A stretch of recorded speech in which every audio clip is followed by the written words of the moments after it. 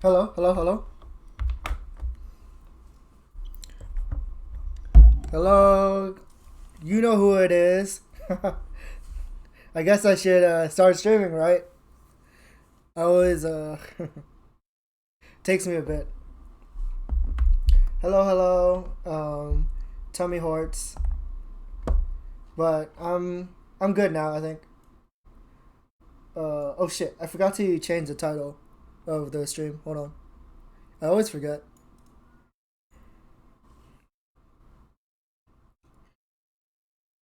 How's everyone doing?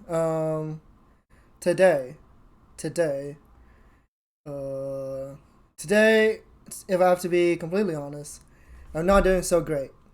But you know, I try.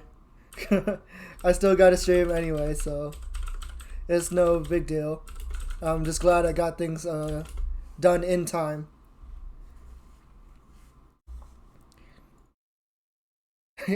Yeah, no worries. You have a very strange sleeping schedule, but that's fine.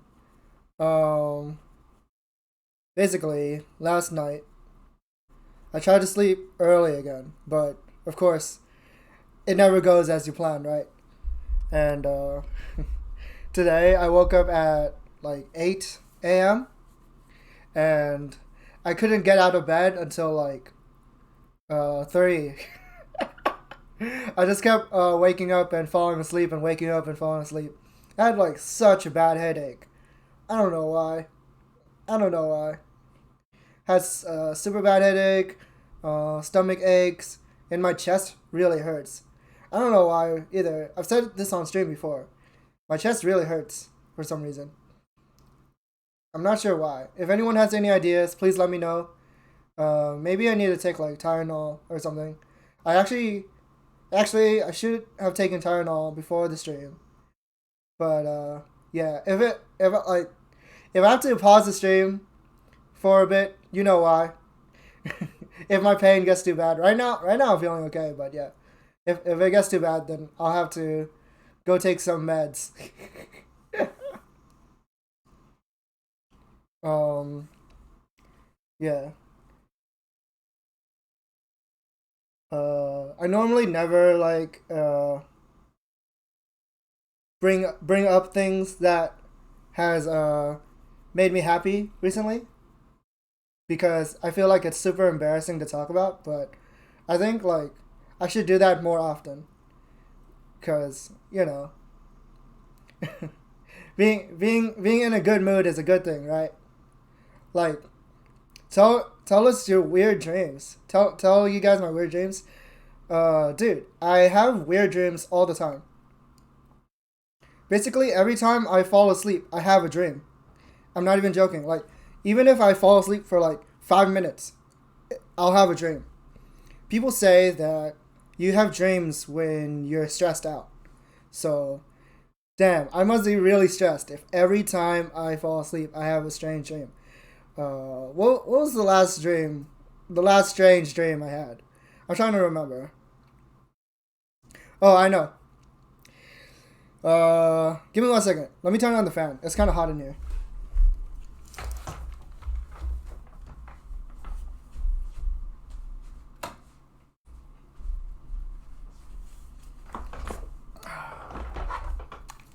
Do you guys know who Melchillis is?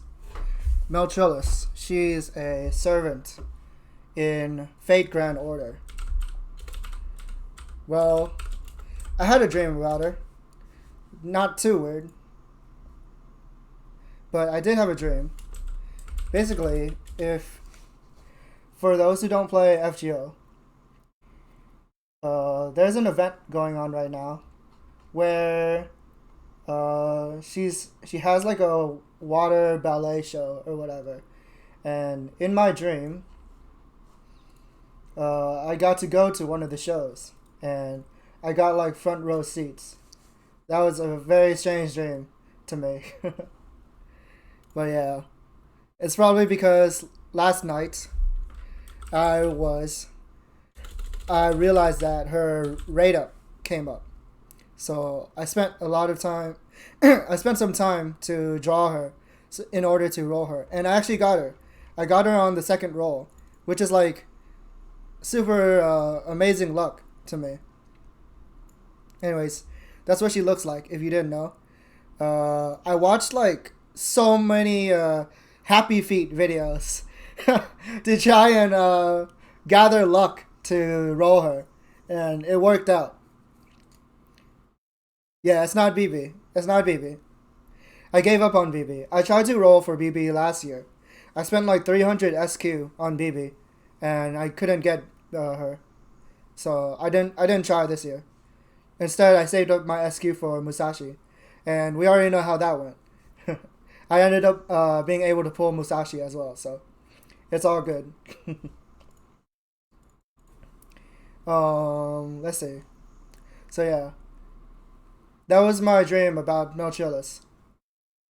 I got to go to one of her shows along with my family. Super strange, but yeah. Let's see. Okay, so things that happened to me recently. Right. So, it was a friend of mine's birthday recently. He told me last second, and I thought it'd be pretty cool to do something nice for him, right? So I drew him. Oh fuck! That's so big. That's so big. Oh no. I drew him an illustration of Alira in a swimsuit. I don't know if everyone has seen it, but yeah. Something like this. Yeah. So I drew that, and he really liked it. So he told me that I should put it under her art tag. Yeah, fish. Sheesh! So yeah, he told me to put it under her art tag. Honestly, I've been in a kind of an art slump, right? But I wanted to test my hand at it. I don't think it's an amazing illustration or anything, but I did spend all night on it that time, and it turned out decent enough. I'm not saying like it's my best work or anything, of course, but yeah. So I posted under her art tag, not really expecting anything, but she actually retweeted it, and it was an amazing time for me. I wasn't expecting that, so thank you, Alira. Alira Pandora. Love your streams. Super amazing singing voice. So if you guys don't watch her, she's super funny as well. Sheesh! Anyways, so what else? Okay, so yesterday, I was watching Shady stream. Shady, if you don't know who he is, he's a void spawn, I think. Oh, hi Jason. What the fuck? It's already been like 10 minutes.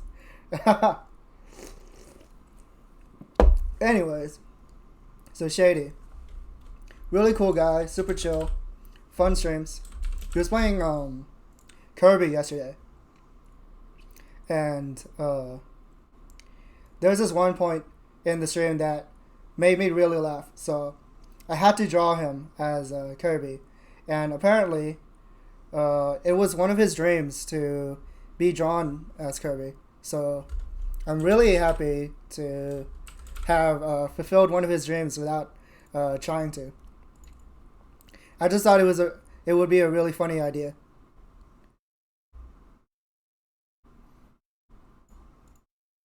Yeah, so that's what I drew for him, and he actually put it as his profile picture, which like made my day. I think like someone putting one of my illustrations as their profile picture is such a huge like honor.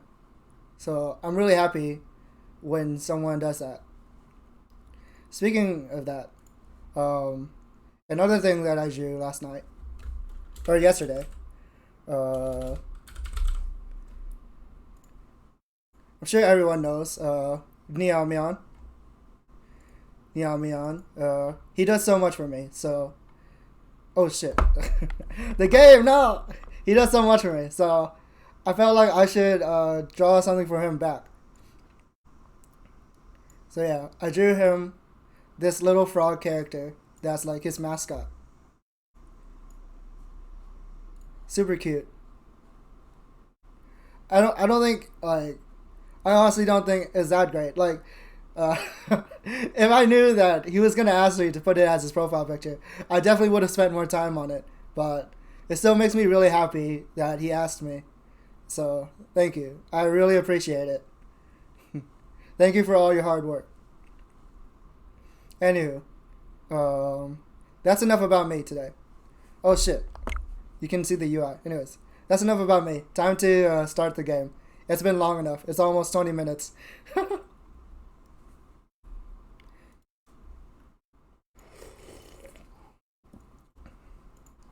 I want to try to talk more about the things that made me happy recently, so that I don't focus so much on negative things, right?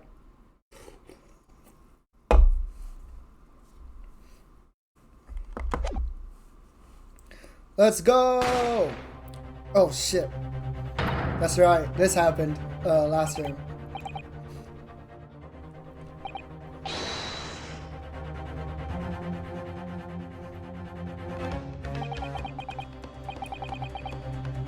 Starting with a bang. Yeah, starting with a bang. Hey, what the heck? Weren't you playing The World Ends With You?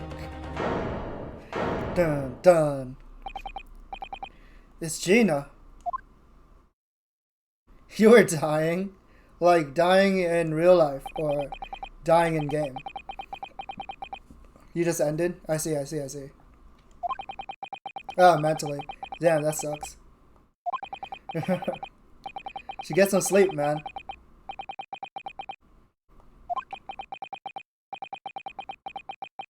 I sure hope Gina is okay. She's actually one of my favorite characters, so. Oh, really? Yeah, streaming is like a lot more of a toll on you than playing a video game on your own. Yeah. Because it's like, honestly, if I were to play a game on my own, right?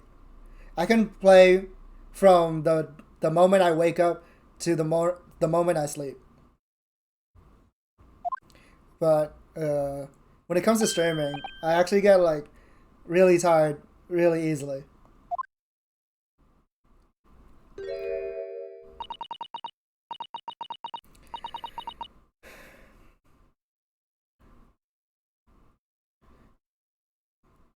A telegram came, but all it said was, "Wait at home." Oh, yes. We asked one of the policemen to have us sent. It was simply impossible to come back. When I woke up, I was all alone. Hurley and Ginny were gone. Everyone was gone. What happened, Runo? Poor Iris. She's trembling. She's obviously trying very hard not to let herself get too worried. I'll explain everything that I know. Something awful has happened, hasn't it? Yes, I'm afraid so. Oh no, how do we break the news?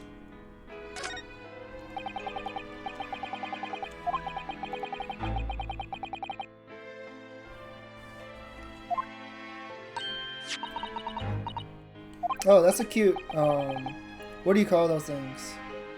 Shit, I already forgot. I didn't think they had those back in the 1900s.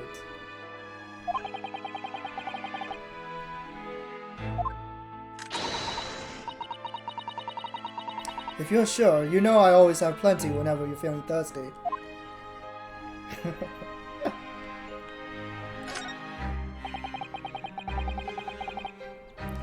Yes, Spade has been in here since we started renting the place.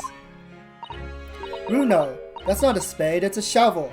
Oh no, not this argument again. Ah, you're a shoveler, are you? I had a feeling you'd pick me up on that. Oh no. A pick is something else entirely. Now I've dug myself into an even deeper hole.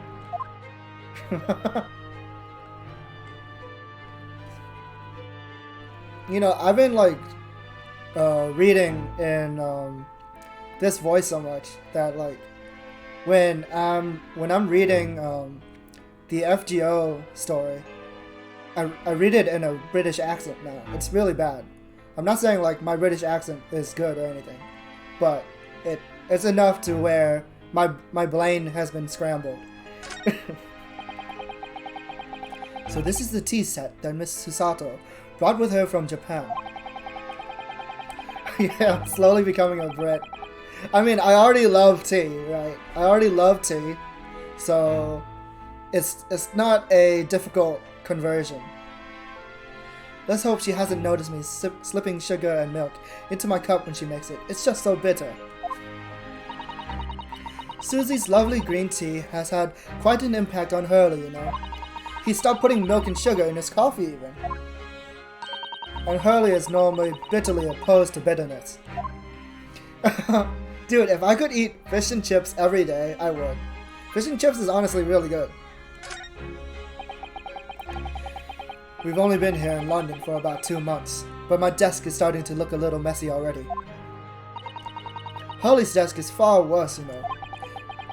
I'm sure if I try hard enough, I can make my desk as messy as Mr. Sholmes. I wonder. You don't think I can? Well, it takes a certain genius to reach that level. We were just talking about this yesterday. The messier your room is, the smarter you are. The path to true mess is long and arduous, it seems.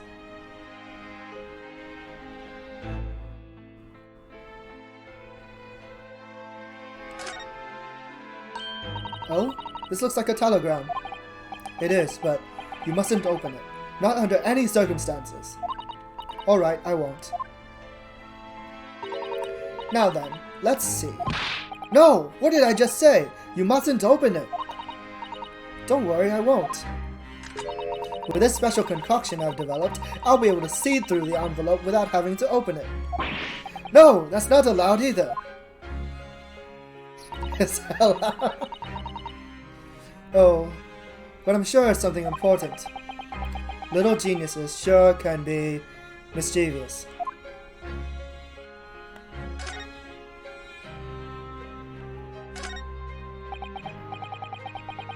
Do you know, I've never seen inside Miss Susato's room. I haven't so much as put my head around the door. Oh, Susie often invites me up. It's so much fun. Really? What's her room like? I can't tell you that. Oh.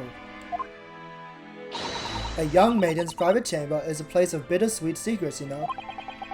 Where have I heard that before? I suppose some things are the same the world over. We were rather lucky to find that old aquarium left behind here. The prawns you put in there are doing rather well, and the anemones too.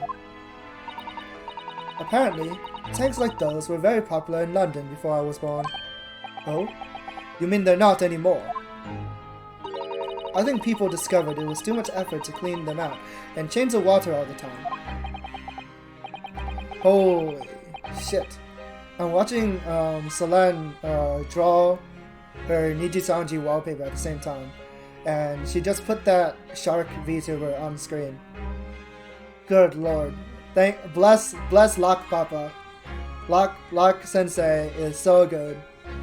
If you don't recognize Lock's name, well, he's also drawn he also drew Flare and Aruran from Hololive. So his designs are fantastic.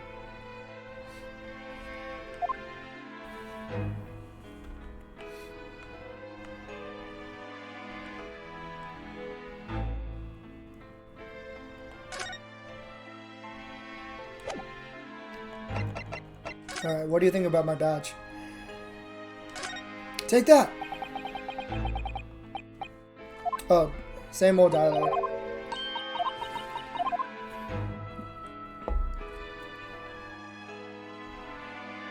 So yeah, if you want to introduce something to someone that you feel strongly about, you shouldn't start it off with something negative, right? You shouldn't say something like, oh, this doesn't matter, but, or like, oh, this is boring, but, you know, it already gives off a negative impression. You should try and let, whatever it is, like, either speak of it in a positive note or say nothing at all and let them make their own interpretations. Or else you already give them a certain expectation, right? Anywho. Events at Winterbanks. I'm sorry to have to tell you this, Iris, but Mr. Winterbank is dead. He was shot. We discovered it in the early hours of the morning. Oh, yes. I had a feeling. You did? Well, I saw all of those police carriages pulling up outside in the shop. So, I knew something must have happened there. When we entered Winterbanks in the small hours, we disturbed a gang of 2 thugs. They ran out onto the street, and I chased after them, but they got away. So, it was one of them who shot old Mr. Winterbank, I suppose. I don't know, but that's not what the police believe at this moment. Oh, why not? They've arrested someone else as the prime suspect, you see. Gina. Ginny? But why? Well, the thing is... No! Ginny wouldn't do something like that. I know. None of us think she did it. Then why have they arrested her? I'm sorry. There was nothing I could do. Gina's arrest. I don't understand why they arrested Ginny. It's not fair. What about the 2 thugs that were at the scene? Why aren't they the prime suspects? After all, they shot Hurley dead, didn't they? No, I mean, Mr. Sholmes isn't dead, Iris. This is all so horrible. The thing is, Mr. Winterbank was found on the floor in the storeroom where he keeps all the deposited articles. And the storeroom door was locked from the inside. I see. God damn it, it's another locked room murder. But he wasn't alone in there. Gina was found next to him on the floor as well. Oh no! And according to the detectives who investigated afterwards... Don't tell me. There was no one else in the room? Yes. Exactly. How did you know? It's the only explanation. Yes. The only explanation indeed. What do you mean by that, Runo? Well... Ugh. What can I say? I'm damned if I agree, damned if I don't.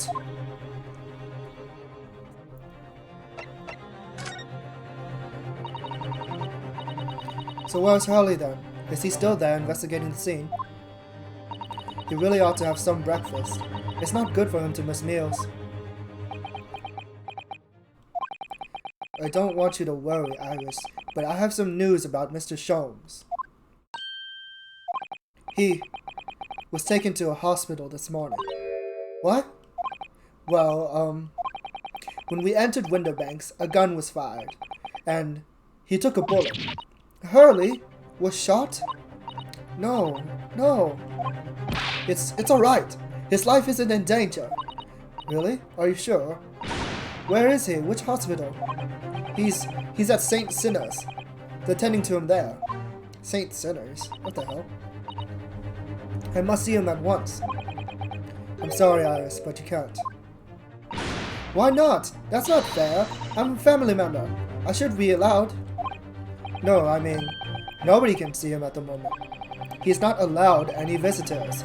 They're preparing to operate, you see. To operate? Oh, poor Hurley. Injured Holmes. Or Sholmes. It was the 2 thugs who were in Mr. Winterbank's shop. They shot Mr. Sholmes when we disturbed them, you see. It was pitch black inside the shop at the time. My mind went totally blank, I'm afraid. I just froze. After them! Go! After that, I ran out into the street, but Well, they were long gone. I shouldn't have hesitated. I'm so sorry. It's my fault. I let them get away. I think that's a very good thing. Sorry? Well, if you'd seen which way they went and chased after them, you might have been shot as well, Bruno. On top of everything else, I couldn't bear that. Oh, Iris.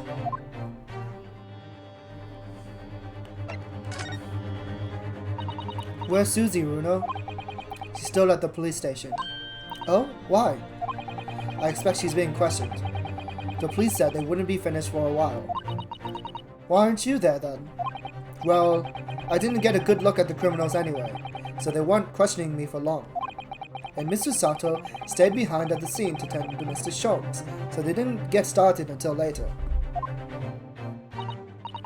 Ah, I see. Besides, one of us had to come back to be with Iris. I'm glad Inspector Gregson agreed to me leaving early. You should have let me know, and I would have come to the station. I'm afraid I'll need to go out again now, Iris. There's not much I can do at the moment, but I can at least try to find out how Mr. Sholmes and Gina are getting on. I want to go too. Take me with you, Bruno. Huh. I can't stand just sitting around here waiting. I'm not sure how I feel about taking a 10-year-old child to the scene of a murder, but I don't want to leave her all alone here either. Alright then, Iris. Perhaps you can help me? Oh yes, I'd love to. Gina's at the prison. Mr. Sholmes is probably in his hospital bed. And don't forget, we have to visit the crime scene. We need to conduct a thorough investigation. Ah, I can see you're ready for action. I imagine Iris would appreciate going to the hospital sooner rather than later. Alright, time for Kino, boys.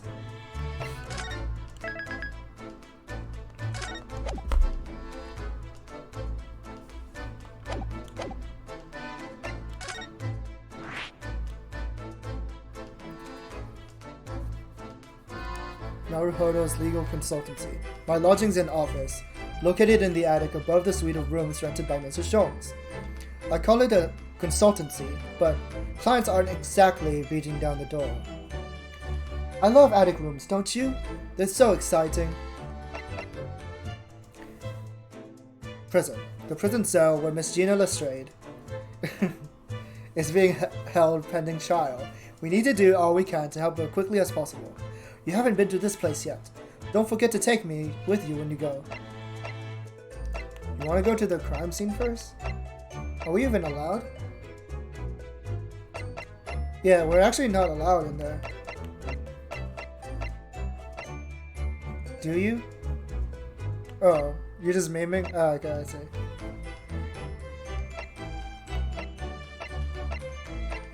I swear, I thought they weren't allowing visitors to the hospital. So why is that an option?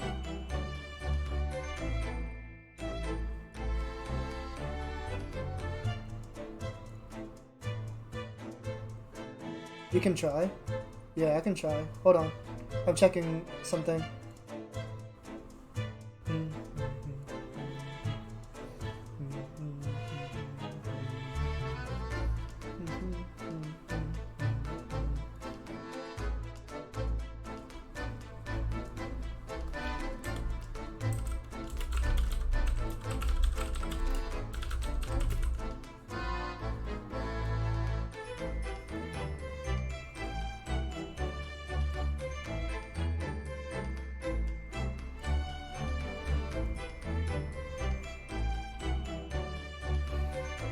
Alright, just making sure my title is correct.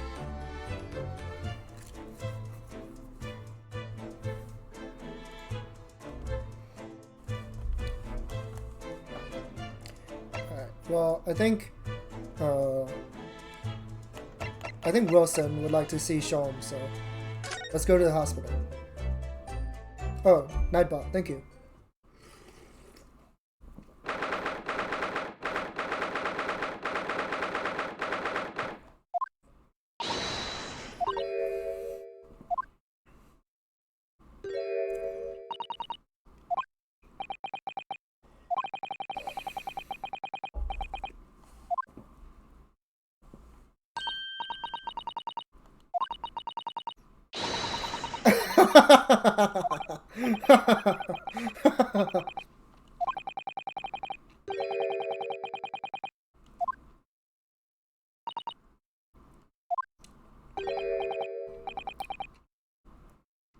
I've had Wilson on the bottom of my screen for so many episodes, and finally, I feel like I'm not a liar. Hello, what have we here? This ward is off limits. No visiting. So what are you doing in here, eh? Well, I'll have you know we're Hurley's next of kin. Eh, oh, well, beg your pardon then, ma'am, sir. A little lady and a curious Eastern gentleman. The great mystery solver as a mysterious family, eh? If that's how you see us, sure. Where is he, Constable? Where's Hurley? I believe he's currently in the operating theater, ma'am. Undergoing an extensive operation. Extensive? It has been several hours since he went in. Oh dear. Is he going to be alright? Well, it doesn't appear to be working, you see. The anesthetic, that is. Oh! I have heard a report that the gentleman claims he may have had too much to drink last night. Coffee, that is. Oh no! Sholmes! Anyway, I think it would be fair to assume that you won't be back here for several hours yet. I see. Thank you, Constable. Perhaps we should leave and come back later. Oh, poor Hurley. Alright, let's investigate. What does it say? There's a notice board on the wall here. Look. Let's see. What does it say? Thought of the day. On seeing any vermin, calmly and discreetly inform matron. Oh yes, they have rats and mice in hospitals like this that love to feast on all the medicine. If you don't deal with them, there's nothing left to treat the patients. Rats? Eating meds? No, it can't be. Rats and mice? Oh, I see. This is a rather old building, I suppose. But the doctors and nurses are very good, I hear. I certainly hope so, for Mr. Sholmes' sake.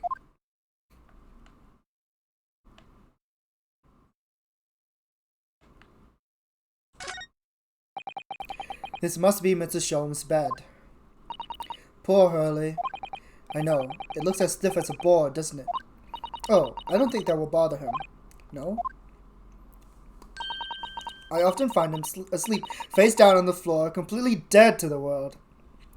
Rats and meds go together like oil and water. I think I'd call the police if I discovered someone like that.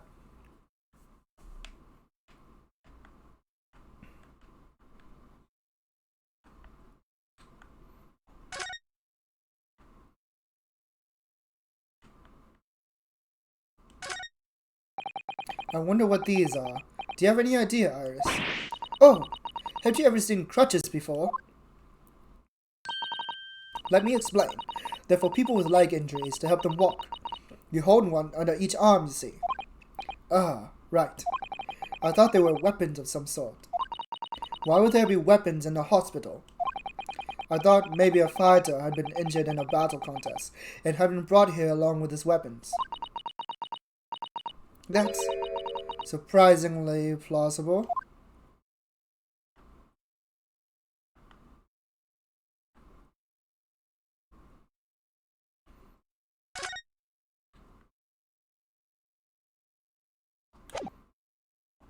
Alright, let's get out of here. Poor Ginny, we have to help her. 16th April, local prison, cell 13. Yada yada dawa. Hello, Gina.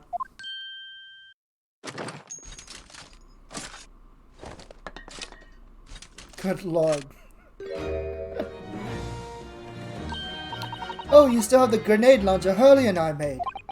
I wish he wouldn't point it at me all the time, though. Yeah, why'd they let her keep that in jail? What are you... Oh, fuck. How do I do this? Get arrested for shooting a guy. What are you here for? Ginny, I have a feeling it's because of us that you've ended up in trouble. So we were thinking that we might be able to help you. Huh? Well, you can't. Sorry. You heard. Get lost. Don't be like that, Ginny. I know you didn't do it. You'd never shoot someone. I just know you wouldn't. Are you sure about that? Are you sure about that, Iris? You think you know me? Pull the other one. Oh. You ain't got the first idea about the likes of me. I'm a thief. I pinch people's purses when they're walking down the street. That's how I get by. If I saw me chance, I'd sneak into a pawn shop any day of the week. Just to see what I could lay me hands on. Get it? That's the kind of person I am. But Ginny... I'll be in court tomorrow, they say. Some cove came by before and said he'd be a lawyer for me or the like. Said it was my right or something. But I told him to get stuffed.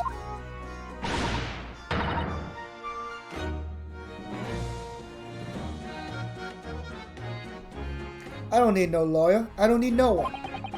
She couldn't be staring at me any more obviously if she tried. Why are you being like this, Jenny? Why is she being like this?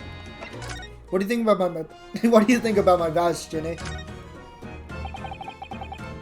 Would you have a look at That's strange. Where's my armband gone? What's the problem? Something wrong? Don't suppose you're looking for this? Yes, but how? And when? And how again? I got a talent for it, haven't I, Darlin? That's bordering on black magic. And it makes what I was about to say about my armband seem a little dull. So, would you want to tell me about it then?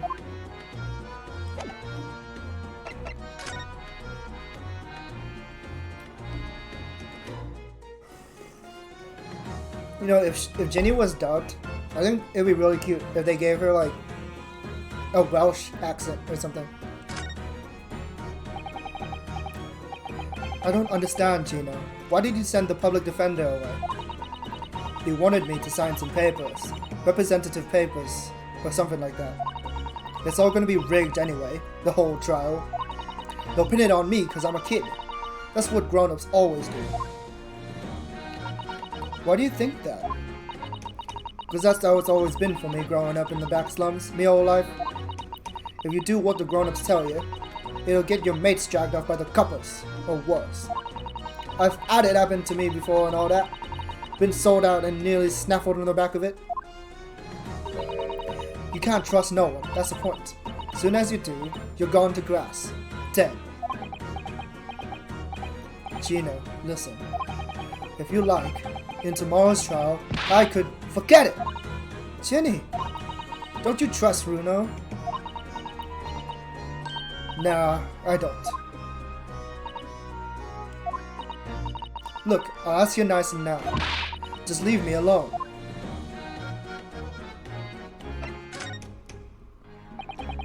Will you tell us what happened, Gino? Last night, at the pawnbroker's. There's nothing to tell. I'd figured it'd pay me, so I broke into the place and started going through the storeroom. But the old bloke walked in on me and...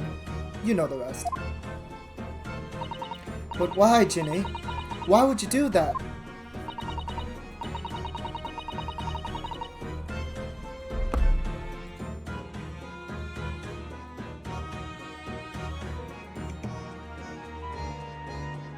Sorry. I drank some Coca-Cola, so I'm feeling a bit gassy. I get embarrassed when I have to burp, right? But there's like VTubers who don't give a shit. It's so strange to me. But anyways, enough about that. Ain't it obvious? The place is full of stuff I could sell for a shilling or two. Diving ain't easy, you know. It's a lot of work, and after time, you don't even get nothing. Is that really why you broke into the place?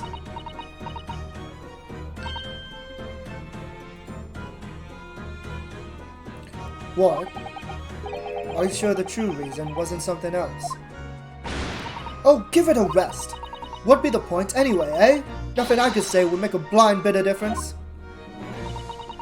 Please tell us, Ginny. We'll believe you, whatever it is. Believe me? Don't be daft. You can't believe nothing. Everyone lies all the time. And you know what? When it comes to liars, I'm the biggest of the lot. I've told some unforgivable lies, I have. What do you mean by that? What unforgivable lies?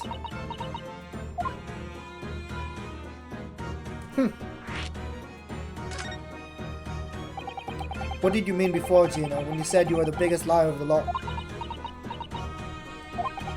Why don't you tell us what these unforgivable lies you told are? Maybe we can help.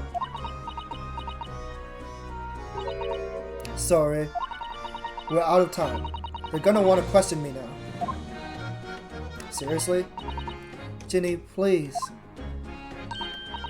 Oh yeah. I wanted to give you this. Something to remember me by. It's a picture of a cat? Whose cat is that? A photographic print of a really adorable cat.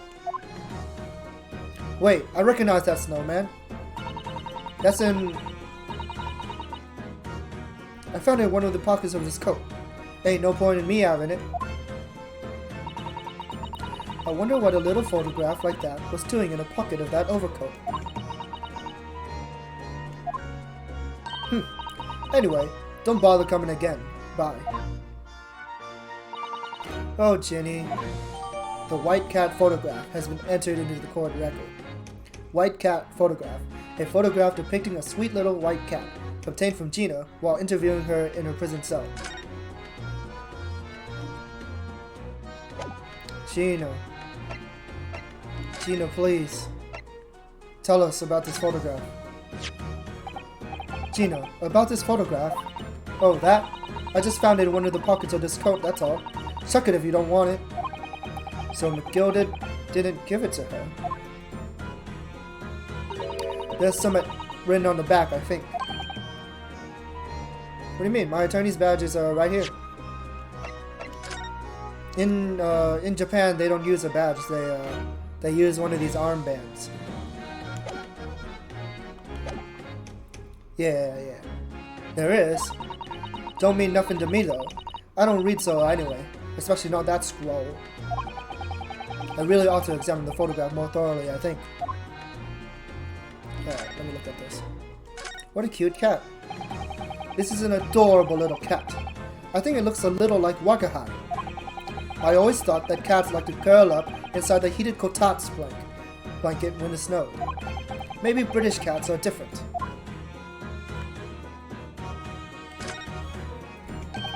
Look on the back of this print here. There's something written on it. 13th February, 9 p.m. Article deposited 1 small box. Loan amount paid 10 shillings. Redemption date 13th April, 9 p.m. So this photographic print is a redemption ticket. 13th February? That could be significant. It was just 2 days before the murder on the omnibus, wasn't it? A small box. That doesn't tell us much about it, does it? Bruno, if Mr. McGilded still had the ticket, then presumably he never redeemed the article. So do you think the box might still be present somewhere in the shop? Ah! Yes. If it's something McGilded deposited, we need to investigate. The white cat photograph's information has been updated in the court record. Pawnbroker's ticket box. A redemption ticket issued from the pawnbrokery owned by the victim, Mr. Winterbank, in the form of some handwritten notes on the back of a photograph. Interesting. Alright, what do you think about the ticket? Nothing. I wasn't saying you could have it. Oh, weren't you? Well, when someone says I can't have stuff, It makes me want it, see?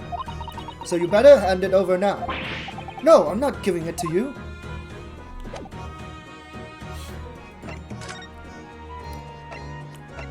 This game is gonna freaking turn my brain into British. I swear. Alright, where do I go next? I guess to the crime scene. If you let your concentration slip, you might miss what people say.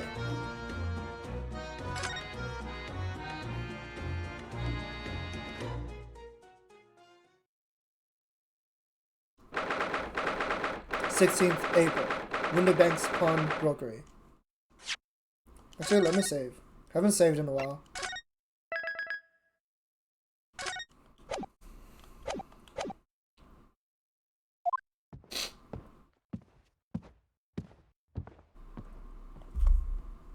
Damn, there's a lot of Bobbies here.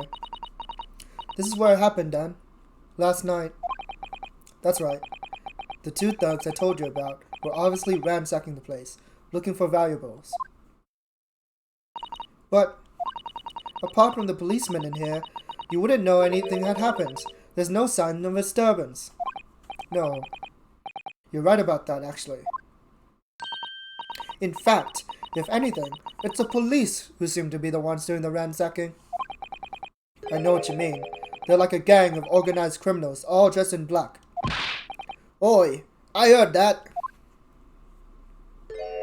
Oh, it's him. Gregson. Oh, Inspector. Good morning. I suppose I ought to thank you for your vigilance last night. We got to the scene before it was disturbed, at least. Shame you let the two rogues get away, mind? Yes, I'm sorry about that. I thought you'd assign extra men to the beat around here, Greg, see? Now look what's happened. Hurley's been injured because there weren't enough police on duty. Ah! Your ladyship! No one told me you were coming. I expect you to take full responsibility for what happened to Hurley and see that he has the very best medical care. Of course, your ladyship. The very best doctors in the capital are attending to him as we speak. And I don't think it's Bruno's fault that the rogues managed to get away, is it? Chasing criminals is the police's job. Absolutely, your ladyship. As you say, ma'am, as you say. The gent in black is totally blameless. Everyone's in agreement about that. Wilson, Gregson, the real teammate. It's true, he is a total teammate right now. He's probably thinking, Iris, you're cuter than usual. Your ladyship, you're cuter than usual today. He's like a completely different person with Iris. Talk about personality change. Oh, where are me manners? Are you thirsty, your ladyship? Perhaps you'd like some juice? Some nice refreshing fruit juice? Oh, why? Are you thirsty, Gregsy? I have some nice special herbal tea with me if you'd like some. What the hell? I've never seen him do anything except eat his fish and chips.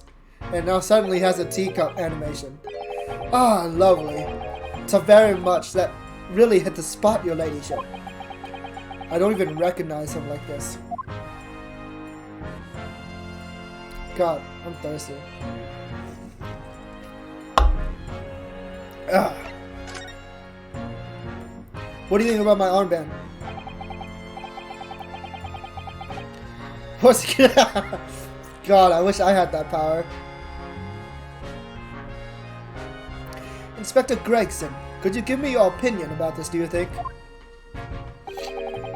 We don't tend to share, Sunshine. Not with the general public. Ugh. In that case, Gregsy, how about some herbal tea? Oh shit, I need to read herbal with an H because they're British. Herbal tea, herbal tea, herbal tea, herbal tea. I need to remember that.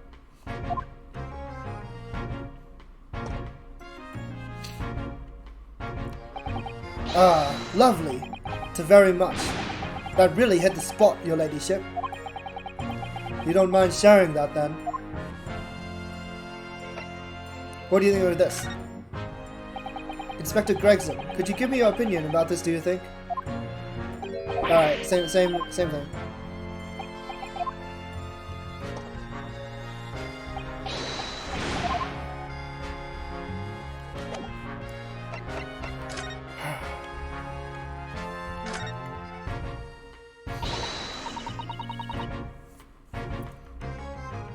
Alright then, let's see what we can uncover.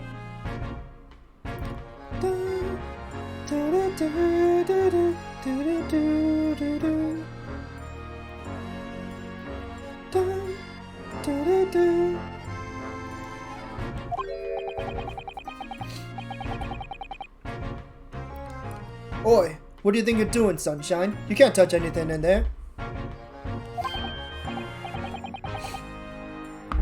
Oh, but we were hoping to investigate. This is a crime scene, for Pete's sake. No touching! What's the problem, Gregsy? Bruno's a lawyer, you know that.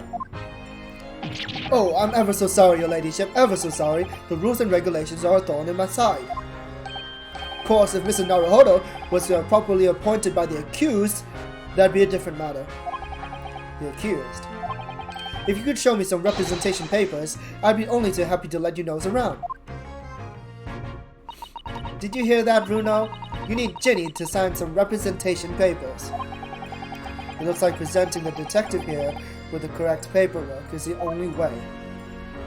Damn, that's gonna be tough. How the hell do we convince Ginny?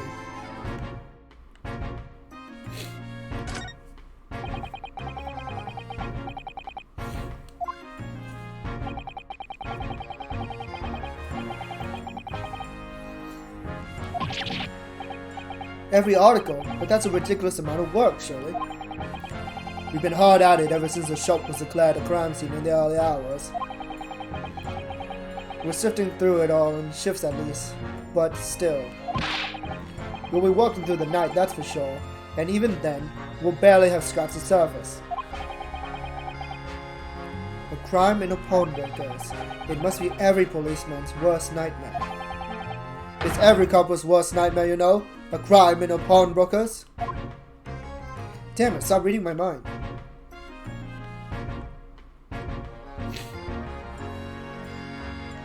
Why's my nose so stuffy?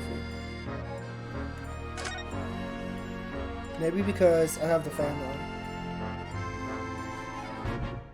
on. Oh shit, what happened here? There's like blood all over the calendar.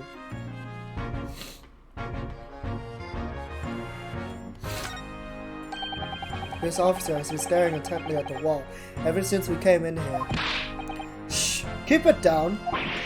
Oh, sorry. There's a major clue just here. Really? Then we must tell Gregsy at once. What a nice wall. But as soon as I report it, that'll be it. We'll be stuck here. I'll be stuck here even longer. Stuck here? What do you mean? I haven't been home in 2 days already. I need another constable to relieve me and take over me shift. Huh. They really have a tough time, the British police. That doesn't stop us investigating though, does it? No, I suppose not. I'm fairly sure it was a calendar he was peering at.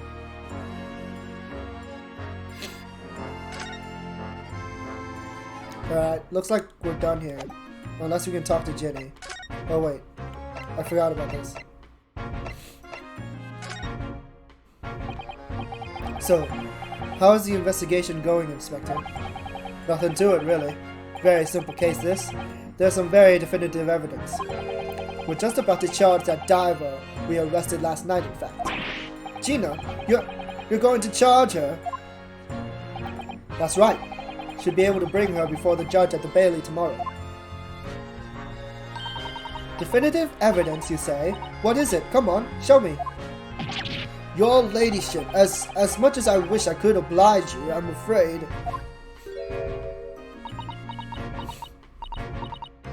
Oh man, I want some artwork of Iris in that pose, but like a wooga.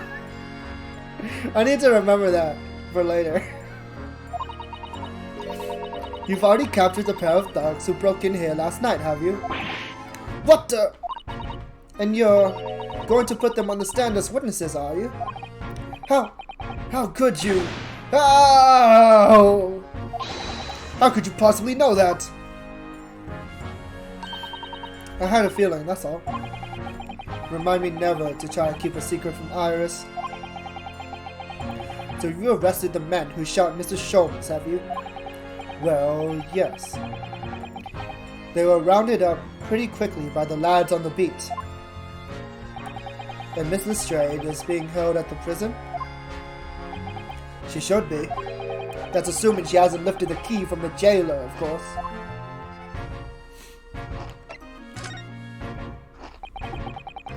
Can you tell us anything about Mr. Sholmes? What's his condition?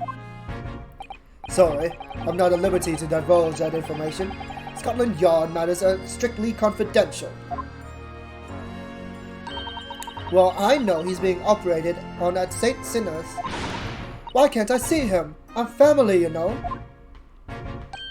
I'm terribly sorry, your ladyship. It's the hospital's policy. No visiting at all. Oh.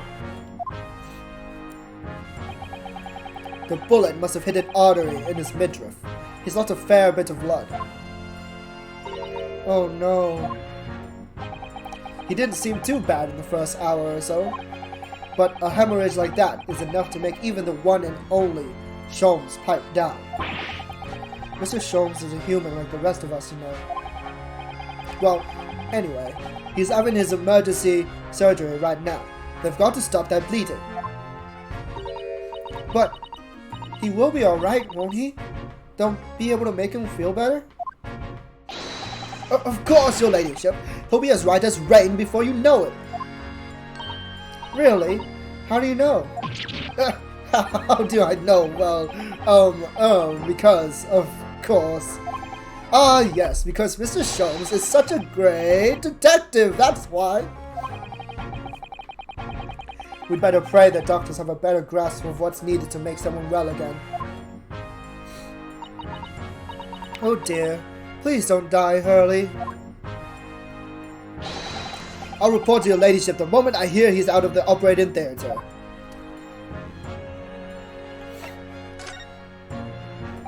I couldn't help noticing, Inspector. What? Out with it, sunshine. Well, there seems to be a marked difference between the way you talk to me and Iris. What's the sauce, Sonny? I'm a copper, and we don't go in for favoritism. But he's right. You do treat us differently. It's because of those adventures of Sherlock Sholmes stories, that's why. Oh? I crop up in them, don't I? Inspector Tobias Gregson? Oh, well, yes, because you're an acquaintance of Hurley's. What did you write about the inspector, Iris? I don't remember, really. It was one of Sholmes' lines. Gregson is the smartest of the Scotland Yarders, is how he put it. Oh, did I write that? And you know what that one line did for me, eh? The very next month, my pay doubled! Doubled, I tell you! Ooh, that's amazing. All because everyone at the yard reads them. They all read the Sherlock Sholmes stories. They've even set up a fan club for me. Of course, that explains everything. It was around that time that you came such a toady to me. Can you blame me? All it takes is one bad word from you, and Sholmes could change his tune about me. Gregson? No. The great detective will say. He's getting quite overrated these days. Think of what would happen to my salary if that came out in print, eh? The whole thing gives me the willies. I can't tell you how many nights of sleep I've lost to worrying about it. But that would never happen, Gregsy. Every month, when the new Rants magazine comes out, my hands are trembling as I turn the pages. Oh, how awful for you. Here, have some of my tea to settle your nerves.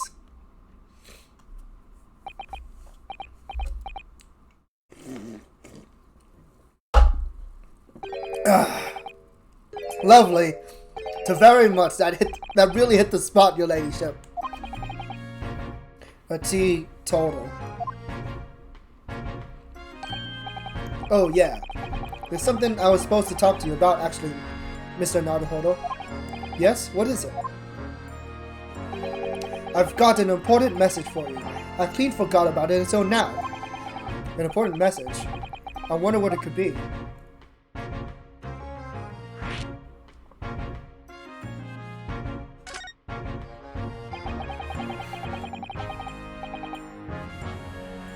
Are you going to tell me what this important message is then, Inspector?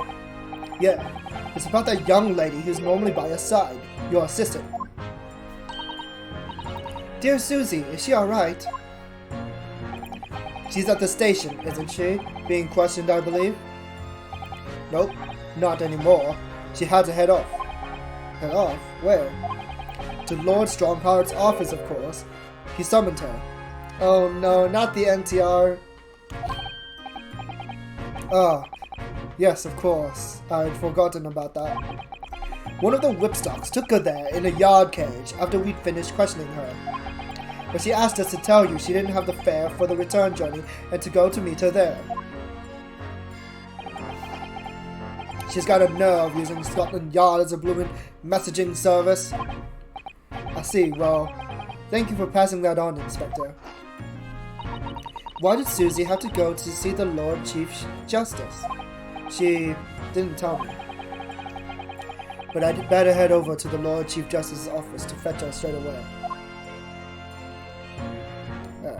So that's our next stop.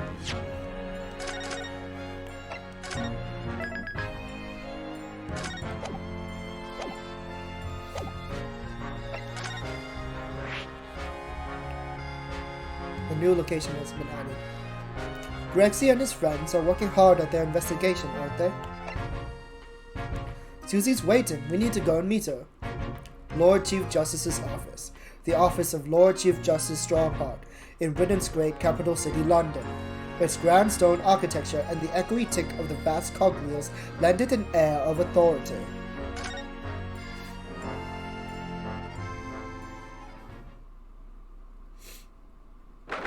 "16th April. British Supreme Court. Lord Chief Justice's office."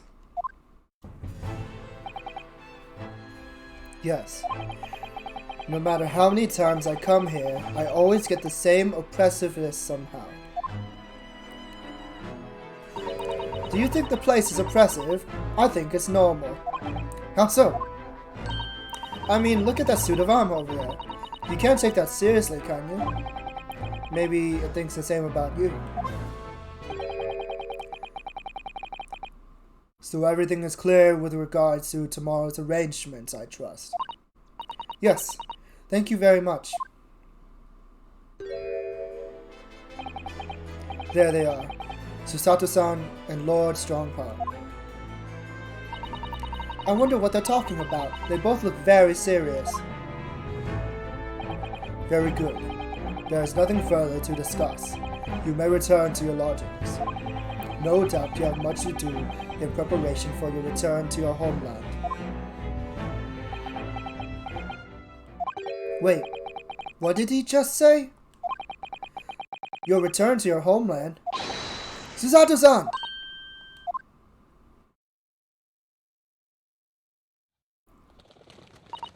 Oh, Mr. Naruhodo. What was that all about?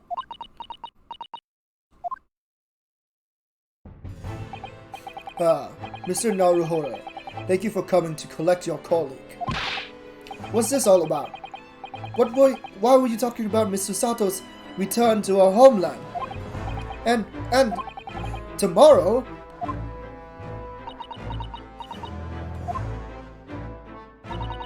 Tomorrow?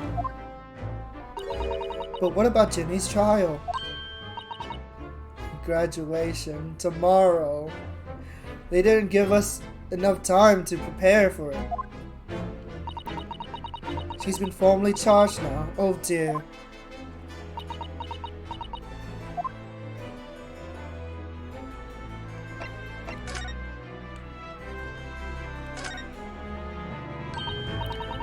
Oh, I've always dreamt of sitting at a huge desk like that and looking important. Why don't you try it then? Discreetly, of course. Alright, I will. Tell me how I look. Well, Runo, what do you think? A little too discreet.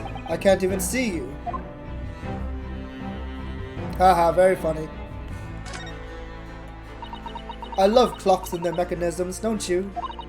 The way all the hundreds of pieces fit together and work as one to move the hands of a single timepiece. Yes, I can imagine clocks are just your cup of tea. When I was little, I used to dream of one day living inside a clock, you'd know. Then you must be very envious of Lord Chief Justice, having his office in a place like this, I suppose. No, not really. Oh? Well, I mean, that's a dream for when you're little. It'd be silly now. Don't let Lord Strongheart hear you talking like that.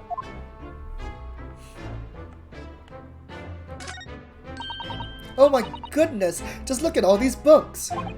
Yes, there are books about the judicial systems of all different Western nations. Even for someone like me, it would take at least 10 days to read all of these. Just 10 days? Huh? Oh, I was only joking, Runo. I thought it would be fun to play up my genius. It's scarily believable with you, that's the trouble. I believed her as well. I do think that she could actually read all of these in 10 days. Those giant suits of armor are still facing each other menacingly across the room. I just can't understand why anyone would wear these things like that in battle. They must be so heavy. I expect you'd invent some lightweight suits if it was down to you, wouldn't you, Iris? I think if it was me, I'd invent a world where people didn't need to fight each other in the first place. Iris, you're a champion. Well, what do you think? There's a model answer, wasn't it? She's 10, Ryunosuke, 10, and she's leading you around by the nose.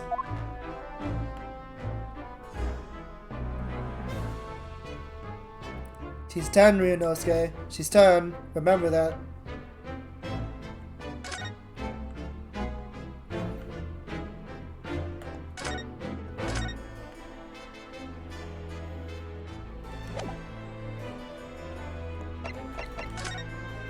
What do you think about my armband?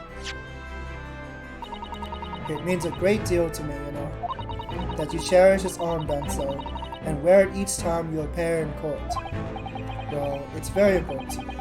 It's what shows that I'm a lawyer. And whenever I wear it, I feel as though it gives me strength through Cosmo. I absolutely can't be without it, especially when I'm at a critical point in a... Damn it, Elgato! Especially when I'm at a critical point in a trial. But just the other day, I noticed you wearing it when we Oh, I read this already. So, about this. Wait! I must have more time to examine it thoroughly. Really? There's no need. If it's not relative at the moment, you can just say so. Susato-san takes everything so seriously. Ah, why does it keep happening? Why? I wonder.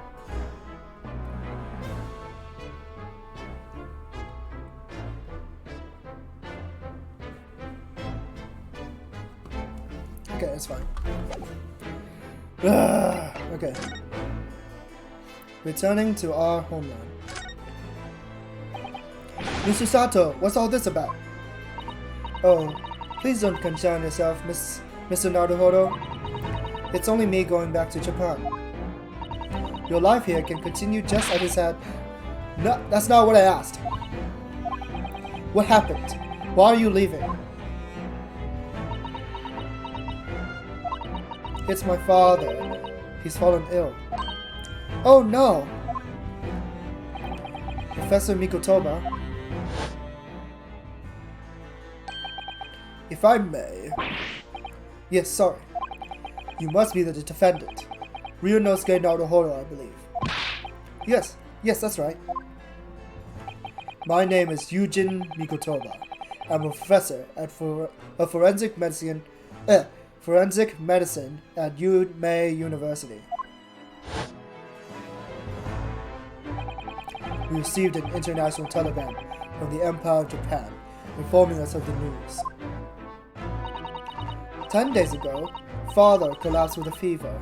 The cause is apparently unknown, and it seems he grows weaker by the day. I don't believe it.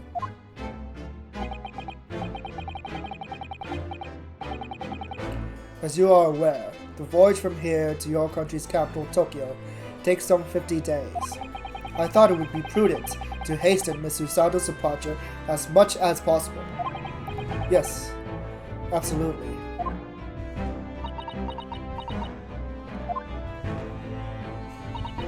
I will leave London first thing tomorrow morning. I can't believe this is happening.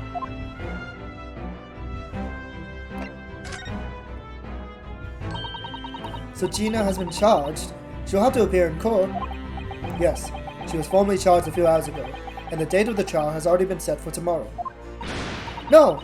Not even 24 hours later! Gina. The Lestrade girl, and the murder of the Baker Street pawnbroker, yes. An all too conspicuous case. The pickpocket was clearly disturbed mid-robbery and shot the man in a panic. No. The yard is overstretched as it is, without wasting time on these open and shut cases. It's not wasting time. Ginny would never do something like that. Mr. Naruhodo. Yes, Lord Strongheart. In deference of your fine service to sedate, I shall overlook this young girl's insolence. But I have no recollection of admitting a child into my office. Leave. Now. Of course, Lord Strongheart. Criminals will tell the most palpable lies in order to evade justice.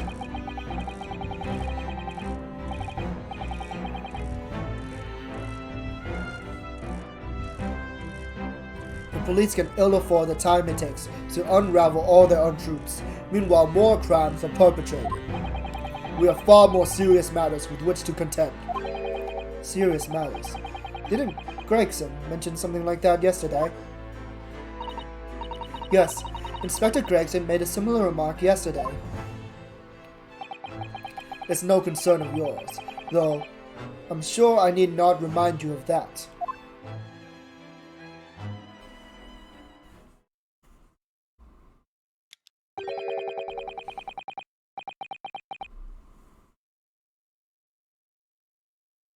"3 minutes precisely until my next meeting.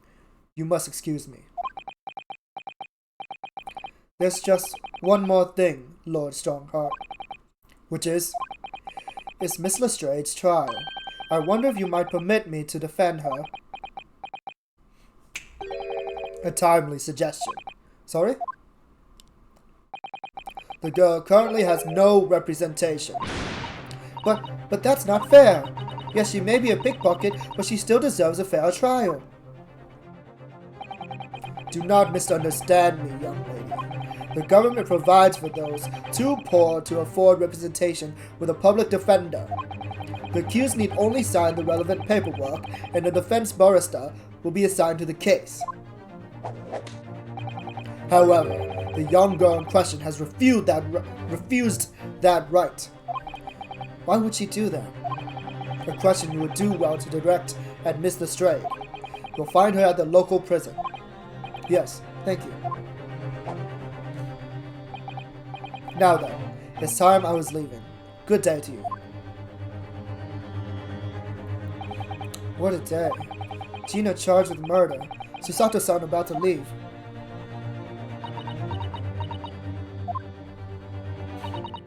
Come, Mr. Naruhodo, Iris, we must make haste. But, Susie, you're leaving for Japan tomorrow morning, aren't you? Don't you have packing and things to do? As Mr. Naruhodo's judicial assistant, my personal circumstances are of no consequence. My sole purpose remains to help you in whatever way I can. Thank you, Mr. Sato. That's a very pensive look.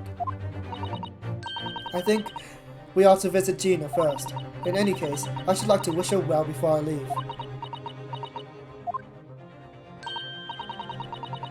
Yes, that sounds like a good idea. Let's go. If I'm honest, this has completely thrown me off. I'll just have to do what I can as a lawyer.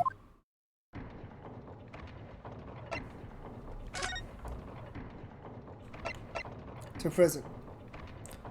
Gina must be feeling very lonely, I imagine.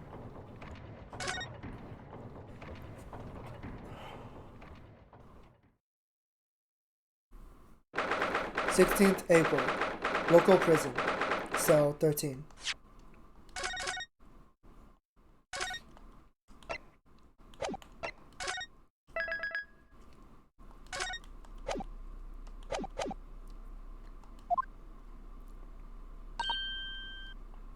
Ah! Hello again, Gina.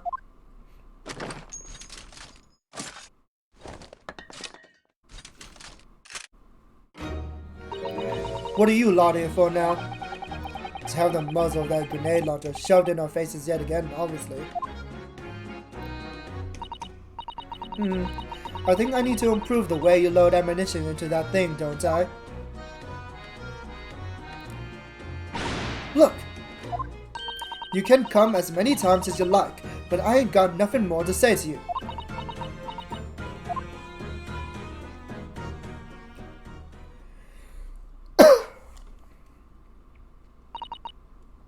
Gina, I wonder if you might hear me out.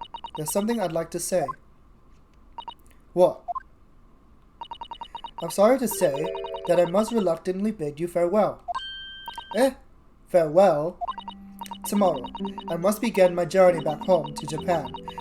I fear we may never meet again. Oh, right. I've had the pleasure of meeting so many lovely people here in London.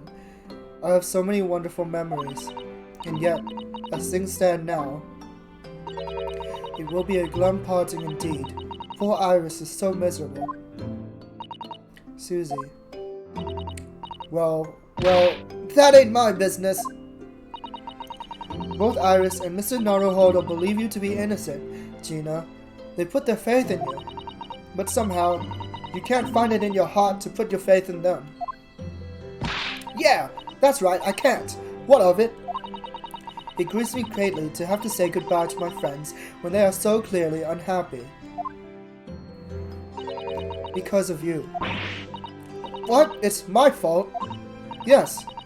So I have one final request, Gina, before our paths never cross again. Right here and now, I want you to show both of them that you don't deserve the faith they've invested in you. Eh? Only by doing that will you truly be as lone as you claim to be. What are you talking about? What do you expect me to do, eh? You've told us that everyone lies. So prove it! By admitting one of your own untruths. What about what you said before, Ginny? You said something about unforgivable lies? You must tell Mr. Naruhodo and Iris the truth now. That is my last request before you leave. Before I leave. My last request as a judicial assistant. No, I can't. Whatever these lies are, they're obviously weighing very heavily on Gina's mind. Gina, I could be wrong, but is it something to do with what happened 2 months ago? Something about that trial? The one in which Magnus McGilded was acquitted. The case of that mysterious murder that took place inside the omnibus. You were called as a witness by the prosecution. Is that what this is about? Yeah, you're right. Because in that trial, I lied. I lied like you wouldn't believe. Will you tell us about it now?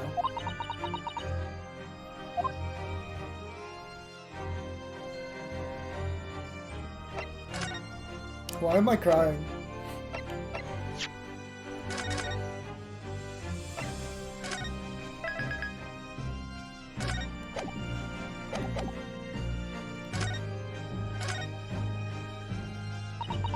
Like you said, it all happened 2 months ago. The coppers got hold of me and shoved me in the witness stand. And based on your testimony, Mr. McGilder was declared innocent. Yeah, well, the thing is, I lied about a whole bunch of stuff. I knew it. What sort of thing did you lie about? I was hiding under the seat that night. That was the truth.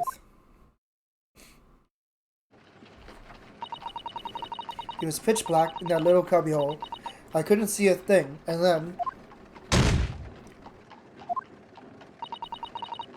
I heard that loud thud, like someone falling on the floor.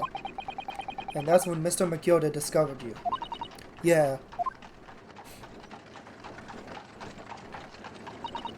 Well, that is definitely a girl. He pulled me out from under the seat and sat me next to the dead man. There weren't much light to see by, but when I look at me hands, I had the crow's blood all over them. I was so scared, I couldn't even speak. You had his blood on your hands, in other words. It was Gina that the witnesses on the roof deck saw through the skylight. Then, Mr. McGilder started asking you questions, I suppose. Who you were, and why you were hiding under the seat. Yeah, he did. Only, that's not all. What do you mean? I mean, he threatened me. Threatened you how? He made me swear about what I'd seen and what I'd heard. And about what he was going to do after the cove was found dead. He made me swear I wouldn't tell no one about any of it. If I did that, he said he'd let me scalp her before the coppers showed up.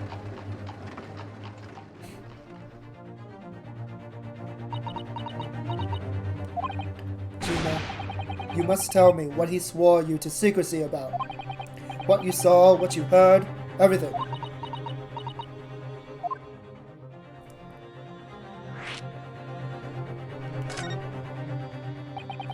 You said McGilder made you swear not to tell anybody what you saw. But you were in the pitch black compartment under the seat the whole time, weren't you? Yes, with Mr.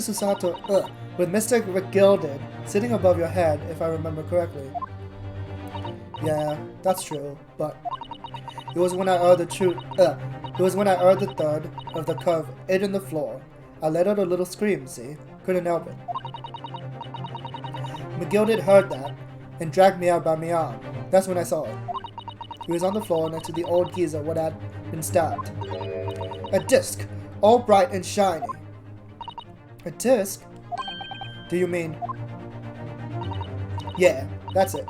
The one what the D took off me at Winterbanks.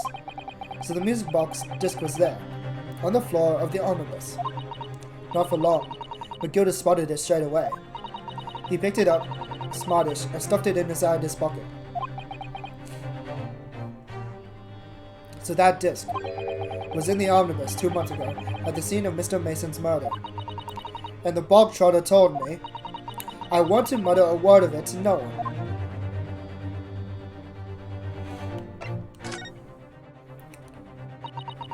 Because it was so dark under the seat inside that cab.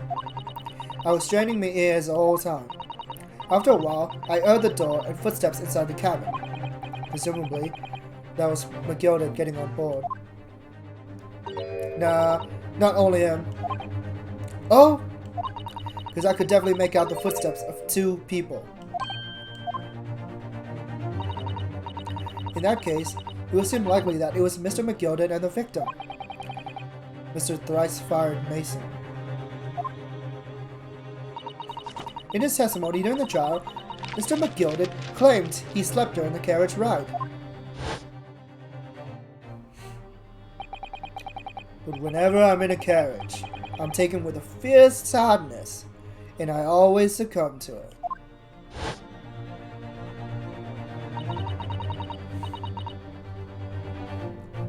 And your own testimony, Gina, supported his.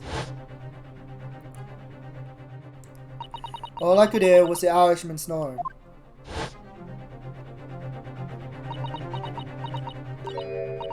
Yeah, That weren't exactly true. Neither of them was asleep. I could hear them talking the whole time in low voices. What? What were they talking about? Sorry, I don't know. The sound of the horses and the wheels were too loud. But that still tells us something. Mr. McGilda and the victim knew each other. So McGilda was lying, as I suspected.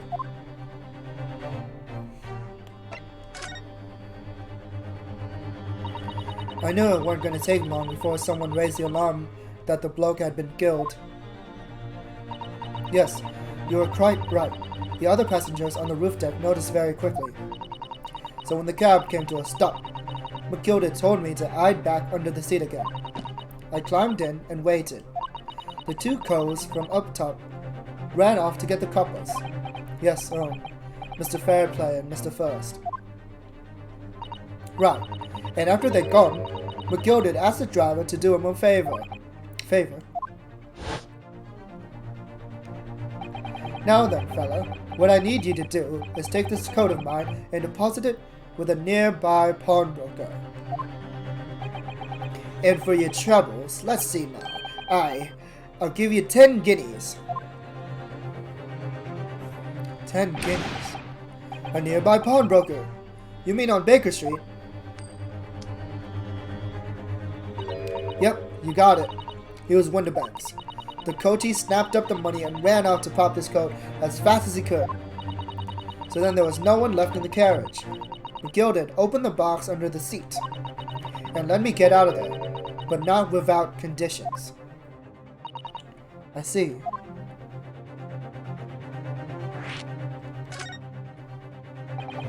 What were McGilda's conditions then? For letting you go free, I mean. Not telling a soul, not for anything, about what I saw and what I heard. And there was something else as well. There's more? Yeah, this is the most important thing, he said. I'm after sending the coachman on a little errand for me, with some small change in his hand.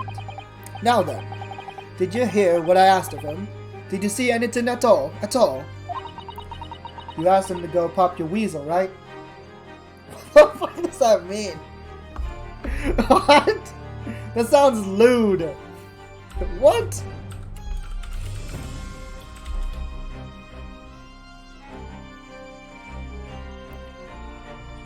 To pop is a London slang word to pawn.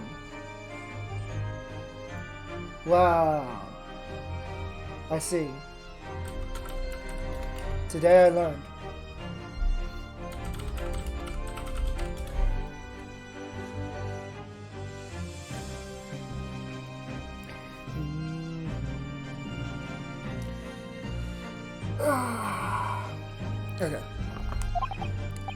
Okay. The fiend's taken me overcoat to deposit with a pawnbroker hereabouts. And I want you, lass, to take the redemption ticket for it. Do you understand? What? You want me to have the ticket? That's right. And I'll come fetch it from you later, sometime within the next 2 months. You're to hang on to it until then. Is that clear? And whatever you do, don't lose it. Alright then.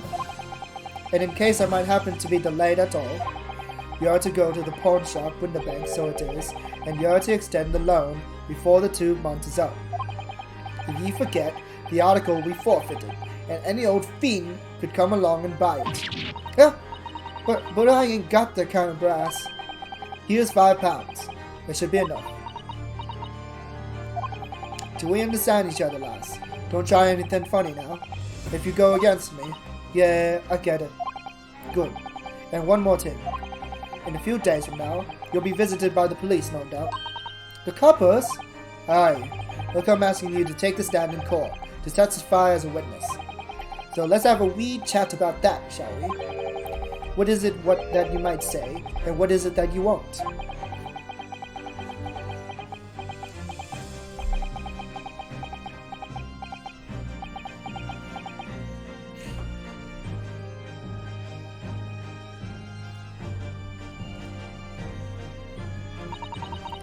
After he'd gone over it all, I piked it.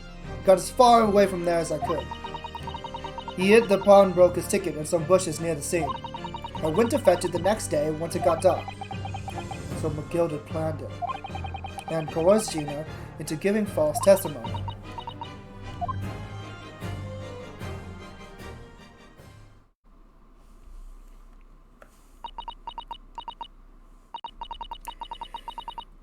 I bet you're ready to string me up, eh? I lied in that big old courtroom. I told some corkers. The thing is, he said he would make it so we couldn't live in the East End no more. That's what he threatened me with. What a wicked man. He knew everything what went on in the back slums. He knew we had no one to look after us, and we was all just looking out for each other, getting by together. So you mean Mr. McGilded would have, in an heartbeat, he could have had the lot of us chased out of there if he wanted. And then where would we have gone, eh? Nowhere, that's where. So, I didn't have no choice. Thank you, Gina, for telling us everything. But, I'm for it now, eh? Go on, admit it. You must be livid. Well, we can make amends by doing me a simple favor. A favor? What? Sign the representation papers for tomorrow's trial. Huh? If you don't actually want me to represent you in court, you can rip it up later. But we need that paperwork, or we can't investigate. The police won't let us. Investigate what? The scene of the incident last night. Mr. Sholmes was shot, you see. You what? Hurley's having a big operation right now, Ginny. Is it bad? Is he gonna be alright? Sholmes is gonna be alright, right? That's why I want to investigate. For Mr. Sholmes' sake as much as anything. Right. So what you're saying is, if I sign that bit of paper, everyone's happy, ain't it? Something like that. Mr. Sato? Yes, of course. I have the representation papers here.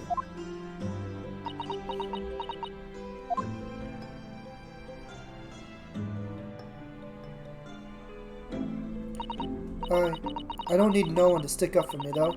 No lawyer or nothing.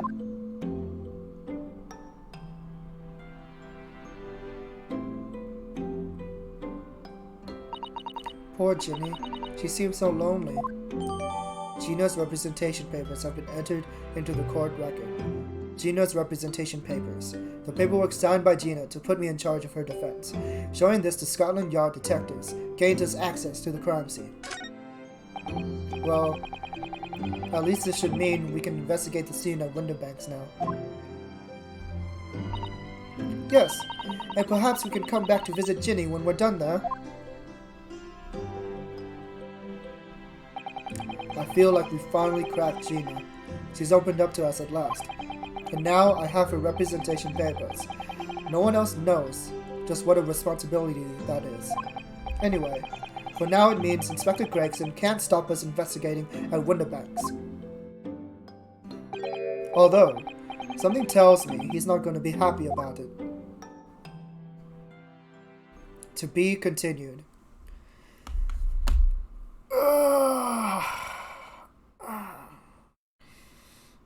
Need to stretch. Save your current progress? Hell yeah. Hell yeah, I'm saving. Investigation. Part 4. More investigation. Hell yeah, dude. Investigation is my favorite part. Okay? No, I'm just kidding. I mean, it's not my favorite part, but it's not the worst part. Like, it's the gameplay, you know? I love it. I love Ace Attorney. Okay. It's a good time to take a break. So, go out, get some water, get some food, stretch. You know the deal. Good shit. Because I need to stretch. Ugh.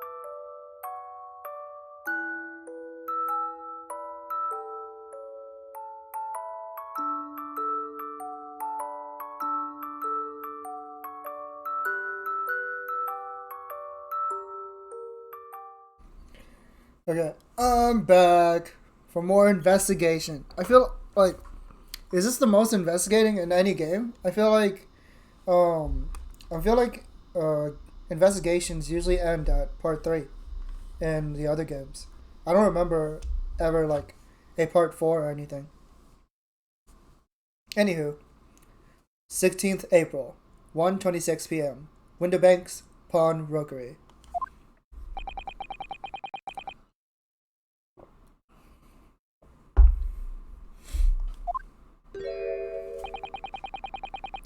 Now to thrust these representation papers in Gregson's face and see what he makes of them. Hello again, Inspector. Do you have a minute, please? What is it now? Should go home and get some rest. Here you are, Gregsy. Here are the representation papers. Your ladyship! Whoa! I don't believe it! How the devil did you get that stubborn little ragabash to sign that? I salute you! I kneel! That is good work, that is! I can see you've been but very busy here as well. How about some tea? It's a special blend designed to relieve fatigue.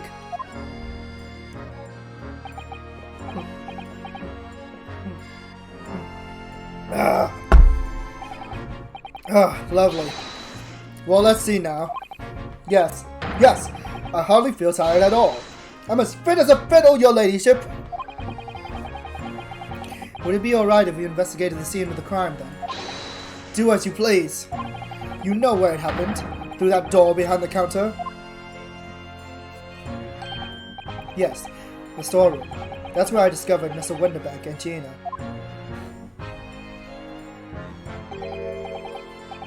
Right, well, I'll be getting back to business then.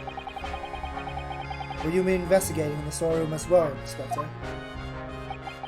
If I'm perfectly honest, we need to wrap this up before long. Can't afford to spend too much time on it. But there are so many articles to go through, it's taking forever, even with the lads working around the clock.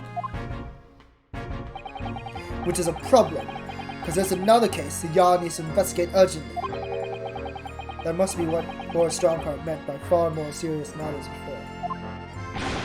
So what I'm saying is, don't get under my feet, sunshine!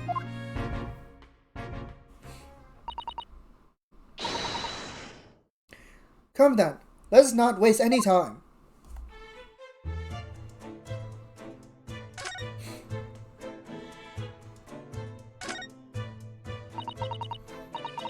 That's a music box. Do you have them where you come from, Runo?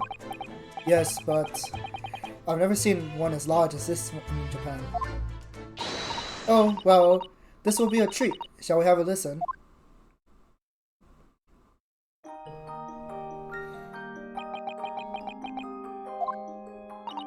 What do you think? Isn't it a pretty sound? It's a beautiful sound, yes, but it's a little hard to enjoy when all the policemen in the room are giving you fierce looks. Never mind that. If any of them say anything, I'll tell Gregsy to have a word. Iris Wilson, Superintendent of Scotland Yard.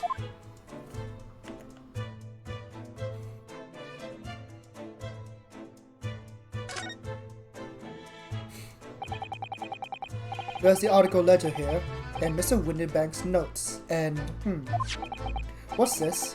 It looks as though someone has left a little photographic print behind. Oh, look on the back. There's some writing. Is there? Ooh, show us, Susie, show us. This looks like ours. 15th February, 10:30 p.m. Article deposited, 1 gentleman's overcoat. Loan amount paid, £1. Redemption deadline, 15th April, 10:30 p.m. A gentleman's overcoat pawned for £1. Clearly, it was very fine coat. In fact, I think... Yes, this must be the ticket for the overcoat that Ginny redeemed yesterday, and is still wearing, which belonged to Mr. McGilden. I would never have expected the redemption ticket to be handwritten on the back of a photograph, though. It seems Mr. Winterbank just used whatever piece of paper he happened to have hand. with this photograph of a cat. It looks very familiar, doesn't it? I'm sure I've seen this exact picture somewhere else recently. Oh, yes, you're right. Very recently. It's the same as the one Ginny gave us earlier. Of course. I was forgetting that she gave us that print. Well, what are you waiting for then, Mr. Naruhodo? Get it out! Alright. Let the cogs turn. Wait. Oh! It's one of those 3D photos.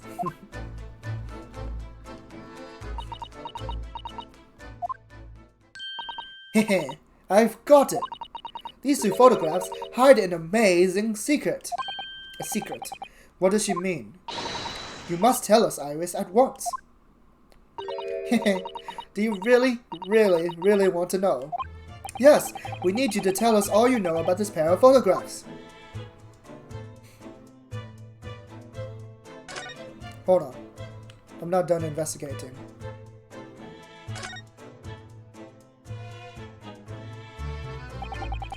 That ledger that's open on the counter there is really enormous, isn't it? It must be an awful lot of work to keep track of all these hundreds of items in pawn. It's too much to think about. Better to sell it all and have a clear head if you ask me. But clearly, Mr. Winterbank was very careful when it came to the articles in his care.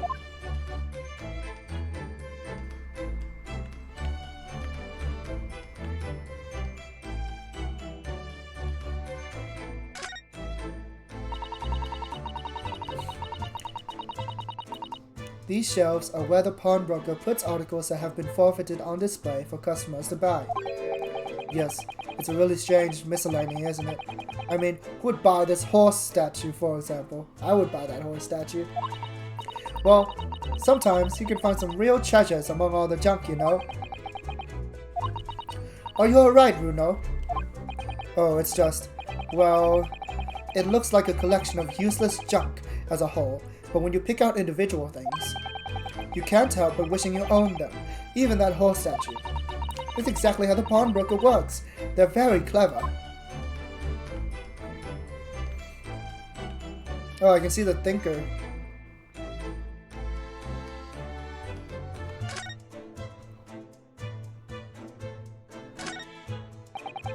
This is that strange contraption that lets you see pictures of things as if they're right in front of your eyes. It makes you think. When Mrs. Sholmes gleefully showed it to us yesterday, we were blissfully unaware that any of this was about to happen. Damn.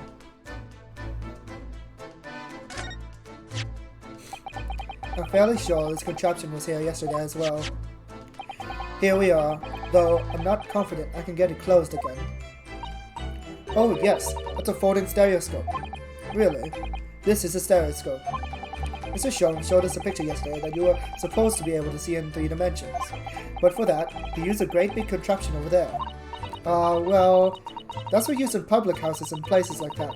It contains a carousel with all sorts of pictures inside. But this little thing is a much simpler design for use at home. There are special shops selling prints you can use in them. I have a little collection myself. I wonder if I could make money out of these in Japan. It would beat keeping my toilet sparkling clean anyway.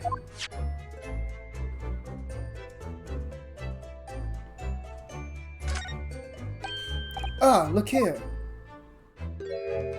How did that bullet get here? With all that blood? Oh yes, a bullet hole. And I can see the bullet is still lodged in the wall. Presumably, Mr. Winterbank wasn't practicing with his revolver in his spare time. Ah, well, Mr. Sholmes like to practice his drawing room whenever he can. He's very patriotic like that. Sorry. It's all there in the Adventures of Herlock Sholmes, you know.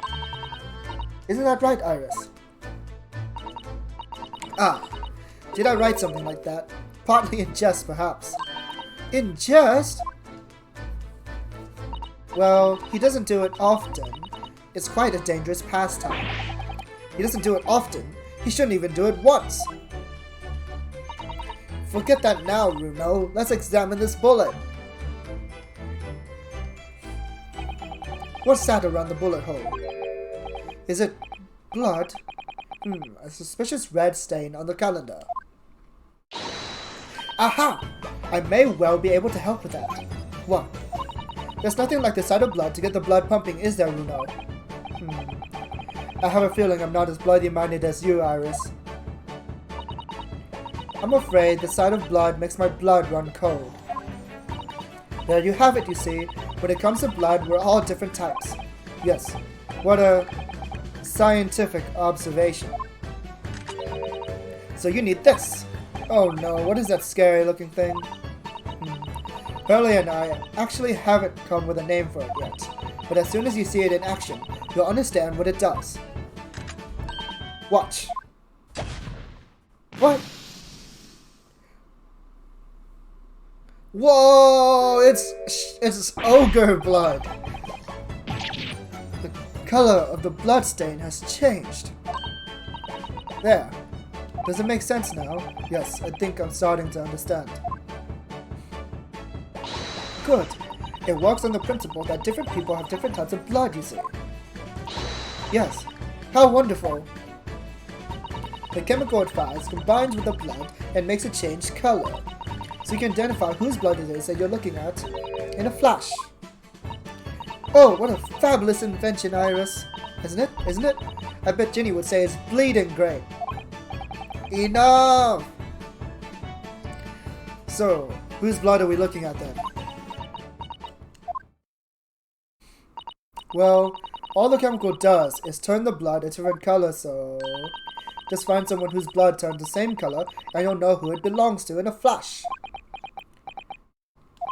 It's more like 2 flashes really, isn't it? 1 flash or 2, this could well turn out to be a very valuable clue. So we must make a note of it in the court record. The blood sample has been entered into the court record. Blood samples portfolio.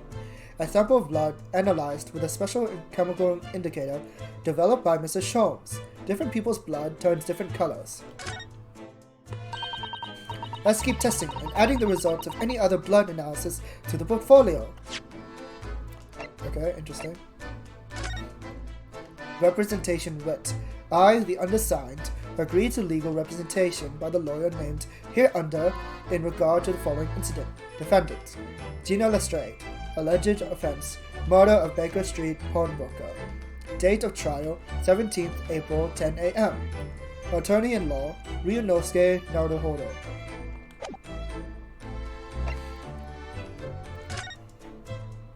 I see. Color green.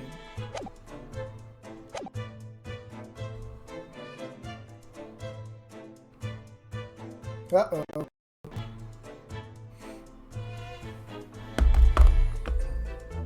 Shit.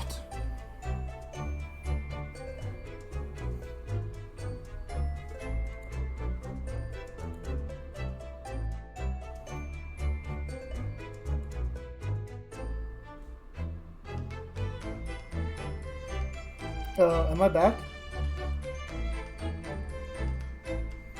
Oh, looks like I'm back. Nice. I didn't realize you were still here, Matty Catty. I thought you would have went to sleep already.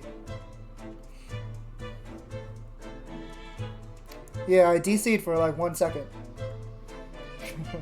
Thankfully, it wasn't too long.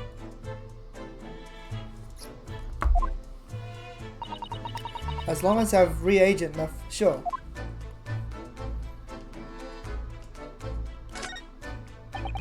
Green blood. It just seems wrong somehow. Oh, there are all sorts of different colors.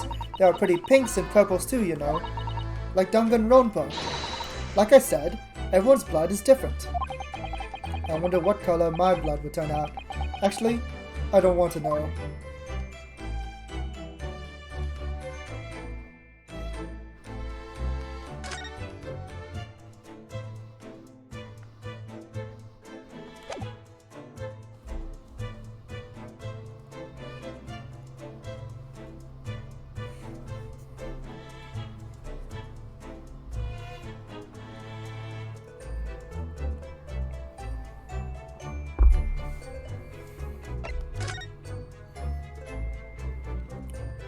Pair of photographs.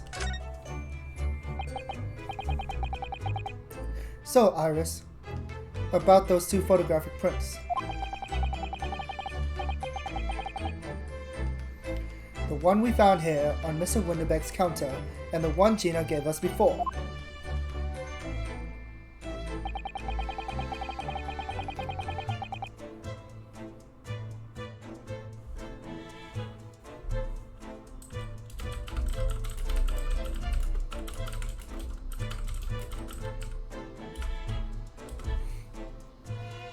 What is this amazing secret you mentioned that's hidden between these two identical prints? Actually, that's not quite right. Sorry. If you look carefully, the two prints aren't the same. Not exactly. They're not? Have another look at them now. Yeah, the cat's head is angled differently. Can you see that they're just slightly different from each other? I think so. It's very subtle though. But what's the reason for the subtle difference between the two prints? Well, it's because they're a set, you see. No, I don't. This pair of photographs is meant to be used in a stereoscope. Everyone in London is raving about them at the moment. Ah, a stereoscope. Why do I feel as though I've heard that word before recently? Oh, yes. That's what Mrs. Sholmes showed us yesterday.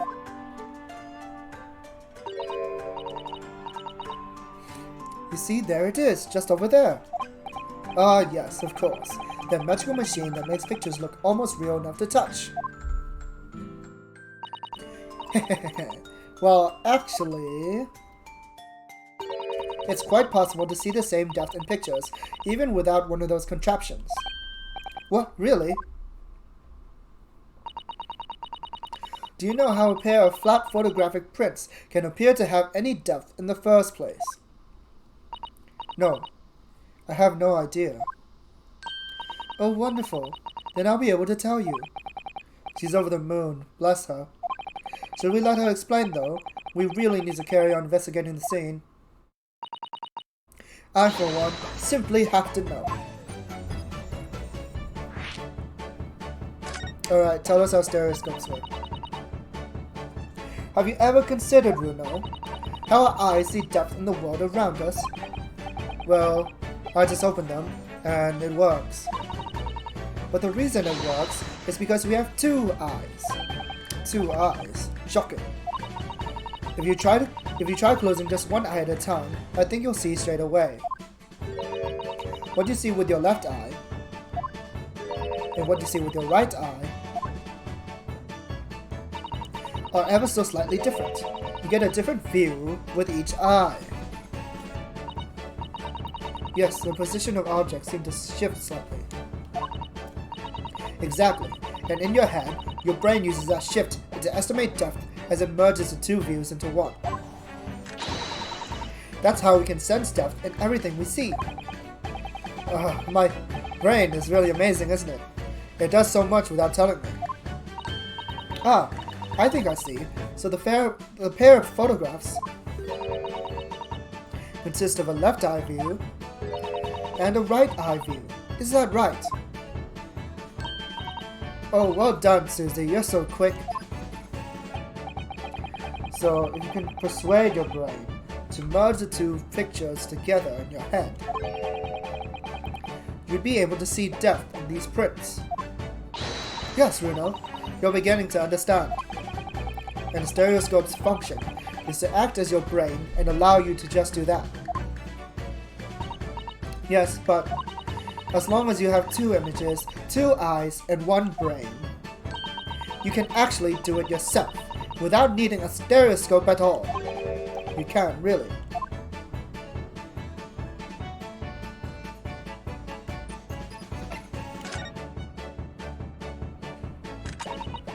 Let's try it.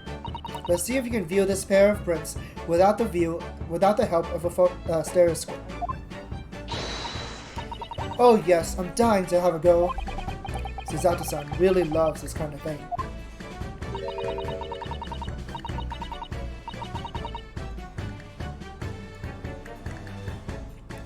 You need to be able to cross your eyes. That's the main thing. Can you both do that? Cross my eyes? I think I can. Watch me and see if you can copy. No way! That's too cute. What the fuck? Alright, let me try. Are you ready, Mr. Naruhodo? There! How's that? Wonderful! Now it's your turn, Runo. The trick is to concentrate on looking at the bridge of your nose with both eyes at the same time. Not exactly an easy task when two people are staring at you cross-eyed. Alright, that's enough practice. Now let's try it looking at the prints. Start by staring at one print and slowly crossing your eyes. Oh, my eyes hurt. You should see two overlapping images like this. You try it now, Runo. I'm just going to have to give it a try, I suppose.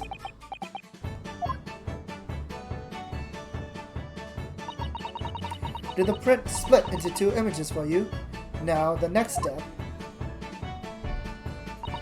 is to put the pair of prints side by side like this, and then try crossing your eyes again. I don't know if I can do it. The prints should slowly merge together until... Okay. They form a new single image in the center. Oh, yes! Mr. Naruhodo, it works! I can see in the middle now. It looks so real. Oh, I could look at it all day. I wouldn't advise that. Your eyes might start to hurt. Your turn, Runo.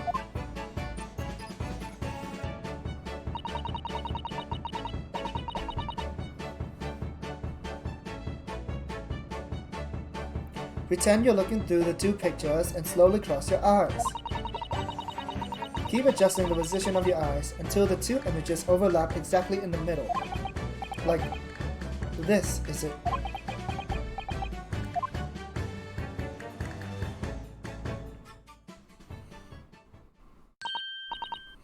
There, you managed it! So now you know how stereoscopic images work. Well, I don't know who discovered it, but it really is quite extraordinary.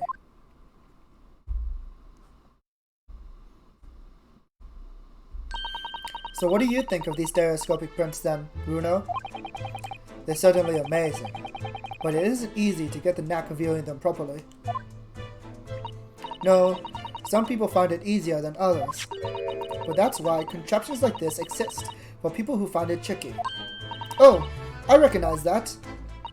We saw one over there yesterday, didn't we? If I remember correctly, you press this little knob here, then sit the pair of photographs in the stand in the back end. It's still amazing, even though I know roughly how it works now. Well, London seems to agree with you. Stereoscopes are very popular at the moment. You can find one of these folding contraptions in lots of households in the capital currently. But if these little machines are so affordable, surely there's no need to go around staring cross-eyed at pictures like you hate them.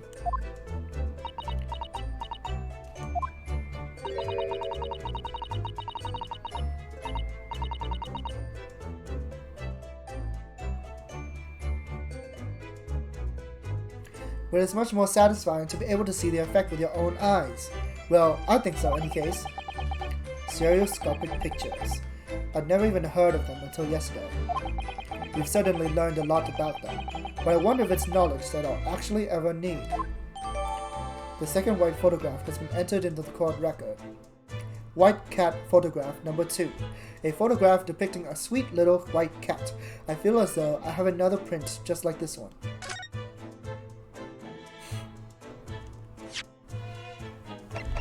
Interesting.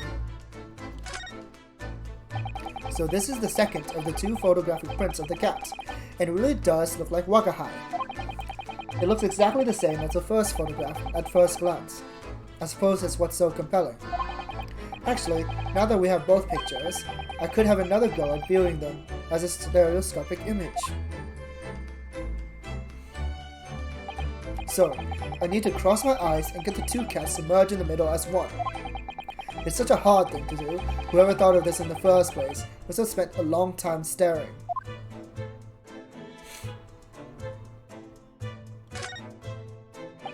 So this is... whoa, shit, it's the same thing, okay. Time to go cross-eyed. I think growing up, my parents were worried about me because when I would watch TV, I would always sit super close to the TV and stare cross-eyed. This is the ticket that Gina brought in here yesterday. Yes, having been entrusted to her by Mr. McGilded 2 months earlier. Article deposited 1 gentleman's overcoat, and the other redemption ticket was in the pocket of that coat. Yes, for a small box, deposited 2 days before the omnibus incident. Did that have anything to do with all of this?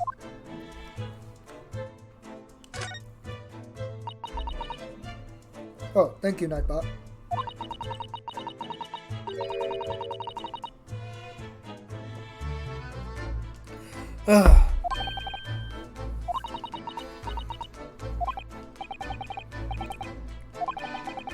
Can we use that machine on the blood?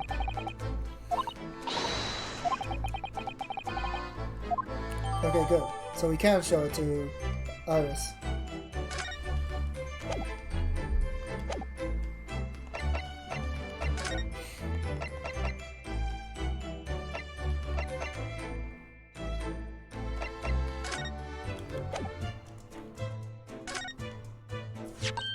Oh, that looks like blood.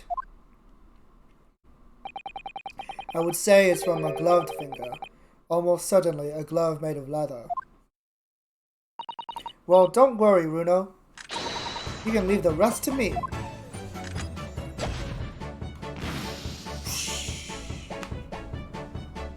Purple? So it's not the same blood as the one on the calendar then. Look at that. Yes, it's a color we haven't seen before, isn't it?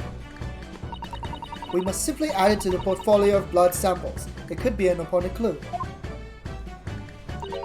Although, it would be nice to find out whose blood these different colors correspond to at some point. Well, this particular stain of blood. Oh, you've had an idea, haven't you? Do you know whose blood this is?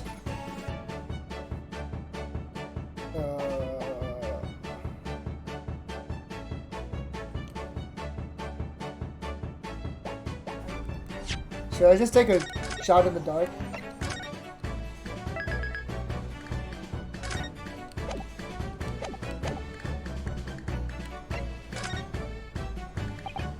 I'll take a shot in the dark. Little deduction. That's right, I think it's clear.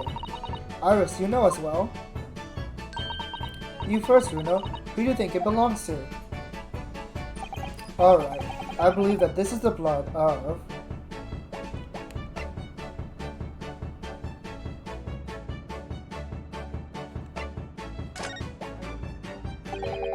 Thrice-fired Mason. Oh, it's not right? Damn.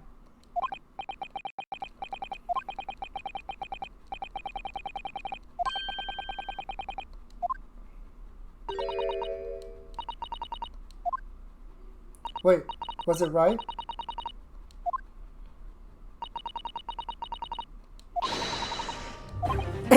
Oh wow, it was. I was right. Okay, good. They made me doubt myself. Gino brought this ticket here to Window Banks yesterday. I'm suggesting that the blood stain was already on it at that time. So, it's a smear of blood from the time that Mr. Mason was killed 2 months ago. Something else is coming back to me now. Mr. McGilded was also wearing leather gloves at night.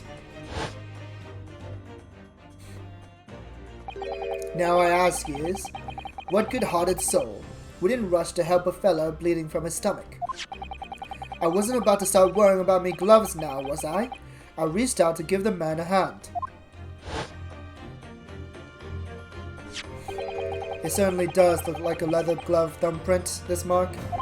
But we know that Mr. McGilded had no injuries at the time, anywhere on his body. From which we can conclude that any blood on the glove belonged to the victim, Mr. Mason. Mr. Naruhodo, you sound like Mr. Sholmes. Minus quirky slip-ups, I hope. Yes, I think you're right, Runo. Very well, let's make a note of this. The details of the pawnbroker's ticket for the coat have been updated in the court record.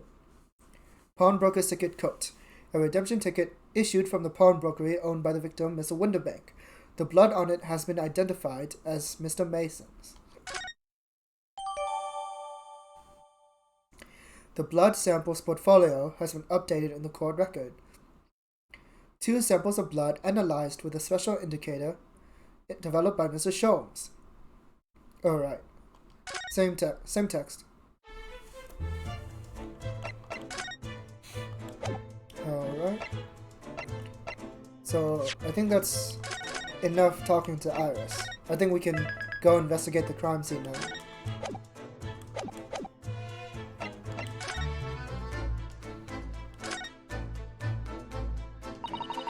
Behind that door is a storeroom, isn't it? That's what Gregsy said.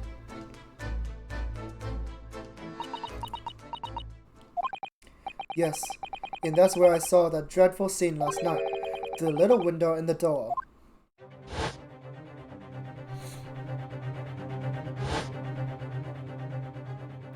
Whoa, holding a gun. That must be Mr. Winterbank's gun. Mr. Winterbank, face down on the floor, with Gina beside him. As the accused's legal representative, you have the right to examine the scene, Mr. Naruhodo. We must make a thorough investigation. Yes, of course, and we will. Behind that door, that is. That's the reason. That's the real scene of the crime. Don't worry, if there are clues in here, I'll find them.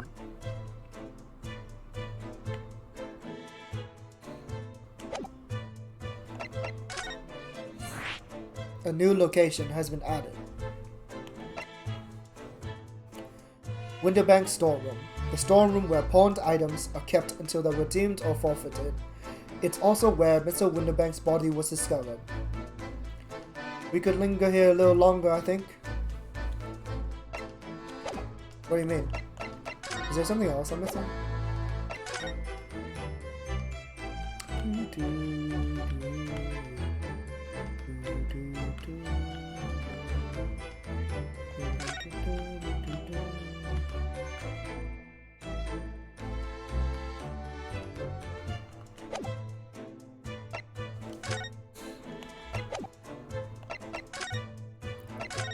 Oops.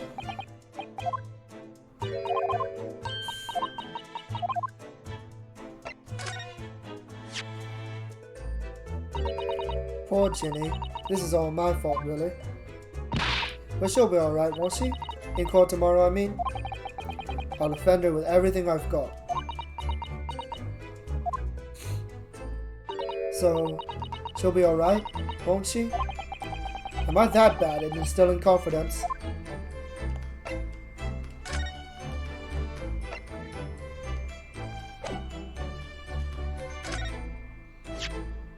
The way you can identify differences in people's blood like this is amazing. You really are a genius, Iris. I know. I am. If Hurley and I put our minds to it, we could really shake up Britain's chemists and alchemists.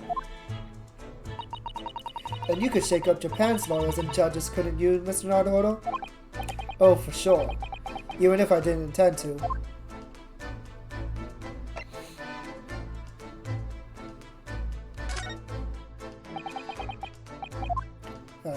Doesn't seem like there's anything else. Time to move.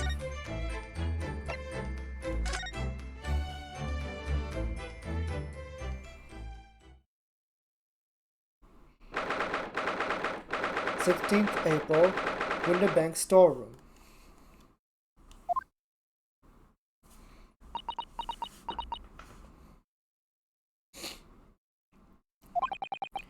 Poor Iris. She's clammed up completely. If Iris is bound to find this difficult. After all, Mr. Winterbank's life is taken in this very room only last night.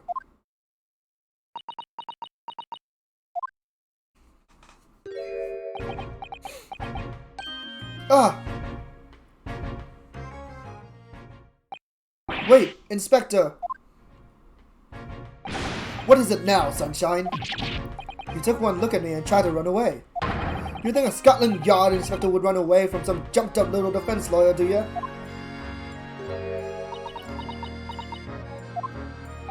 I've never seen her ladyship looking like that before, is the thing. I didn't know what to say to her. So you weren't running away from me, you were running away from a 10-year-old. I'm afraid this is all a little much for young Iris. Some gentle reassurance might go a long way, perhaps, Inspector.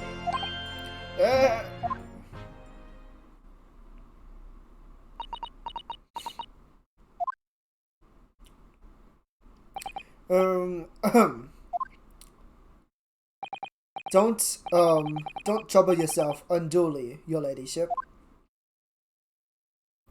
I mean, at least you're not dead, are you? Holy shit. Well, no, my Elgato, please, stop. Okay, thank you. I don't think that went very well. Why?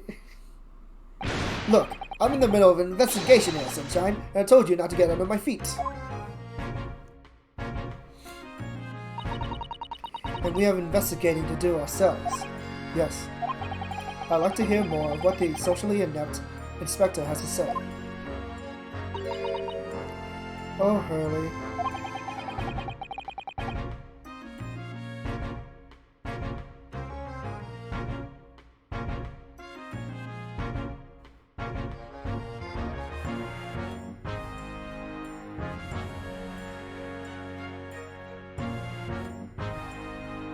And inquire into how Mr. Sholmes' operation is going.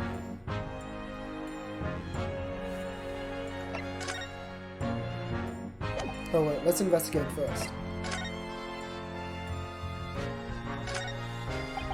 Out of all the articles in the story, this is the only thing that shows any sign of being ransacked.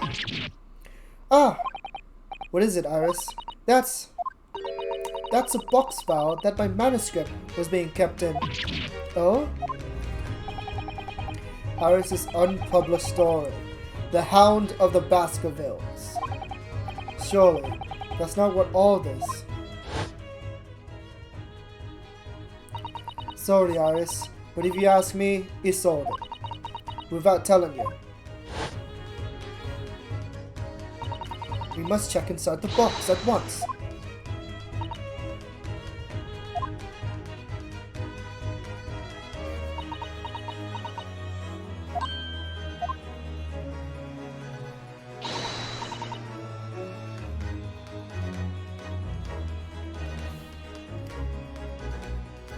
It was there. Iris' story was there. Really, it was. Well, that's good news, isn't it, Iris? Yes. I mean, of course I believed Hurley when he said he deposited it here, but still. It's a relief to actually see it. Really. Because that's not a very well-hidden frown.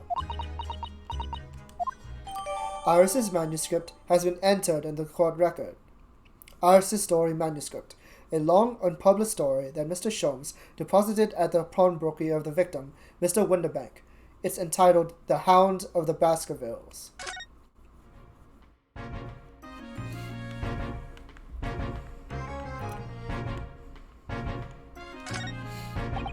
Look at all these articles that have been deposited. The room is stuffed full of them. I can't believe how many there are. A bicycle, a gramophone, musical instruments, and some enormous paintings. Look.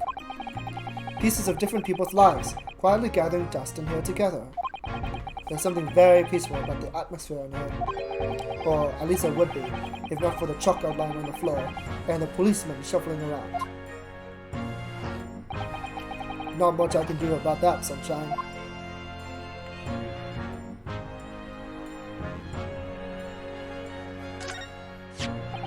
This is a revolver, a real one.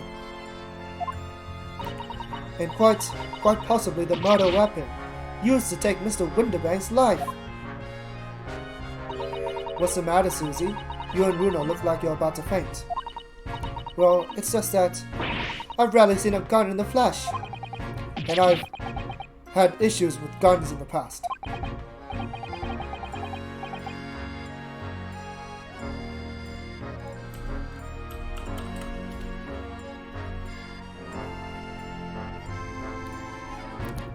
But anyway, we saw Mr. Winterbank with us yesterday, didn't we?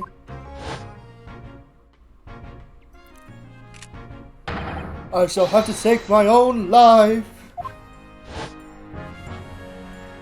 It must be the same gun. And last night, when I looked through the spy hole in the door to the storeroom here, that was the same gun I saw in Gina's hand. Mr. Winterbank told us he had only ever had a single bullet loaded in his revolver, didn't he? Well, it's empty now, but one and only bullet he had in his gun had been fired. So we can be fairly certain that only a single shot was fired from this revolver.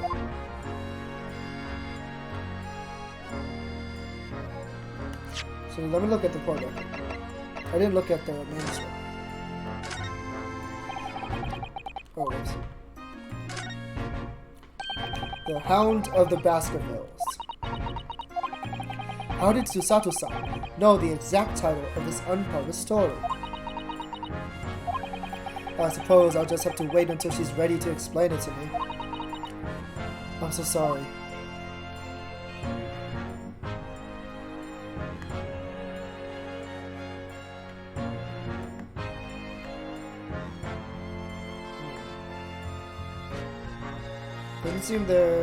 Doesn't seem to be anything else to look at.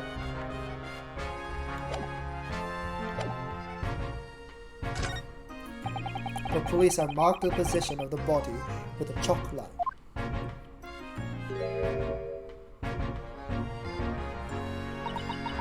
Poor Mr. Winterbank. He was a nice old man. Well, he was shot just once through the heart. Shot through the heart, and you're to blame, darling. You give London a bad name. Most likely, the fellow died instantly. He wouldn't have felt a thing.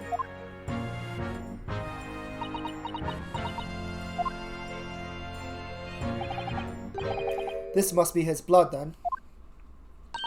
Ah! I don't like to ask at such a wretched time, Iris, but I wonder if perhaps... Don't worry, Susie. I'm ready for action. Bang, bang, bang, bang, bang. It's blue. It's not the same blood on the calendar. So now we know the color the chemical turns when it reacts with Mr. Winterbank's blood.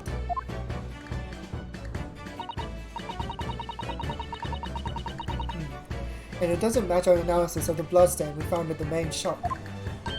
No, but let's add the sample to the others we already collected anyway. Blood samples portfolio has been updated in the court record.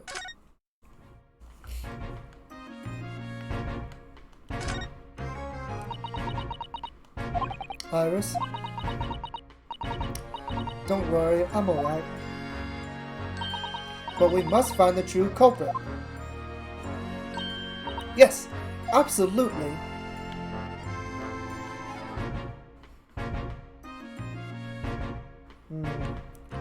Wait, are we really done here? There's like nothing else to look at. Okay, time to talk to Gregson. The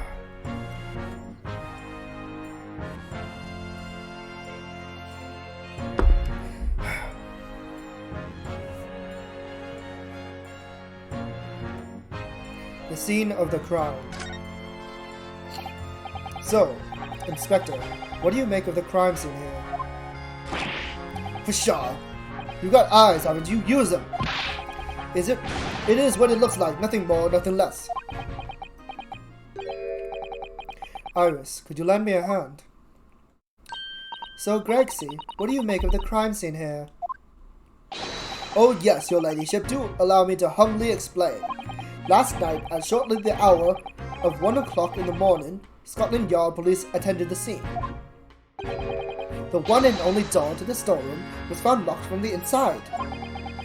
So, it was locked from the inside. The lock appears to be broken now, though. Was that the police officer's doing? Quite right, ma'am. Quite right. We took the liberty of smashing the door in as humbly as possible. Oh. As you can see, the victim was discovered prostrate on the floor, this wise. And next to the aforementioned body, we discovered the vile gutter child. Are you talking about Chinny? She's my friend, you know, Inspector.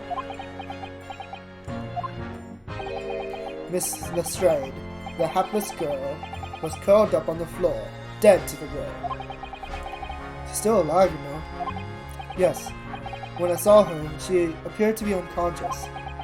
And I'm afraid to say, she had the gun that was used in her hand. No! Presumably, it's the gun that's still down there on the floor now. In her pocket, we found the key to the door as well. What? The key to the storeroom?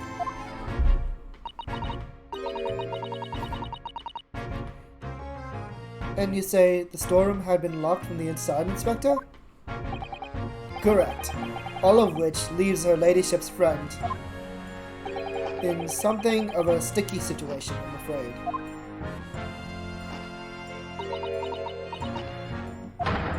Obviously, my personal opinion is that it's all some sort of misunderstanding. Of course it is, Inspector. Of course it is.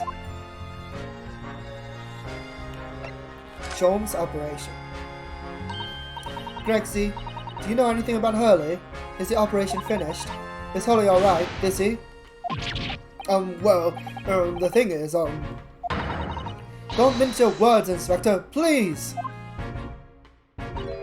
You don't mean to say that Mr. Sholmes is... No, the operation's done and dusted. It's just that, well... Out with it! Yes, ma'am.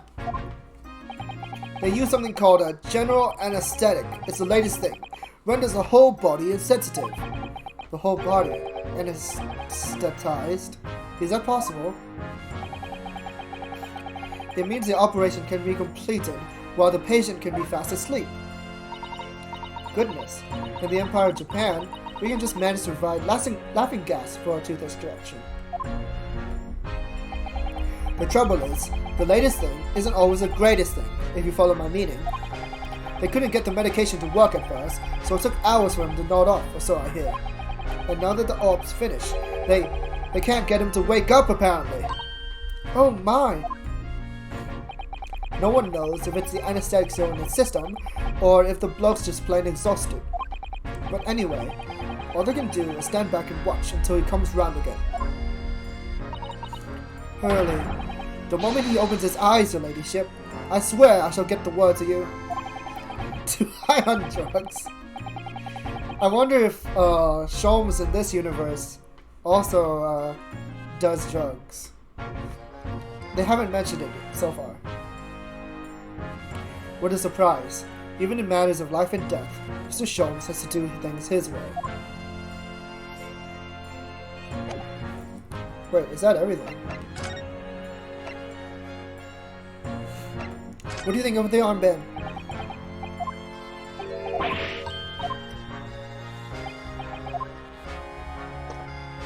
Oh, true. But, Sherlock Holmes in FGO doesn't have a problem talking about drugs. Inspector, what do you make of this? What have we here then? A redemption ticket for an article deposited here, is it? Looks like someone ran out of office stationery and wrote the ticket on whatever paper was to hand. Yes, this is the ticket for Mr. McGilded's overcoat. The one that little diver turned up with yesterday. Oh, actually, no, it's not. Yeah, a lot more mature. Really? You think you know better than me, do you? No, I didn't mean to, Bruno's right, Grexy. It isn't the same ticket. Of course it isn't. Of course it isn't. I never doubted you, your ladyship. So, what's all this about, then, if I might be so bold to ask? This is a second ticket. Second one. It seems that Mr. McGilded, in fact, had another article in storage here at Winterbanks. Is that right? I think we need to discuss this further with the inspector, Mr. Darlin. Oh, good, because he's ever so easy to talk to.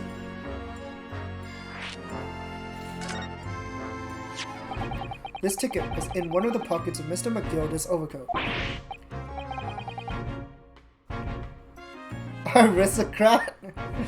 Shut up! Is that Iris's member's name? I never found out. I haven't watched enough Iris.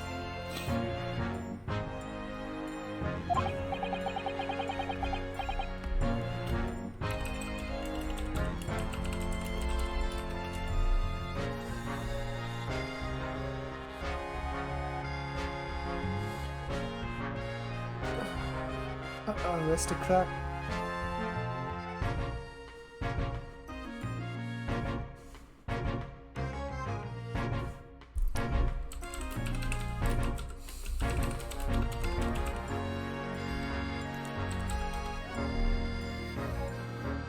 Yeah, I think that would make more sense.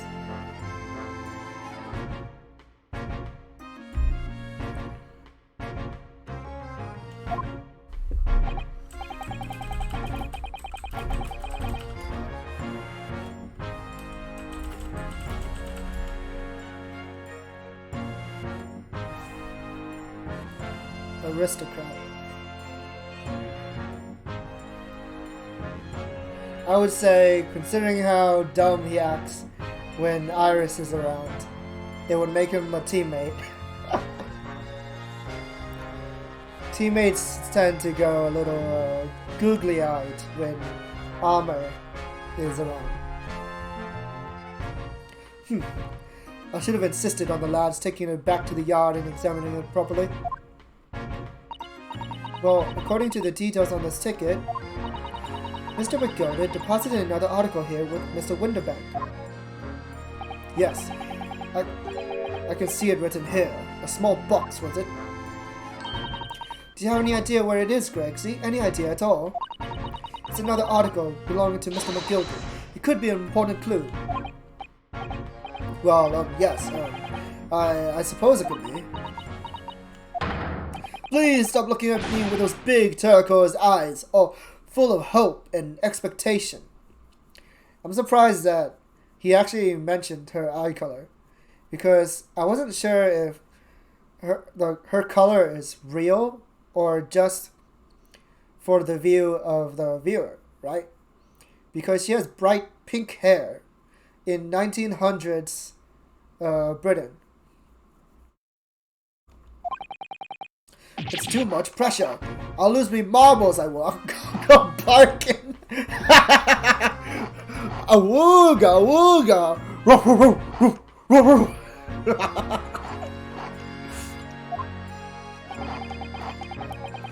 There's no time for dog impressions, Inspector. That's enough sauce from you, Sunshine.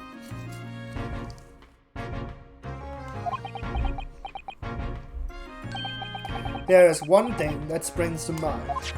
According to this ticket, the redemption deadline's already passed, hasn't it? Oh yes, of course. Articles are only held for 2 months. so the small box will no longer be in here then. That's right, it's been forfeited. Which means it could be on the shelves in front of the shop, where the forfeited items are offered for sale. Yes, the shelves in the front. We must search them at once. You're wasting your time. There are dozens of little boxes out there, hundreds even. We can't possibly know which one might have been McGilden's. That information's not written in the ledger. Ugh. Well, I think we should at least have a look, just in case. Of course, your ladyship, of course. Very sensible of you, I'm sure. This is getting old.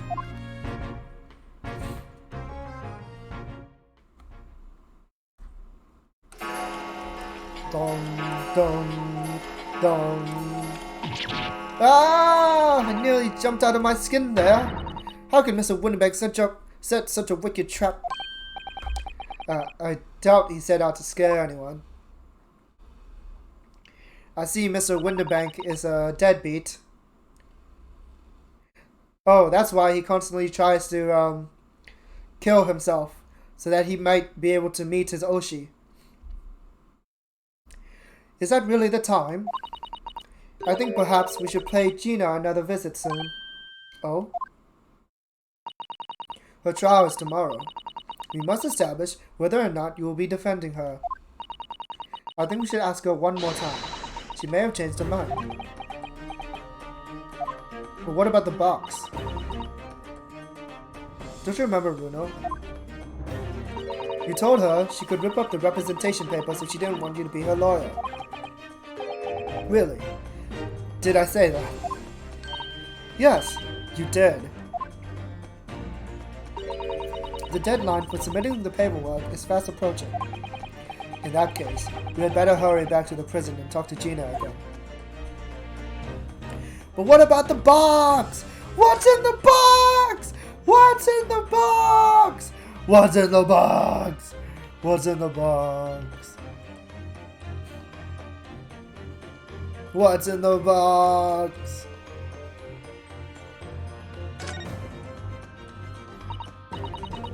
Yes, this is where all the items that have been forfeited by their original owners are offered for sale. That's right. They all got little price labels on them, but there are so many. I wonder if the small box this ticket was for is still on the shelf somewhere. The box that McGilden deposited here just over 2 months ago. Even if it were, finding it promises to be very troublesome indeed. There are so many boxes. It could be any one of them. Mr. Sean said a pawnbroker's was the safest place to store anything, more secure than a bank's vault. So perhaps this box of Mr. McGilden's contained something of great value. Well, if that's the case, he probably kept it locked. So then, we need to find every box with a lock and break them all open. Hi-ya! God damn it, I thought we were done with this. That sort of misconduct would get you arrested. I won't let that happen. This takes me back. It's been some time since Susato-san last threw me. Oh no, he's addicted. He's addicted to getting thrown.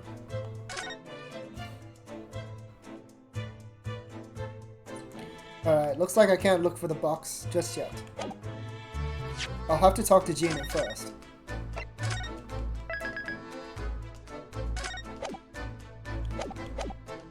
Ugh. If we don't hurry, visiting hours will be over and we won't be able to see Ginny.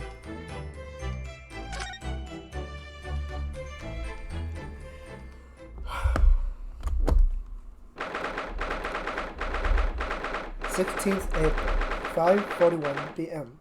Local prison, cell 13.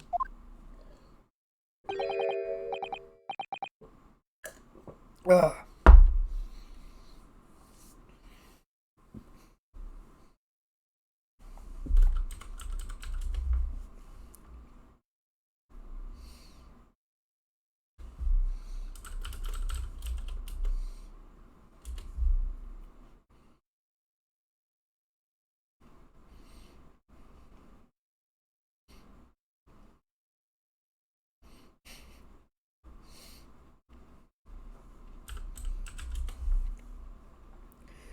Gina, good. You're back. Ah.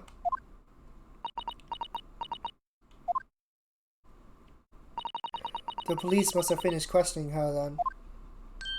Oh, how was it, Jeannie? Was it awful? Yeah. Oh, didn't bother me. Thank you for the papers you signed before. It meant we were able to investigate at window banks. Oh, right.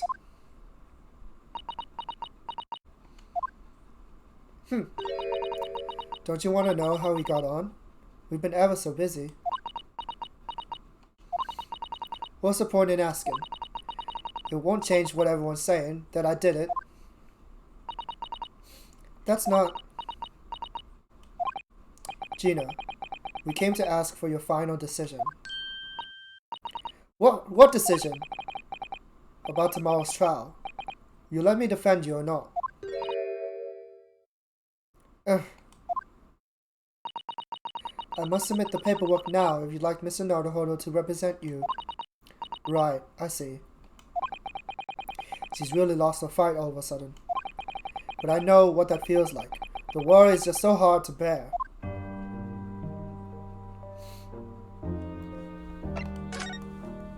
Man, this music.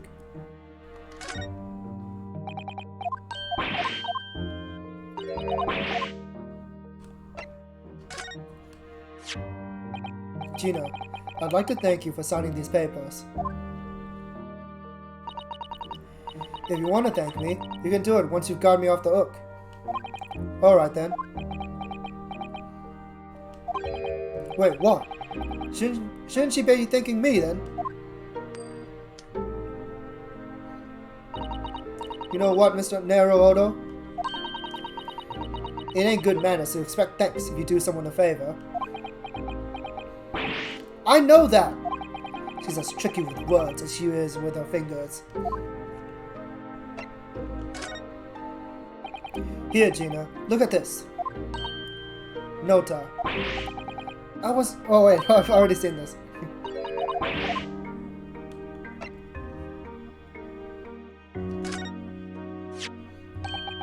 Do you see this pawnbroker's ticket, Gina? It's the one you took to Winterbanks, isn't it? The one for that black overcoat you're wearing now. What? That? I don't know. They all look the same to me, those tickets. Surely not.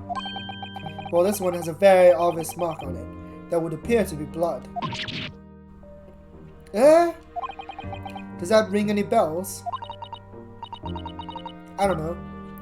It all looks the same to me, blood. And they all sound the same to me, these answers. Suspicious.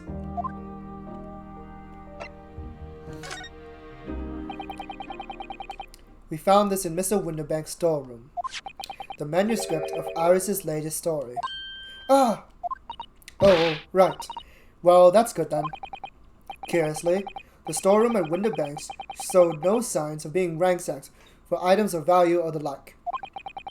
With one exception, the box file that housed this manuscript. It was you, wasn't it, Gina, who broke open the box containing this manuscript last night? You were determined to find out whether or not the Hound of the Baskervilles was really there. That's the real reason you broke into the storeroom last night, isn't it? Ah! Why don't you tell us what happened, please?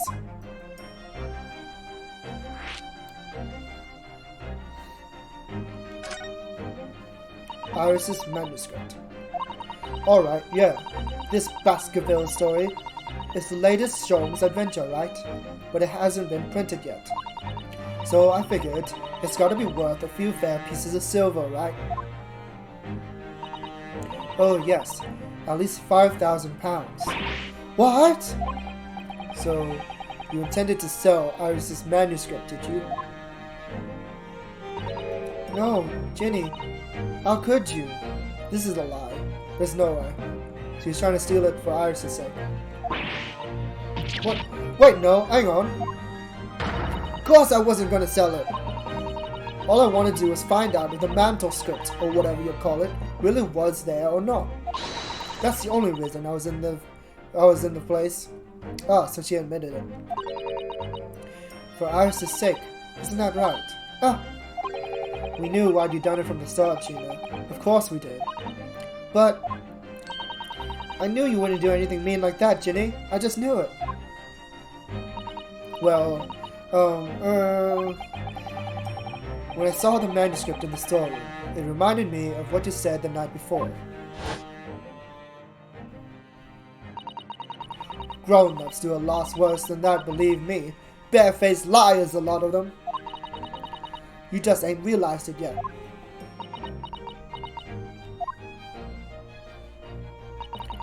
I'm telling you, that mantle script ain't at Winterbanks.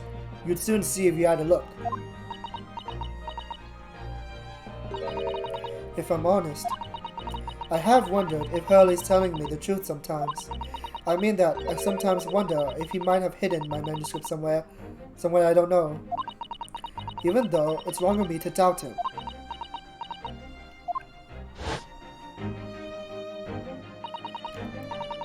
Oh, Ginny, that was so sweet of you. Alright. I'll tell you why I did it. Just stop looking at me like that, Iris.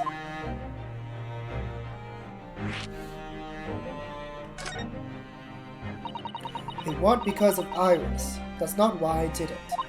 I just wanted to know the truth, that's all. You wanted to know if Mr. Sholmes was being honest. If he had really deposited the manuscript at Winterbanks. Aye. It's like I told you the night before. I never had a father. But Iris's lot ain't like mine. She's got a dad.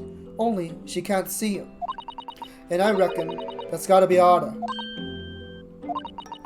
That's why she writes her stories. They're about her dad, really. That's what it sounded like to me anyway. Last night, when I was listening to what you were saying. Stories about Daddy? You mean... they're not the adventures of a great detective. So much as the...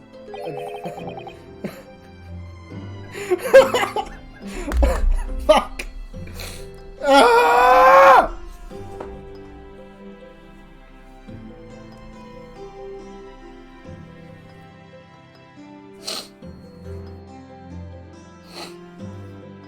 Fuck you. So much as the adventures of a great detective and his trusty partner. Well, that's how I see it, yeah.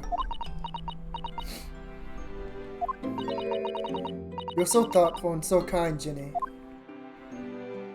Yes, and we never thought any differently, did we? Look! Give it a rest, will ya? I ate all this chummy nonsense. Yeah, I ate it! I don't trust no one, right? That's how I work. Because if you don't trust no one can let you down. So leave me alone. Go on, scupper.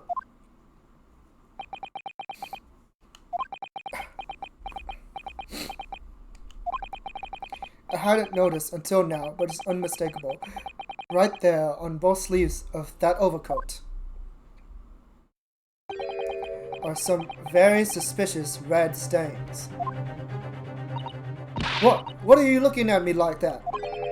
I think it might be worth presenting some of our other findings in that Gina now. Might be worth presenting some of our other findings to Gina now. Fuck.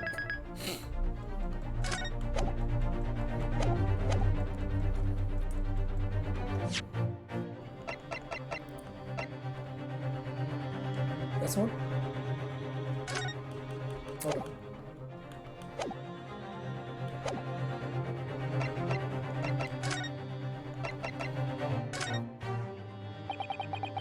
Those stains on the sleeves of your new coat, Gina. They're blood, aren't they?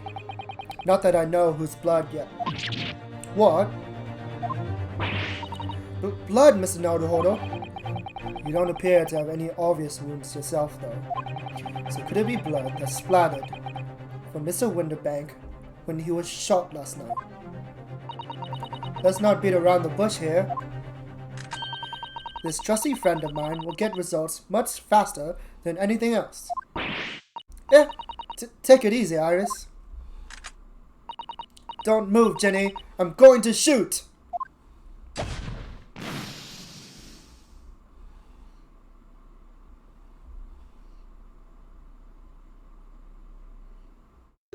Whoa! Holy crap, she's covered in blood. Purple blood. That's Mason's, isn't it? Oh my. What the? Forget the sleeves. The whole coat is covered in blood.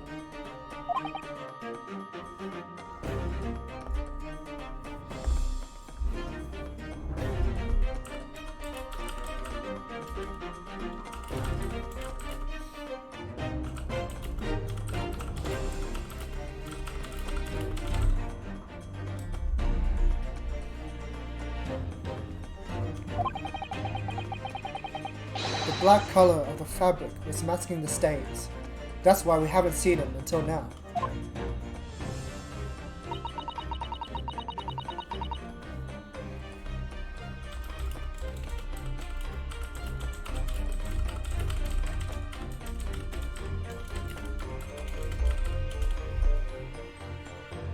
So the blood reacted with the chemical to turn a purple color,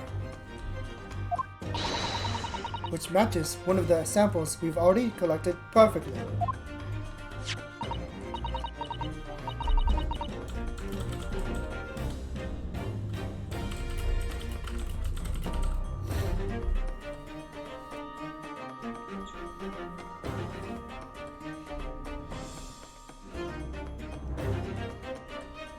Yes, now let's see. Who had the purple blood?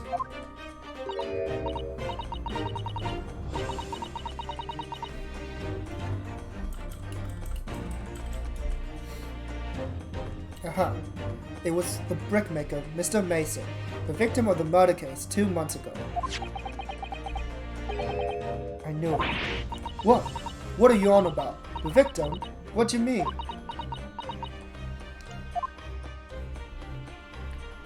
I don't understand how this is relevant though, because this is about a murder 2 months ago.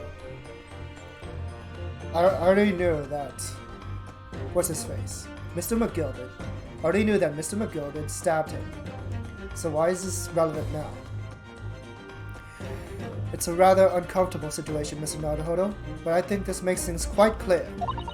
It means that the Omnibus case is finally solved. The truth about who really murdered the brickmaker, Mr. Mason, is revealed. Oi! Would someone explain what's going on? Stop Ellen half the story.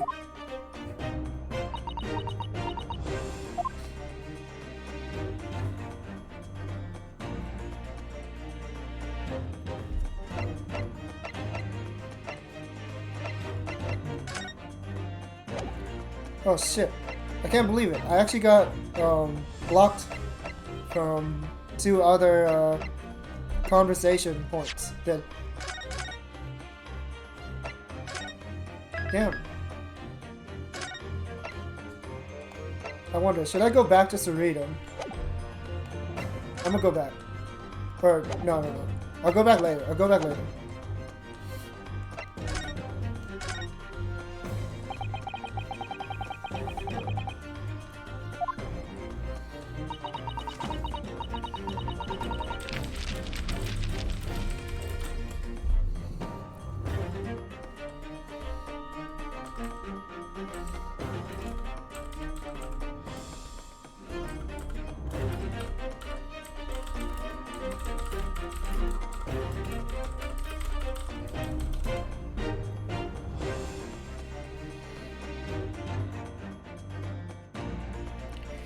In the trial 2 months ago, the defendant said this in his testimony.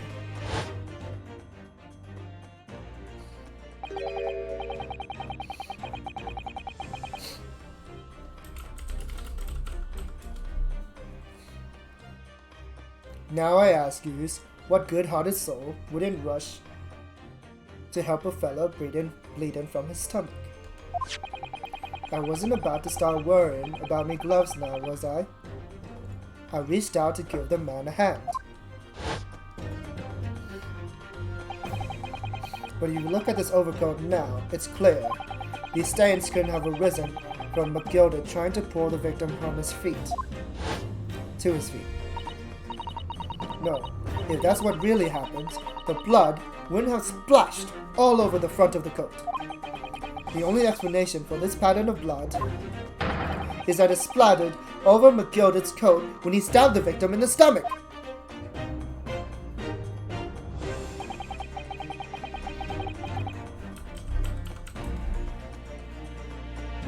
I tried to run from the truth for long enough, but there's no escaping it now. The true culprit in that case, Mr. Mason's killer, was Magnus McGilded.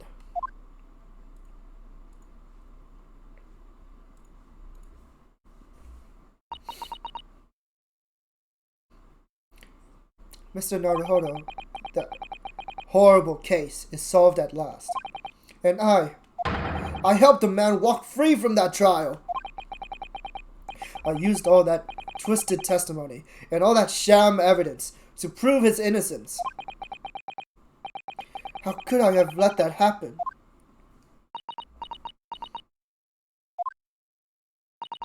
Runo, did you believe him though? Did you believe Mr. McGilded was innocent? I believed. Or rather, I think I was trying to believe. I wanted to. Because believing in those you represent in court is a defense lawyer's greatest weapon. A weapon?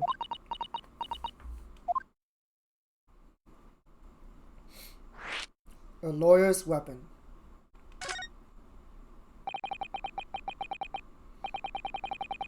Before we came to Great Britain, a great friend of mine taught me a valuable lesson. You mean Kazuma-sama?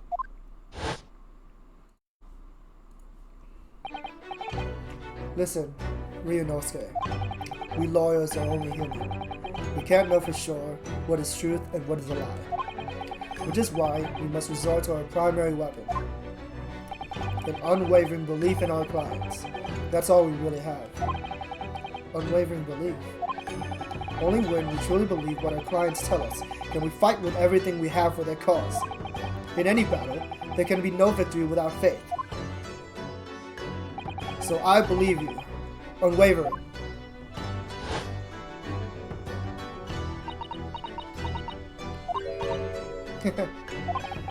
What's funny, Gina? Cool. Sounds like in this Emperor of Japan you come from, everyone must be soft. Well, come on, look at the mess it's got you into, believing in that bog trotter. Yes, I inadvertently helped a murderer walk free. Well, at least you learned your lesson now, eh? Believing in people's never worth it. Someone always stabs you in the back in the end. As soon as you let your guard down, you've had it. Take a leaf out of my book. Believe no one, get hurt by no one. Gina, may I ask you something? What? I'd just like to make absolutely sure. What would you like us to do with these representation papers for tomorrow's trial?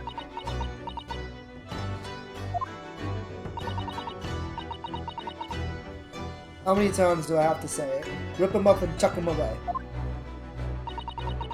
Are you really sure that's what you want? I bet that's what he wants and all now. Mr. I'm a believer lawyer over there. Don't forget it was me in that trial 2 months ago. I led everyone up the garden path, didn't I? And you're telling me you can believe in me after all that? Not likely. Well, Mr. Naruhodo, a lawyer's primary weapon is an unwavering belief in his clients. Ultimately, it comes down to whether or not I feel I can trust Gina after everything that's happened. I trust her. Gina, let me say it again. please allow me to represent you in tomorrow's trial. Here. Are you half-baked? Not at all. You've not once admitted to committing the crime, have you? What's more, I believe that you're telling me the truth.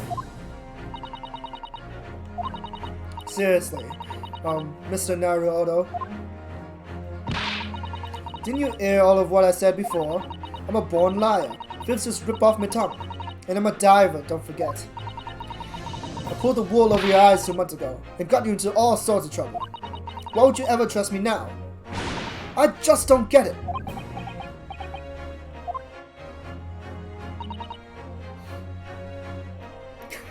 When she makes that expression, it looks like the bars cover up her mouth. It looks like she has a face mask on. Chino. Huh? I do understand why you choose not to put your trust in others. But I assure you, there is more to this life than you yet realize. What do you mean? The world we live in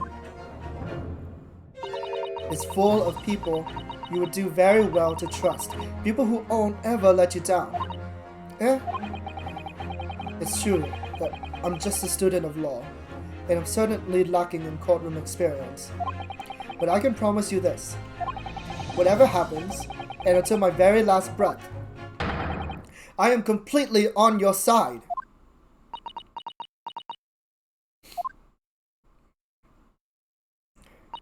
What?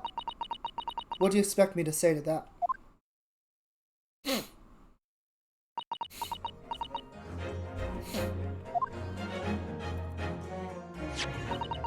Then it's decided. I will take these papers now and carry out the necessary preparations for tomorrow's trial. It would be a shame to throw them away now after it's been penned with your name so beautifully. Do what you like, you Eastern Lauder. I don't know what you are. I don't get you.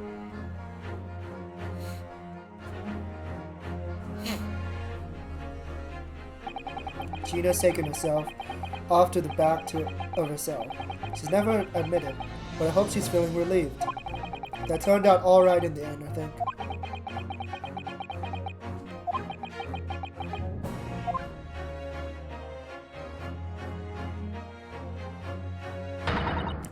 Whoever's hiding there, show yourself at once! Eavesdropping is a height of cowardice! Mr. Sato, somebody is there in the shadows. I can sense it. Somebody who wasn't there before. What? Is it who I think it is? Blimey, you're sharp, eh? Oh, it's Gregson. I was actually expecting Holmes. I suppose you're using one of those mystic Japanese arts, like the art of stealth I've heard so much about. If anyone was being stealthy, it was you, Inspector. Gregsy! Oh dear me, I am most terribly sorry, your ladyship. I didn't mean to startle you. How long have you been listening in on our conversation? Good grief, listening in? No. I just got word there were some visitors who were refusing to leave, even though it was after hours. I assure you, your ladyship, I only just arrived. This very minute, not a moment earlier. That's all it is. Nothing untoward. Nothing at all. After hours. Is it that late already? So then, I'll humbly excuse myself now, your ladyship. Ta-ta, toodaloo, cheerio, all the best, bye, and bye. That's a lot of farewells, and not one of them appropriate for her ladyship. Oh, but I wanted to have a chat. I'm terribly sorry, but time is pressing at the minute. Oh, I see. That's a shame. If I don't get this emergency of the Supreme Court dealt with Sharpish, Lord Strongheart will, well... Emergency? Lord Strongheart? Nothing! Forget I said anything. Anyway, I'm off. Alright, Gregsy, if you have to, but let's chat soon. Delighted, charmed, can't wait, if you please, my pleasure. That's a lot of pleasantries, and not one of them sounded sincere. Gregsy's so funny, he said such silly things. It's certainly entertaining to see an inspector of the police phoning to a 10-year-old girl. But anyway, I wonder what this emergency is at the Supreme Court. I must attend the court clerk's office now before it closes. Yes, of course. Thank you, Mrs. Sato.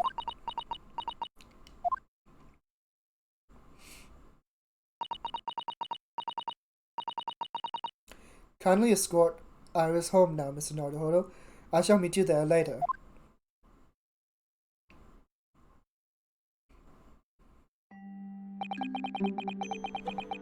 And so, our investigation came to an end. Finally, Susato-san went to file the necessary papers for my defense of Gina the following day. And then it hit me. I could no longer suppress the wretched feeling that had been gnawing away at my insides. Tomorrow, Susato-san would be leaving Britain and making her way back to Japan.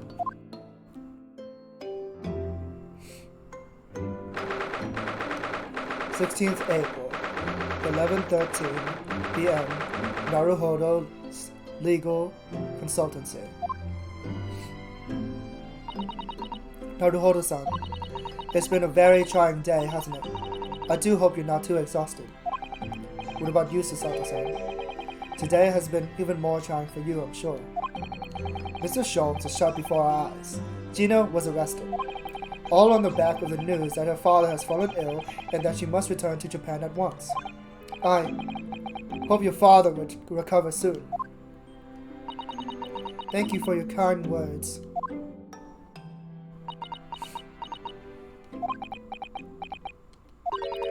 I wonder why it is that so many thoughts rage in my head like a storm, and yet I seem unable to find the words to express any of them. I know exactly what you mean. Anyway, I have one final task to complete as your judicial assistant. Once that is done, I shall make preparations for my departure tomorrow. One final task. What could that be?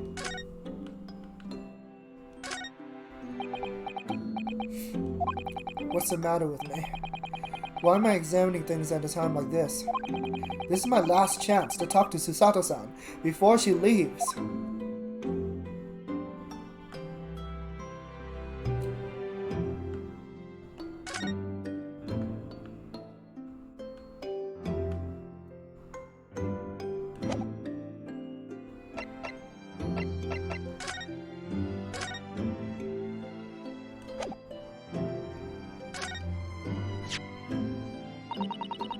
It means a great deal to me, you know. Oh wait, I already read this. I always fall for it.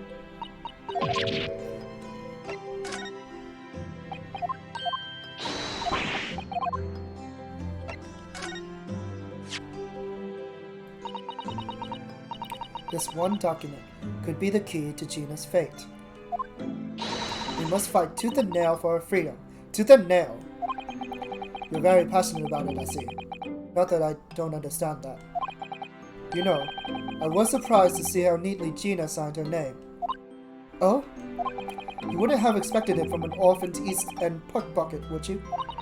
Well, this is Great Britain, with a wonderful education system. Wait a minute. This was written with a field brush, and by a very skilled hand. Ah! It was you who wrote it, wasn't it? Oh dear. Gina was insistent, so I couldn't refuse.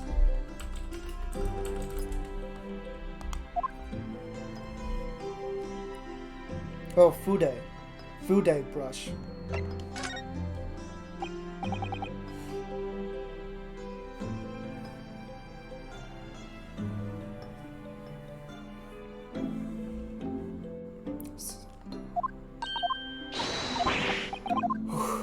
This music.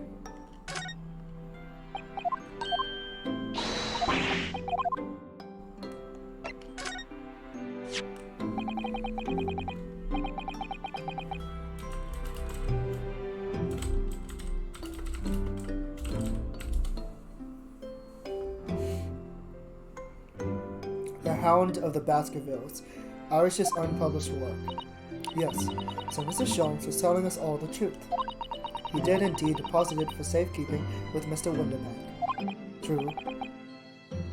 But then...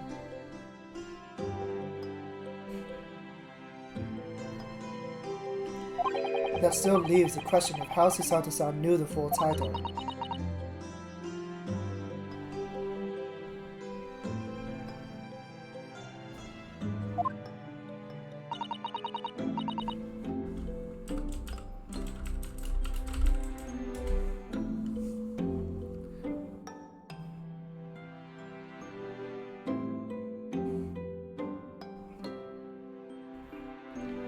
I haven't read it myself, of course.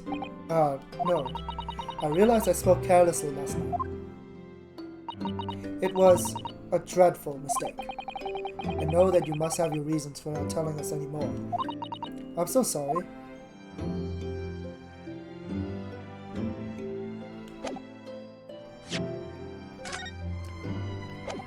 Alright, time to talk to her one last time.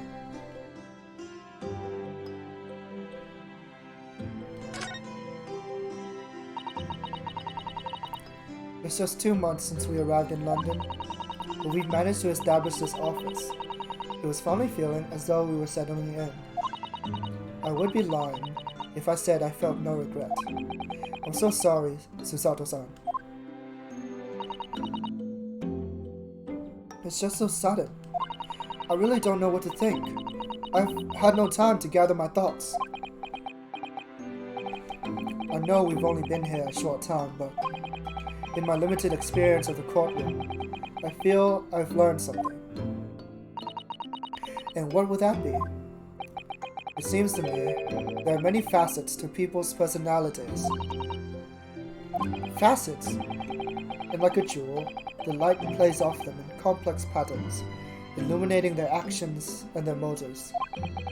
But we see only a small number of the total facets, and what is illuminated is only part of the whole story.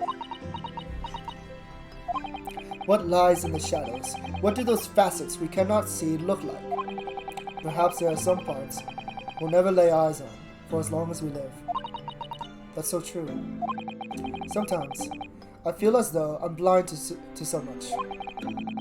But I keep hoping that one day it will all become clear. That all the facets will be illuminated, and I'll finally understand how everything fits together. Naruhodo-san, I suppose what matters is that we keep our eyes open and keep moving forward, even if the way sometimes seems dark. It's amazing to think it's been just 2 months. You've grown so much. Sorry? What? Oh no, it was nothing. Unimportant.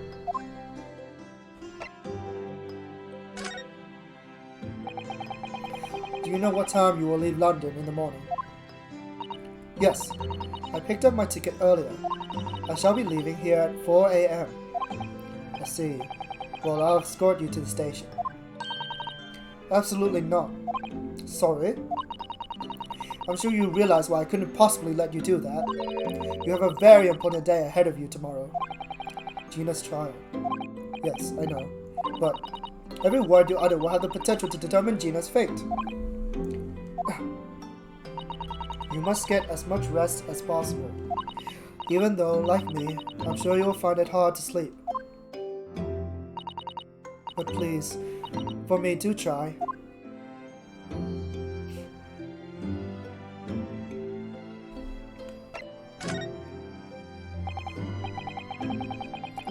You mentioned one final task a moment ago. What did you mean? Oh my, I nearly forgot. Please. No, Gato, please. Please. Okay. Please, I want you to have this. What is that? Some huge bundle of documents. It's my notes from the case 2 months ago. The murder that was committed on the omnibus. The McGilded case. It seems to me that this case of Mr. Winterbank's murder, of which Gina is accused, is very much tied with that omnibus case, in ways that are not yet completely apparent. So I took the liberty of consolidating my writings about the case for you. With everything else she's had to think about, Susato-san still managed to do this, and all neatly laid out for me in her beautiful handwriting. It was my pleasure. I can only hope that it will bolster your case tomorrow for Gina. My throat. Ugh. Okay. Thank you so much, Susato-san. I will do my best to use it wisely. You really are the best judicial assistant in the world.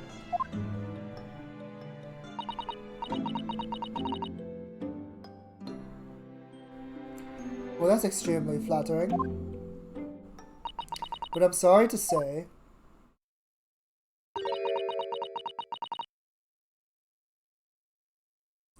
that I've been a complete failure. Sorry, I didn't quite catch what you said there. Oh, ignore me. I was just mumbling to myself. The McGilded case notes have been entered into the court record.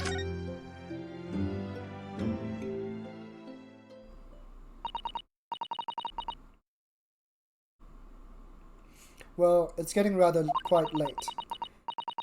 I think you should go to bed now, Naruhodo-san. I must finish packing up my things in my room. Susato-san, I wish you the very best of luck tomorrow. Good night. Wait! There's something I need to say. Hi-ya! What was that? A secret technique of mine. The Susato shutdown. Shutdown? But why? Please, I implore you. If we have to voice our goodbyes, I won't be able to hold back my tears. Susato-san,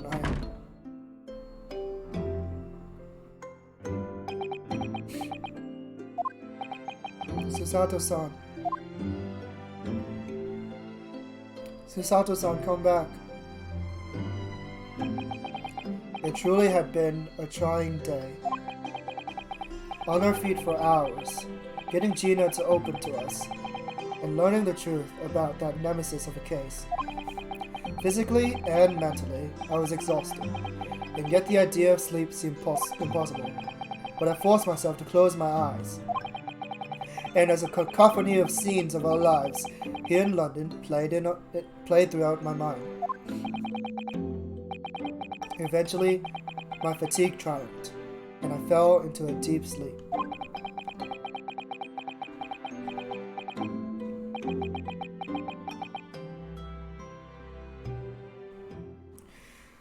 Oh, God.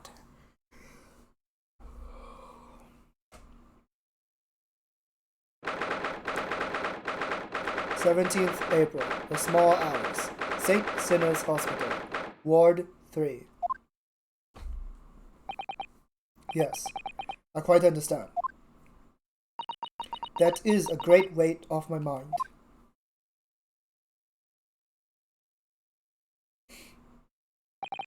Rest assured, I shall put everything in place exactly as we have discussed. Thank you so much.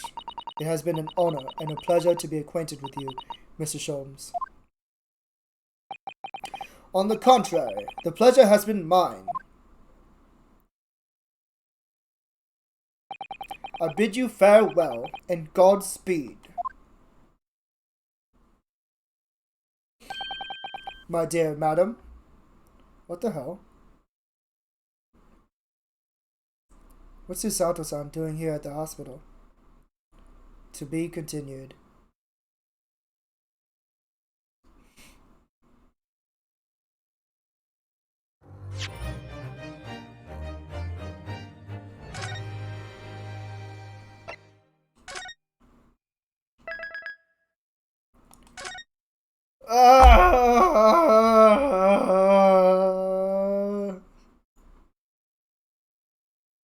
Susato-san, please.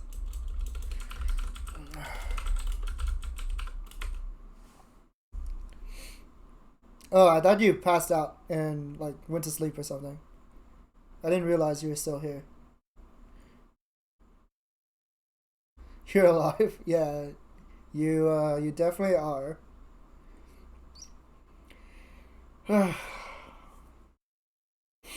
God damn it. That part with Gina killed me. Anyways, I'm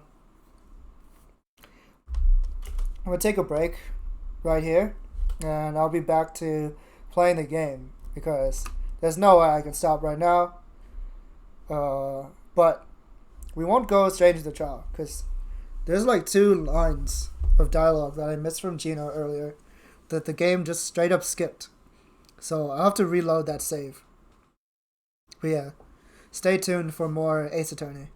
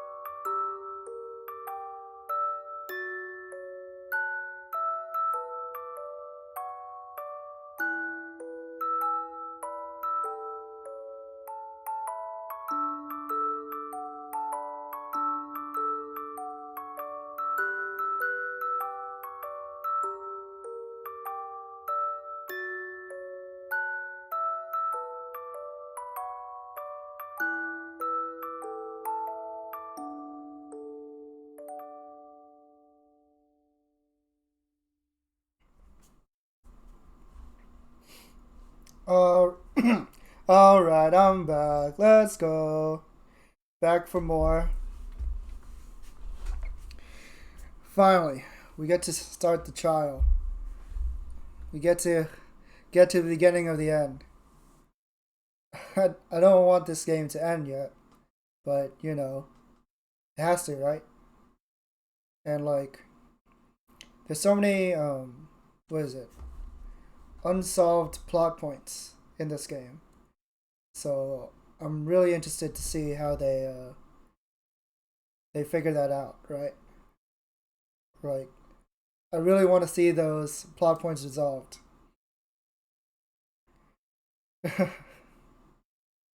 Let's go!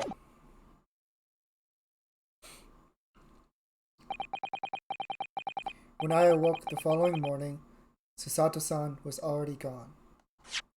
Hold that thought though, because I still want to go back and see the dialogue that I missed.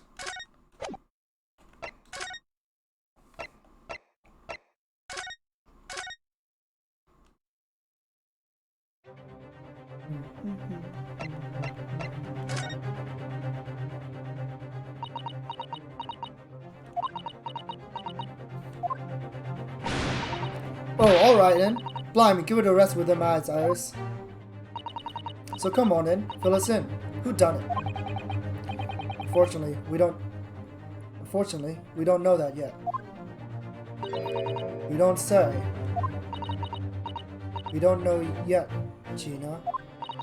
But Naruhodo and all of us know that you are innocent of this crime.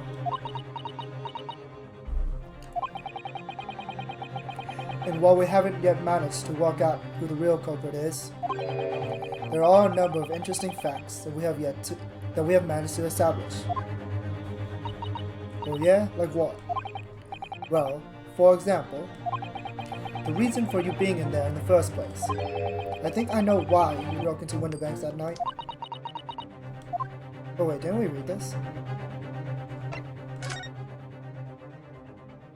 Oh, I see. I think it's like different ways that you can get to the same answer.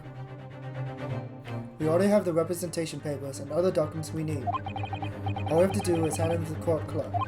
That is, if you'll allow me to represent you in court tomorrow.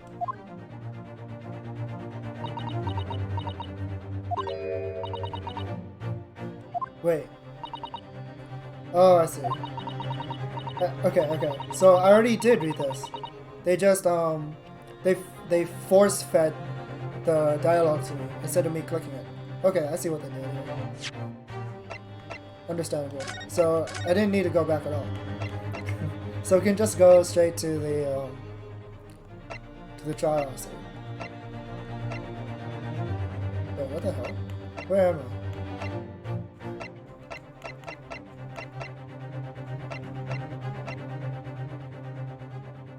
Nani? I did just save, right?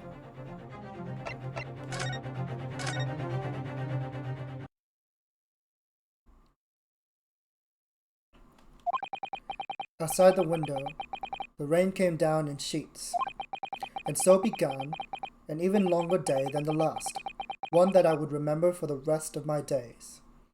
Oh god, this trial is gonna be that long? Oh no. 17th April, 9:32 a.m. The Old Bailey, Defendant's Antechamber.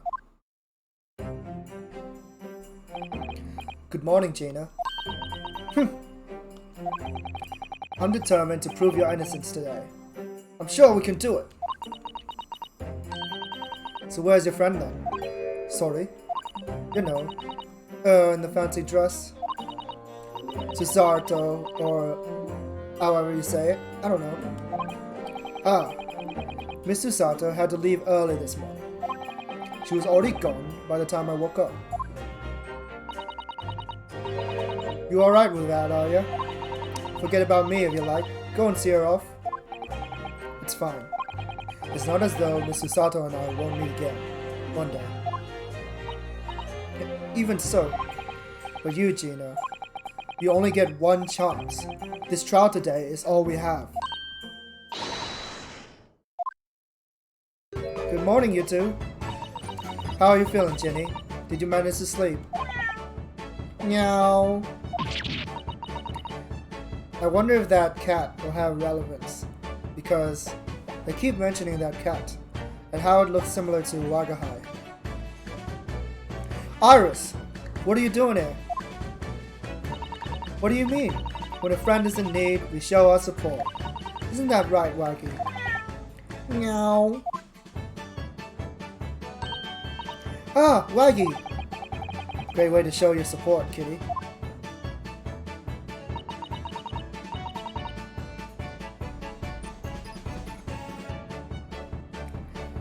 Let him have a nose around. What harm could he do? Oh, that reminds me. I brought a paper on the way here. Now, would you like the good news or the bad news? What do you say, Runo? Jenny? Oh, well, I think I'd rather get the bad news out of the way first. Nah, always take the good news first. You might not live to hear the bad. Yes, that question always gives away people's personalities. Let's not go there.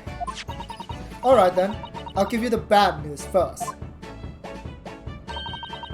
A record amount of rain has fallen this morning, and carriages all over the capital are struggling to move. Huh?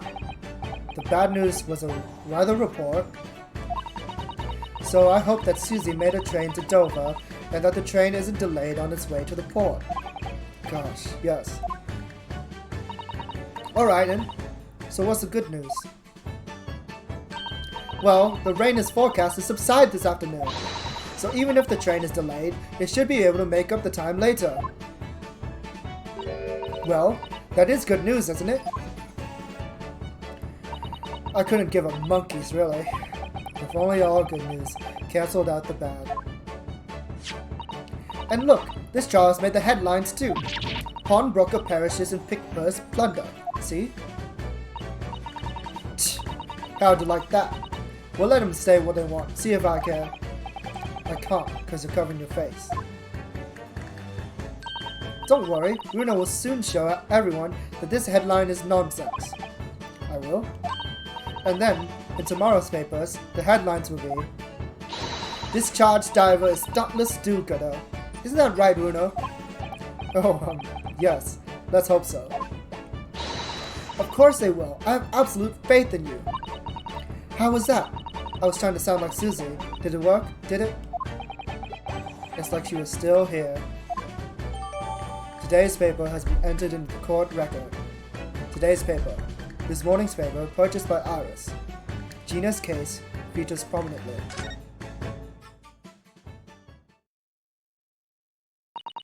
Good luck then, Runo. I'll do what I can. Obviously, I don't know the law like Susie does, but still. Are you going to be my judicial assistant? I'll be by your side the whole time, giving you moral support and encouragement. Thank God. I was hoping Wilson would be my judicial assistant for this case. I'm not sure that big thing is as comforting as you think it is, to be honest, but... Watson Baxton? Thank you, Iris. That's very kind of you. Oh yeah, Iris. Yes, Ginny? Well, I was wondering, is all, about Sholmes. Did they fix him up alright? Yes, the operation was a great success. But, Hurley still hasn't come around yet. What? That can't be true. We saw in a little short scene that he was talking to Susato-san. Eh? I've asked a friend of mine at Scotland Yard to send a telegram as soon as he wakes up. I'm sure Gregson will let us know the moment there's news.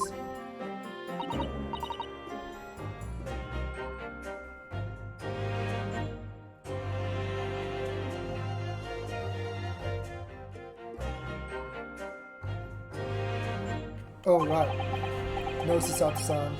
No Mr. Sholmes. It's all down to me today, to prove that Gina is innocent of this crime.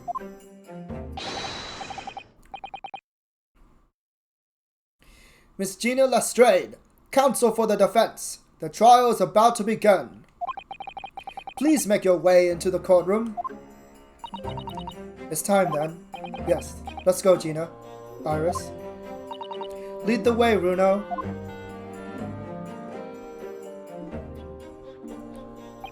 Poor Gina. She's trying to put on a brave face, but I can tell she's worried and scared. I have to believe in her from start to finish. That's the weapon that will secure our victory here. If I learned anything from my great friend, it's that.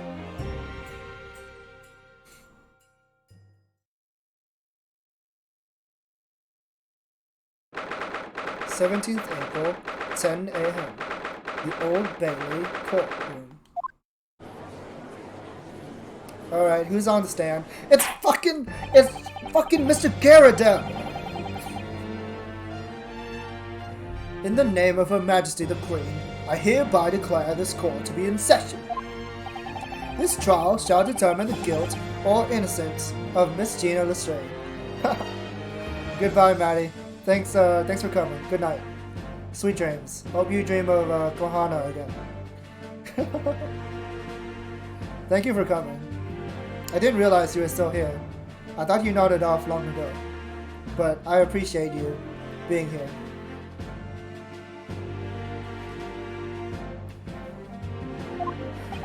I now call upon the counsels for the prosecution and defense to declare their willingness to proceed.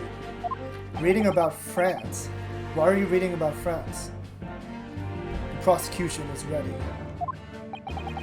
The defense is ready. Lord Van Zieks. My lord.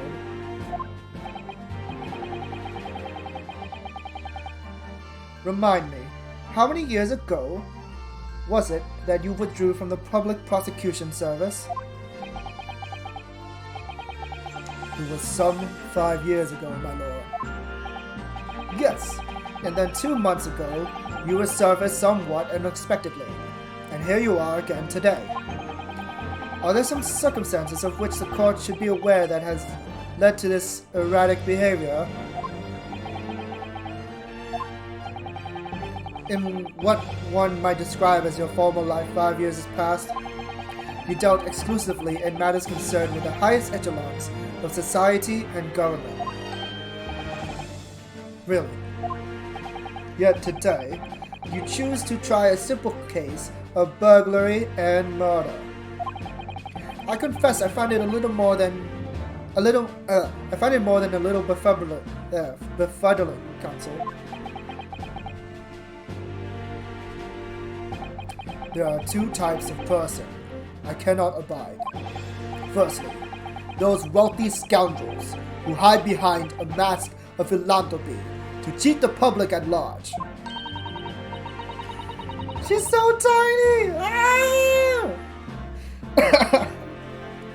He means Mr. McGilded, who you defended against the Reaper 2 months ago. Yes, I just about managed to work that out, thank you. Magnus McGilded.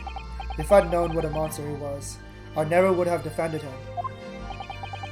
And secondly, even more loathsome, are those wily scoundrels who masquerade as allies, only to affect total betrayal in the final hour.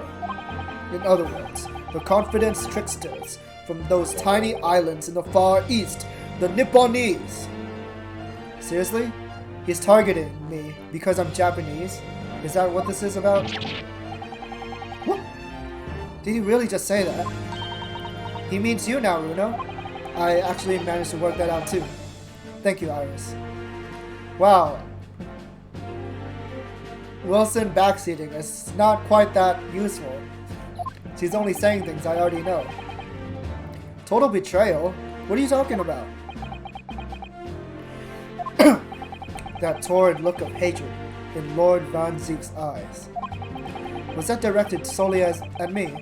Or was he talking about all Japanese people?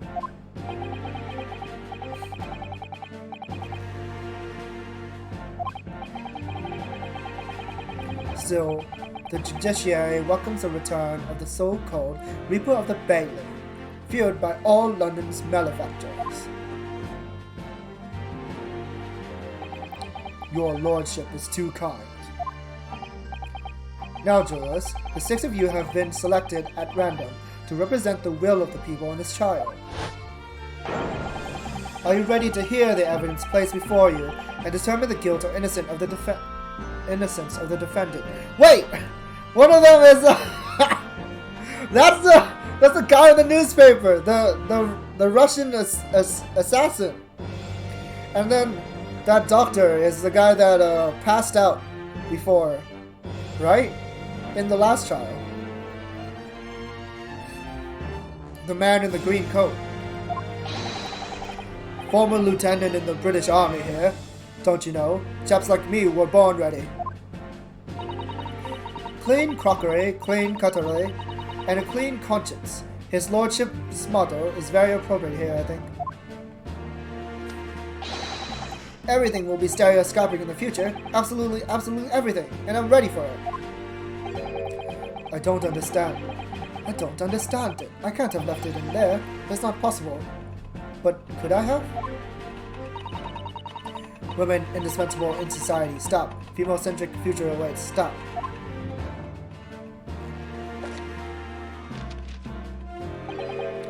Good day. I am...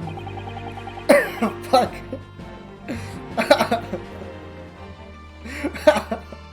I wanna do like my best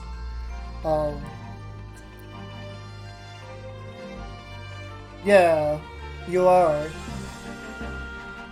Well, in the US. I don't know how it is in 1900s Britain.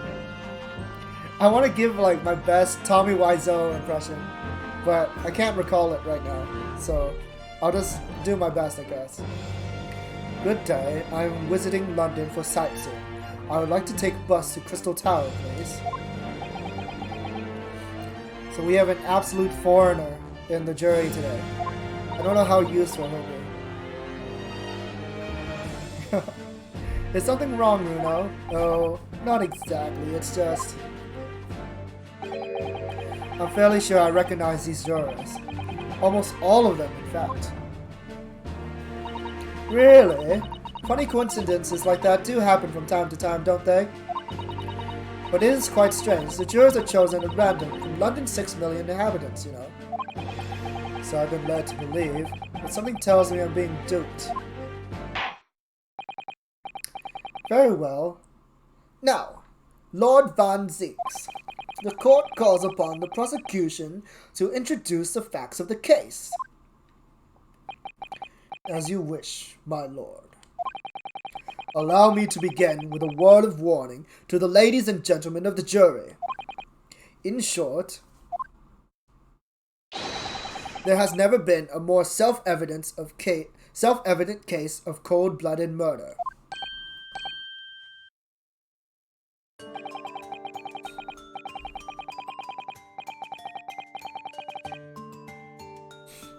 The victim, Mr. Pop Winterbank, proprietor of a pawn shop on Baker Street, was shot from behind and died instantly.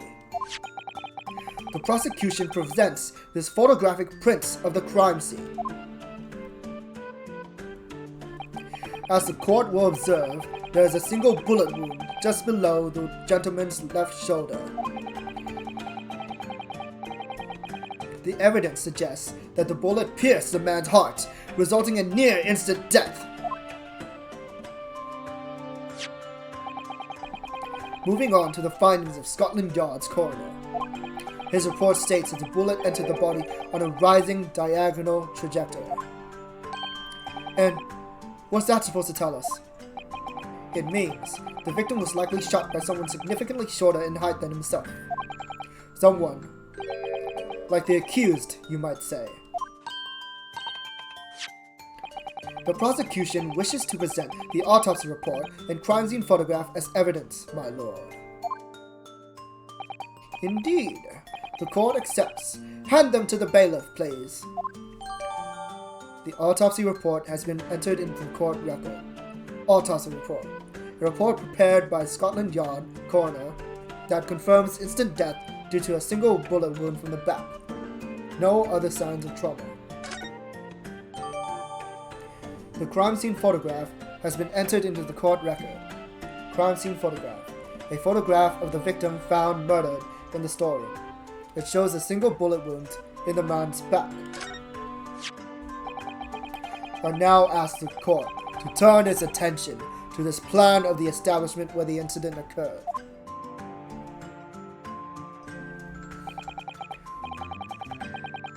The proprietor was found in the storeroom, where he kept articles pawned to him. The windowless room with a single point of entry, a door to the main shop that was found locked. In the sealed chamber, there are only 2 persons present. The victim, Mr. Winterbank, and the accused.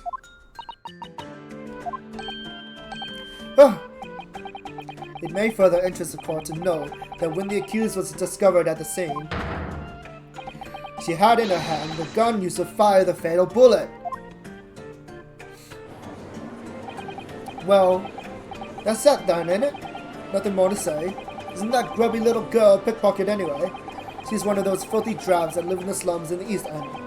Oh well, it was only a matter of time before she got blood on her hands then. What are the jurors waiting for? The girl's guilty as hell. We can't come to conclusions here. We mustn't assume her guilt just because she has to do what she has to do to survive.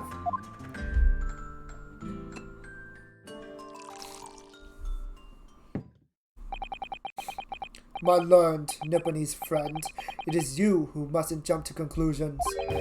The prosecution has barely began presenting its case. Conveniently, this appalling act of murder did not go unobserved. There were witnesses. Good gracious! After their testimony, this girl's true nature will be exposed. Pitiful pigpuss, a cold-hearted killer. Here's to establishing the truth.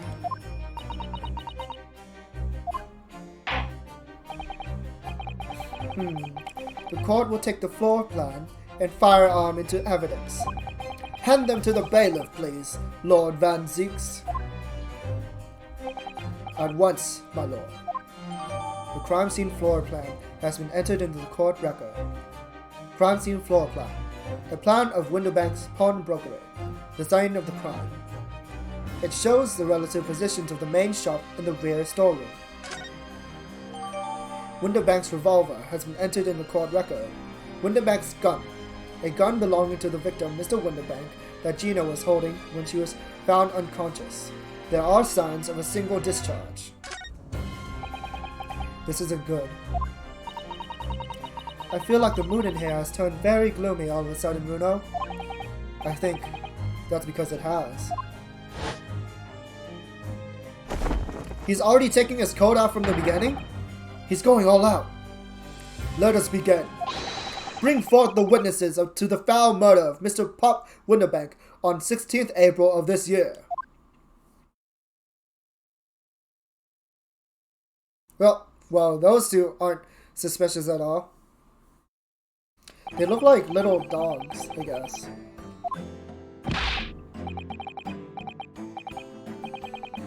Or like raccoons.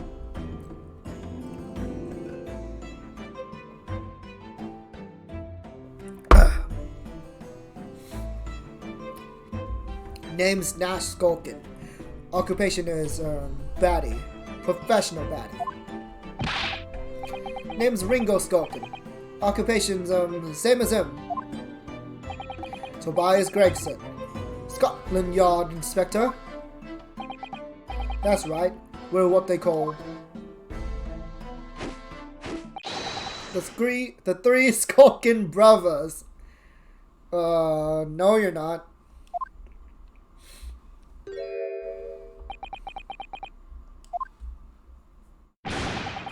What are you looking at me like that for? Don't let me in with you lot. Cold blimey, that's cold. Don't you know what we're going through? It's our older bruv. Lost contact with him we have. So we're scouring every shady corner of the capital. And then last night we come across you. The very spit of the bloke. Ain't that right, Ringo? He is, Nash, he is. The very spit of him. So we decided there and then what we was gonna do. We was gonna call you a pear and an apple. Big bruv Skulky. Oh, Big Brother Sulky. Come on, leave it out, you two. Sulky's skulking. And that's before he's run out of chips. Well then, Inspector Sulky Gregson. Begging your pardon, my lord, but the name is Tobias. What I would like to know, Inspector, is what you are doing in the witness stand. The Skulkin brothers are currently under arrest, my lord, on suspicion of theft. Thieves, are they, these three? No, my lord, begging your pardon, but please don't let me in with his lot.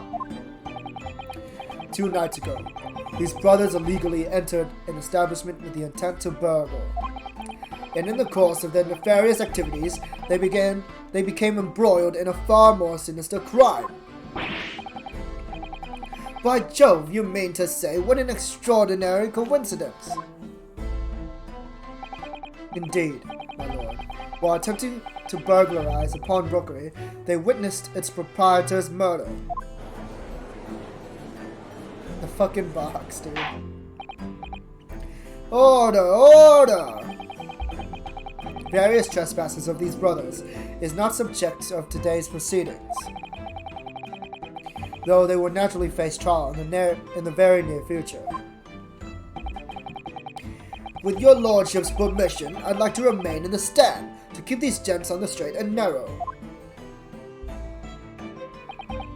Of course, Inspector. Skeptical as I am about the caliber of these witnesses, I will permit them to take the stand. Mr. and Mr. Skulkin. You will now testify before the court. Describe the events of the night in question, and what exactly you saw. Happy to. Because the Skulkin's never skulkin'.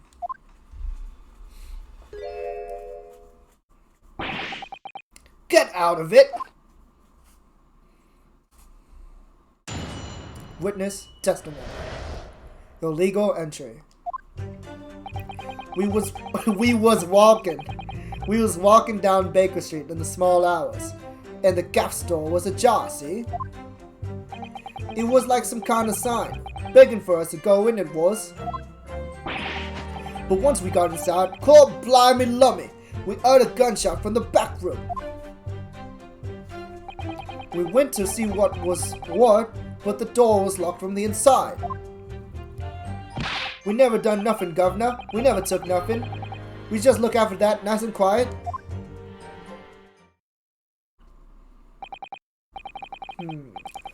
A terrible coincidence, it would seem.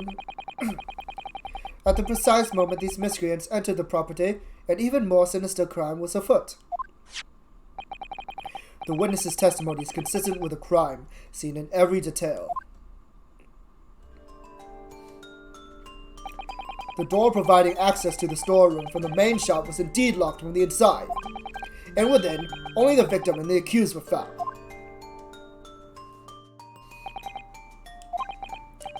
I must say, it does seem to appear to be an overwhelmingly simple case. Still, the defense may cross-examine the witnesses now, of course. Counsel, if you please. Counsel? Yes. What's the matter, Runo? Sorry, I was just stunned into silence for a minute by the blatant lies being told by that pair in the stand. I know that is all nonsense, because I saw it with my own eyes. I'll just have to expose their testimony for the pack of lies it is. Cross. Examination. Illegal entry.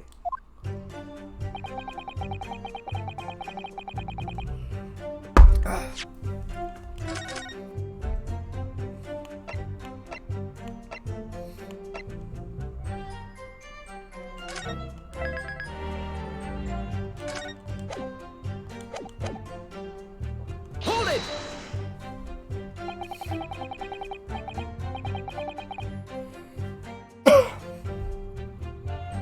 The front door of the window banks was ajar, you say?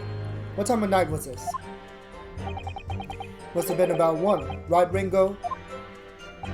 Yeah, I'd say so. Right, Sulky? How would I know? The place would have been shut at 1 in the morning, just like every other shop in town. Well, it was pitch black inside, it's true. Ain't that right, Ringo?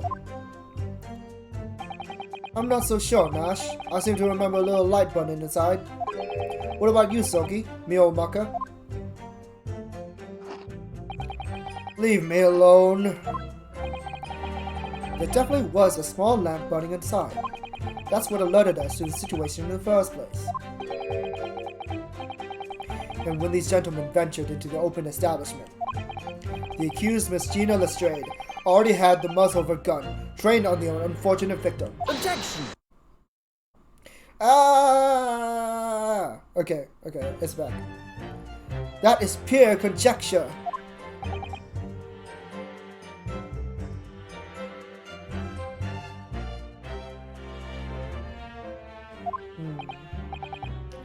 Perhaps, but it changes nothing. These brothers inadvertently wandered into the middle of a cold-blooded murder, simply because they found the door of the victim's establishment open and ventured inside. Right, that's what happened.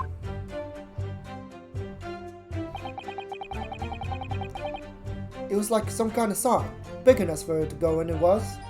Hold on. I haven't checked the evidence yet. Omnibus murder. Case summary. Victim found deceased on the last scheduled omnibus of the day after a stab wound to the abdomen. Details of victim. Name: Mason Milverton. Occupation: brickmaker. Domicile: East End of London. Trial summary. Defendant: Magnus McGilden. Prosecution attorney: Lord Barak von Zinks. Defense attorney: Ryunosuke Naruhodo. Conviction was assured with 3 eyewitness testimonies. However, a surprise 4th witness's testimony resulted in acquittal due to insufficient evidence.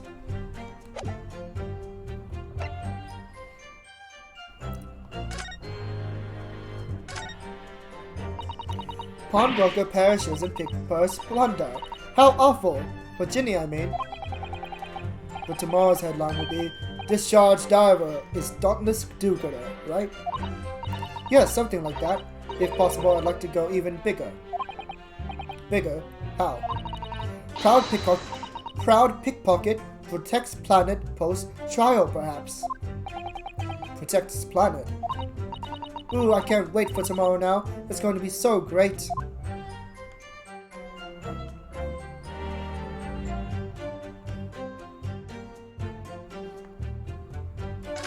What the heck is this? There's a sensational story lower down the front page as well. Look. Ministry mole. Classified secrets may have been leaked overseas from Ministry of Justice. For a 10-year-old, Iris certainly has a finger on the pulse of the world news. It's about secret communications between Great Britain and its allies. Apparently, they're being intercepted by hostile nations. Communications are being intercepted. But how would somebody be doing that? That's the question, isn't it? I've come up with 3 possible methods so far. Are you looking for a new career, Runo? No, of course not. I wonder. Perhaps this is what Lord Strongheart was talking about yesterday. Yes, it could be. And it could explain why he has Gregsy running from pillar to post at the moment. The details of today's paper have been updated in the court record. This morning's paper, which contains an article about government secrets being leaked to foreign agencies.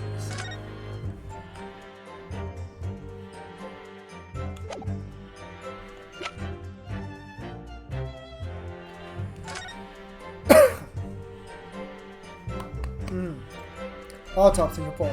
Coroner Dr. Stevens. Details of victim. Named Pop Winterbank. Male. Occupation: pawnbroker on Baker Street. Time of death: 16th April, 1 to 1:30 a.m. Reporting party: Ryunosuke Naruhodo.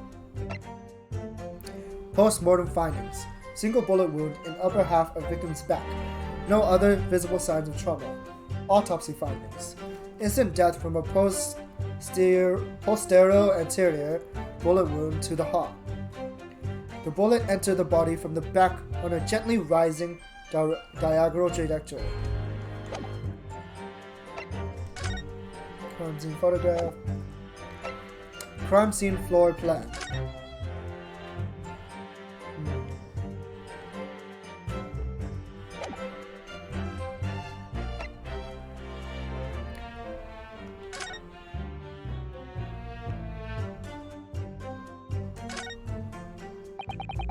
This is Mr. Winterbank's gun.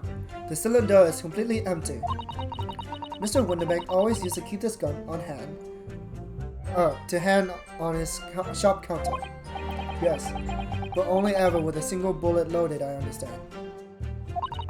That's right, to keep all the pawned articles that were in his care safe. But his one bullet was fired that night, and the poor man lost his life. Was he protecting his shop, I wonder, trying to keep the articles safe?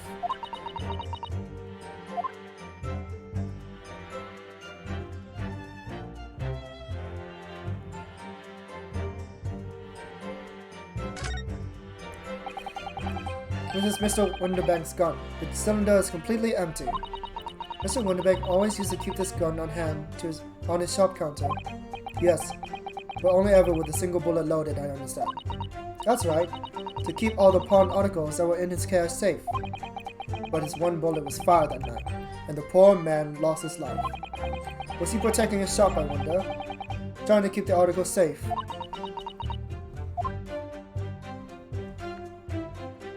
I think I know where his bullet went. Too bad that, since it's the 1900s, we don't get bullet fingerprints. Whatever they're called. I forgot what they're called. But yeah, bullet fingerprints would be super useful right now. Hold it! Hold it! What are you trying to suggest? That you had to go in? Well, God moves in mysterious ways, they say. Don't they, Ringo? They do, Nash, they do. Must have been some sort of providence, I reckon. God's will often presents itself as a whim of thieves, does it? It wasn't no whim, I'm dead sure of that. It wasn't, Nash, it wasn't. Like we said at the time. You don't just find doors open in the middle of the night like that. Nah, there's no two ways about it. It was a sign that a long-lost brother was inside. They're not very good liars, are they? Well, you can't deny it. It led us to a block what looks just like our bruv. I said, cut it out.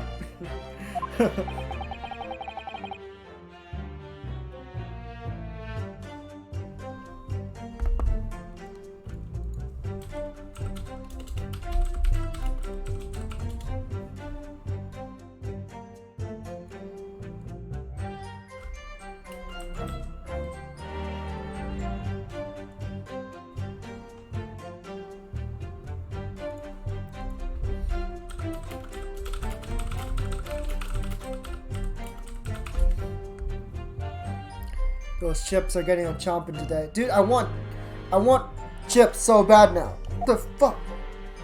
God damn it. I wish I was British. Hold it! A gunshot, you say? Just the one? Are you sure about that? Yep, just the one, Governor. I can swear to that. It was, Nash, it was. Ain't that right, bruv?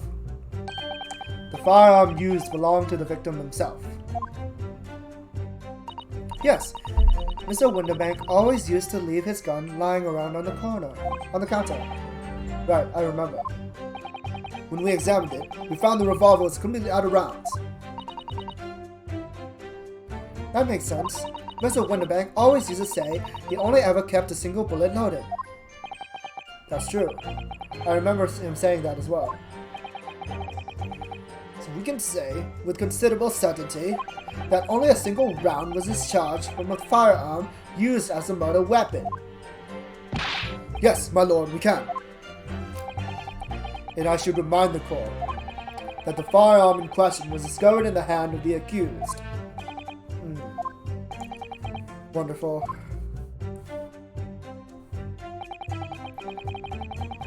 Hold it! Hold it! Do you mean the door between the main shop and the storeroom? If my learned friend is having difficulty grasping the situation, perhaps a drawing would help.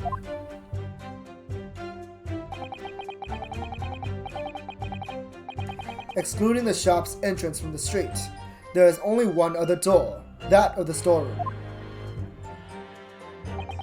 Of course, there was only a little oil lamp burning, not much to see by.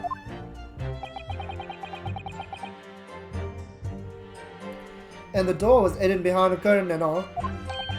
That's right. When we arrived, the door was mostly obscured by the curtain. Tell me, why exactly did you try to open that door? Eh? Any normal petty thief would run at the sound of a gunshot, I should think. Oh, well, your turn to rabbit, Ringo. Well, Nash, yeah. I suppose you'd have to say we ain't normal, eh? Broadly speaking, humans respond in one of two ways on hearing gunshot or scream. The timid flee, gripped by fear, while the courageous investigate to see if they may help. These gentlemen are of the latter inclination. My learned Nipponese friend, it would seem, is of the former. Alright, somehow I just proved that I was a coward that night. Thank you, counsels. So I believe we all understand that the door was locked and could not be opened. Proceed, witnesses.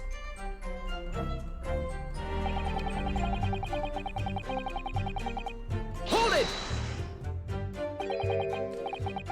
You didn't take anything. Is that your story? Well, it was bedlam soon, wasn't it? Soon as, weren't it? It was, Nash, it was. Didn't even have time to pull me dukes out me lousy lockets.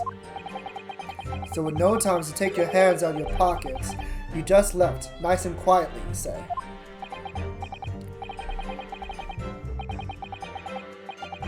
That's right, Governor. Nothing we ain't more than violence. Peace-loving nibblers we are, not bludgers. We are, Nash, we are. Never even pulled me dukes out of me loosey lockets. So you clearly like us to believe. Eh? Come again. As you fled from the pawnbrokers that night, did you not run into anyone else? And did you not fire a gun at that person?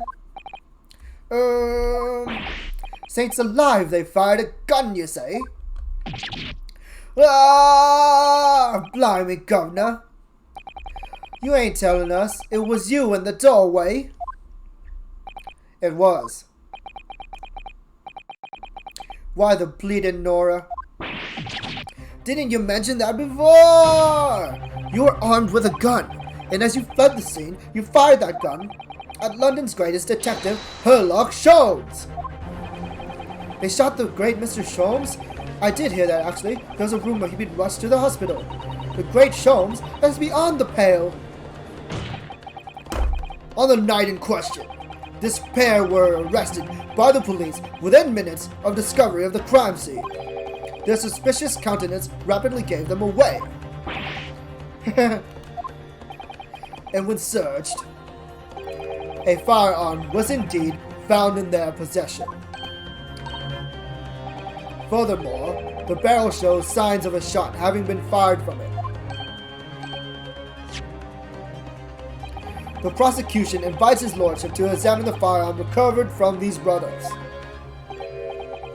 Yes, indeed. Remnants of powder around the muzzle, as you say, counsel.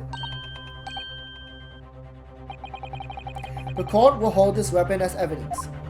The Skulking Brothers' gun has been added into the court record. Skulking Brothers' gun. A firearm found in the possession of the Skulking Brothers upon their arrest. There are signs that a single round was fired.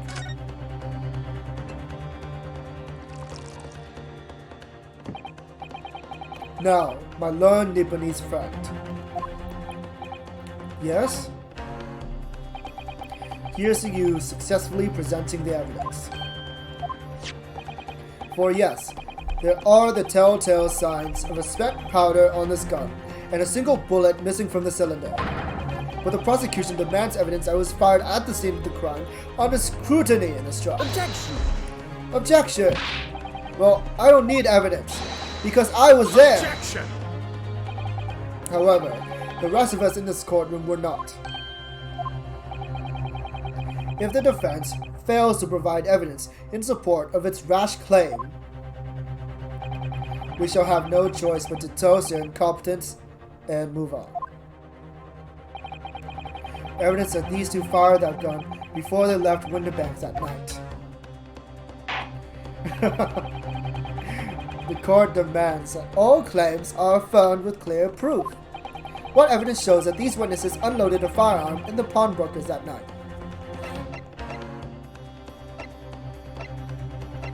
Oh boy, what is it?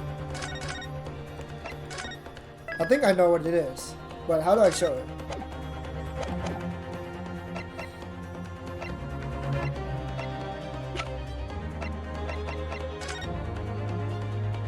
Alright, I need to look at this. So, there's ammunition still loaded in 5 of this revolver's 6 cylinders. Yes, which tells us that only a single shot has been fired from it. Exactly. The bullet that hit Hurley, in fact, isn't it? Yes, it happened almost as soon as we walked in through Winterbank's door. I'll make those brothers pay.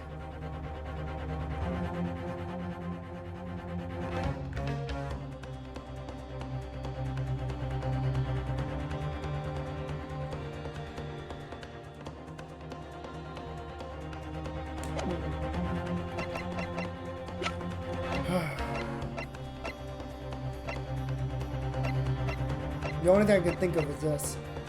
Take that! Take that! The evidence is in this portfolio. What on earth have you got there, counsel?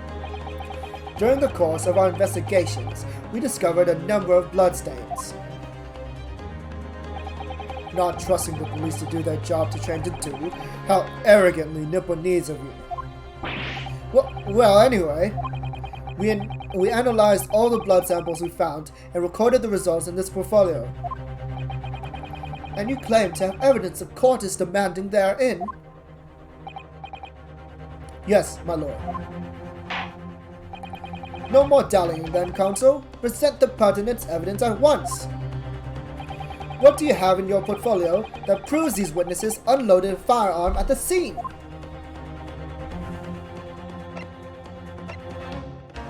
Take that! Take that! What is that? Explain.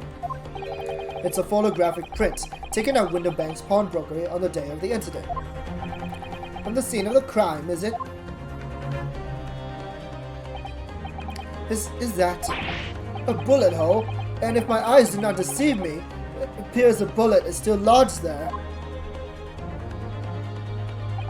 Yes, as your lordship noticed, the bullet pierced Mr. Winterbank's calendar. The date shown being the 16th of April, the very day of the pawnbroker's death. The incident occurred 1 hour after midnight, but this indicates a separate shot had been fired sometime after the calendar has been set to the 16th.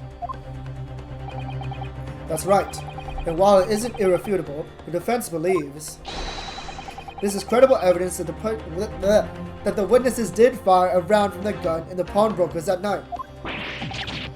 Ah!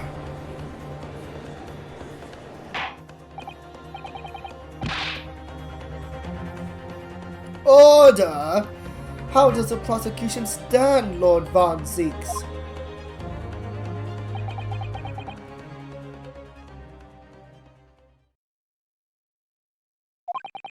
If that is the direction my learned friend wishes to take, the prosecution has no objection.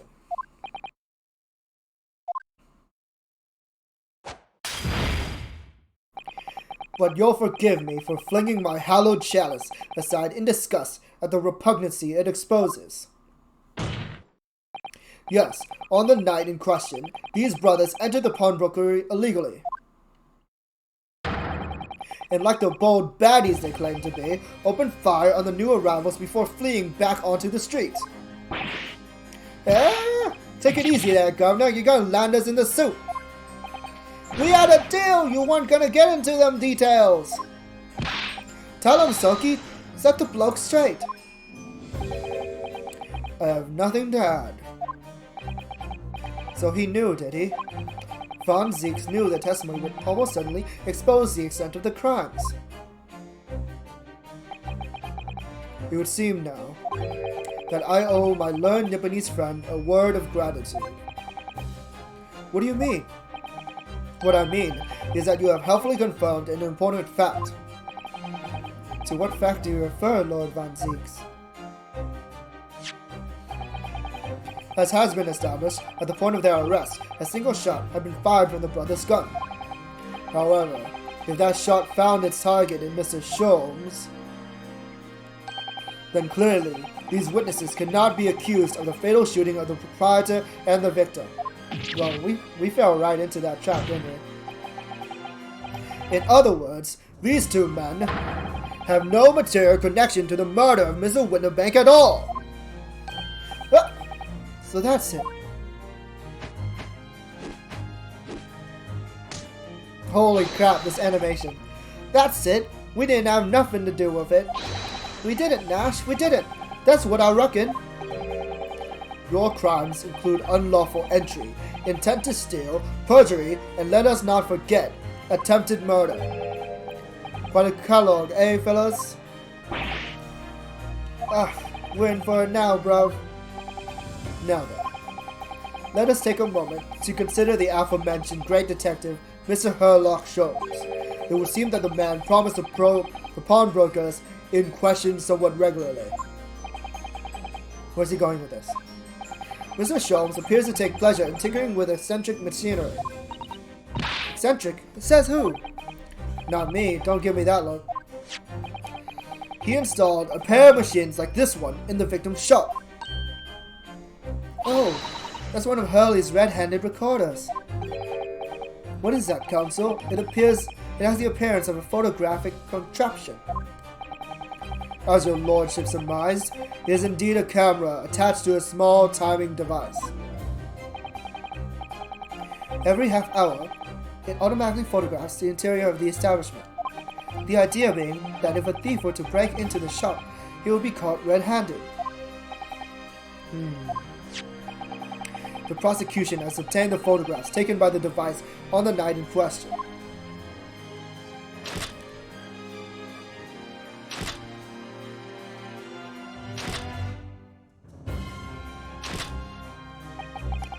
Wait.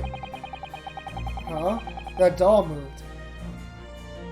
As the court will observe, copious identical prints are produced in a quite desultory fashion.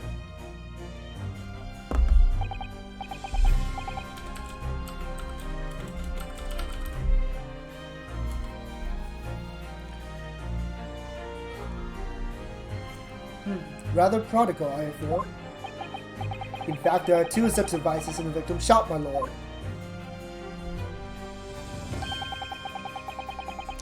If I may refer to the court, the plan of the premises. Their respective positions are here and there.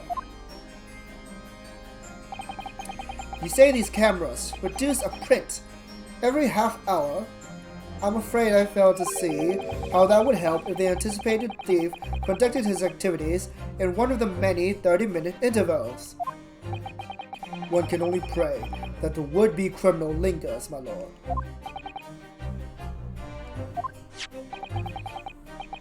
On the night in question, the witnesses currently in the stand were not caught on camera. Hehe, that's a bit of Friar Tuck, eh, bruv? Lady Luck loves a skulkin'. Witnesses, at what time did your trespassing begin? Must have been just after 1, right, bruv? Yeah, the skulkins now. Must have been Nash, must have been. Yeah, just gone one. And their older brother is Sulky. sulky skulking. In which case, minutes before these brothers entered the establishment. What scene might we expect to see within the shop? Let us examine the evidence. Good Lord! It's the defendant! Miss Gina Lestrade! 10 pillars. Oh, okay. As the court can clearly see, the accused is pictured gun in hand, facing the victim over the shop counter. Ah, Mario and Luigi. Interesting. Thanks a lot, Sholmes. Sholmes, once again, in his grave, causing trouble. No doubt coercing the proprietor to open the door to his storeroom.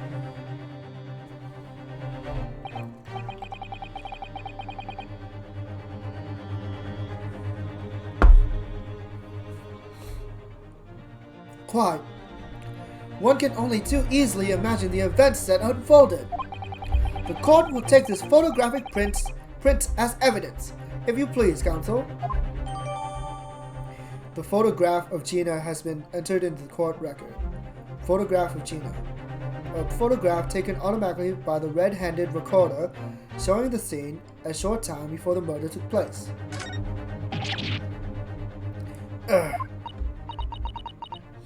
I don't believe it, Ginny.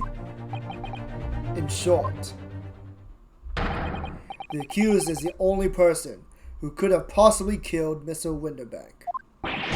Ah! I say, my lord.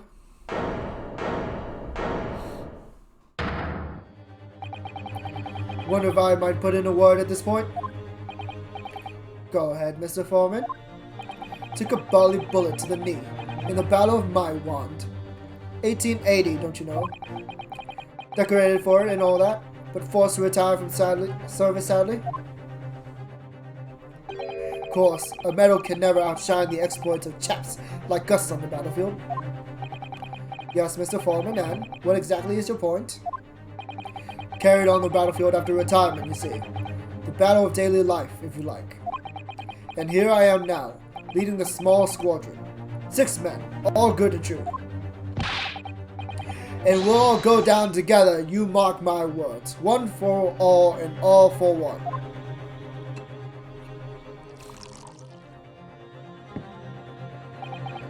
The ladies and gentlemen of the jury have reached agreement, have they? Is that what we are to understand? Well, Mr. Foreman, is that correct? In a manner of speaking, yes. That is the Garadev Squadron's position, sir. What? No! It's too soon to make a judgment. Status report for the court, men, on the double. His lordship insists on promptitude at all times, and that goes for making decisions, too. I think you'll find the truth is clear as day now. I could reach out and touch it. I wouldn't have left it in there. I just wouldn't. But in all honesty, I can't actually remember. Situation clear. Stop. No time. No room for doubt. Stop. Truth now undeniable. Stop. I am very sorry for brothers. They are unlucky. Very well. I now call upon each member of the jury to state his or her leaning in this matter. Announce your considered verdicts to the court. Guilty. Guilty. Guilty. Guilty. Guilty. Guilty. Oh boy.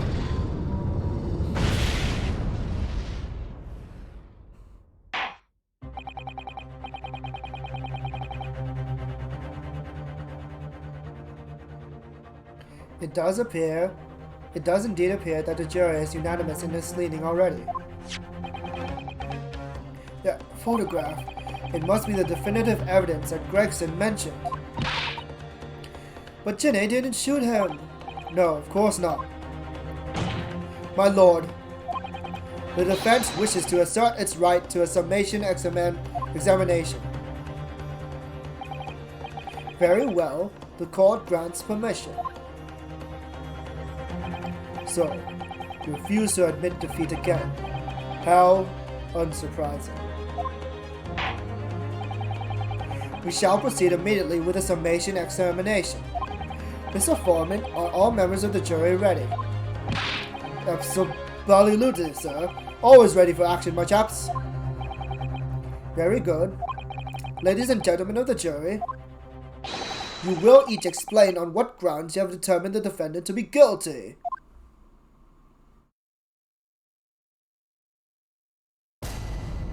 Judicial findings. The jurors' contentions. All the evidence clearly points a finger of guilt at this young pickpocketing. As a housemaid, I should like to see all filthy eyesores promptly and rigorously eliminated. I think you'll find that if you look at the photograph in stereo, the truth will just pop out. If I had left it in there, I should think there will be repercussions by now. Mind made up. Stop. Global radio transmission averted. To follow. Stop. In motherland, we say never judge by clothes. Judge by head. I am convinced brothers are innocent.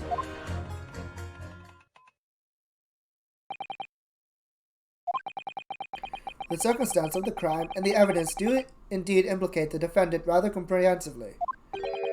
The storeroom, locked from the inside, in which the victim and the accused were discovered alone. And in the accused's hand, the fatal revolver, the firing of which was heard by these witnesses.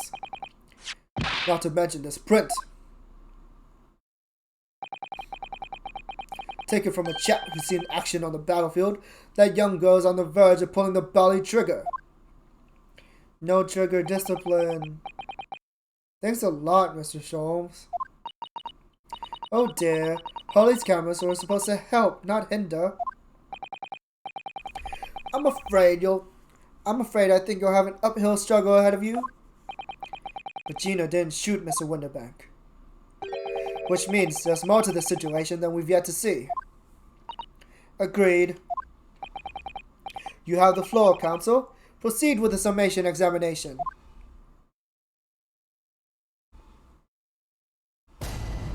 Jury examination. The defense's rebuttal.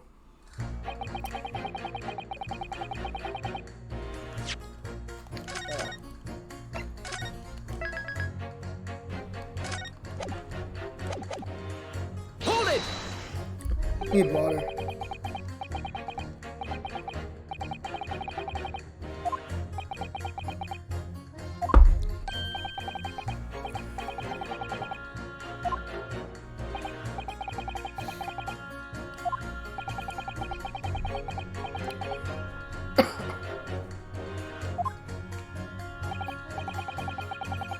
Luckily, Mr. Sholmes and I were able to get to the bottom of it all.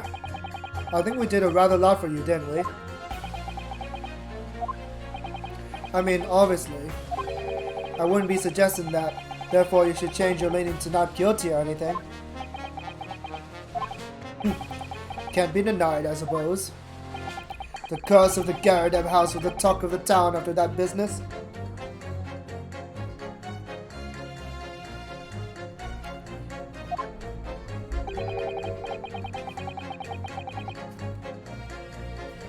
Law just moved out. I couldn't get a bally soul to take up the tendencies.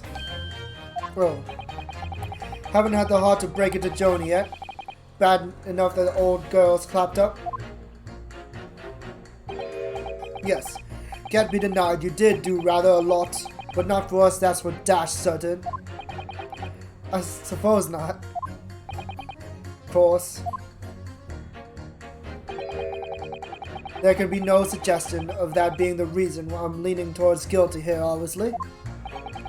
But honestly, I really wish he paid more attention to the trial, unless it's juror number 2.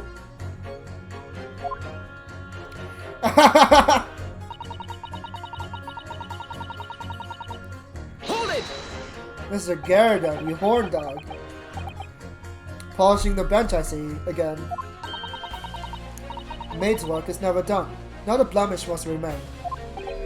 What exactly do you mean by it? Filthy eyesores?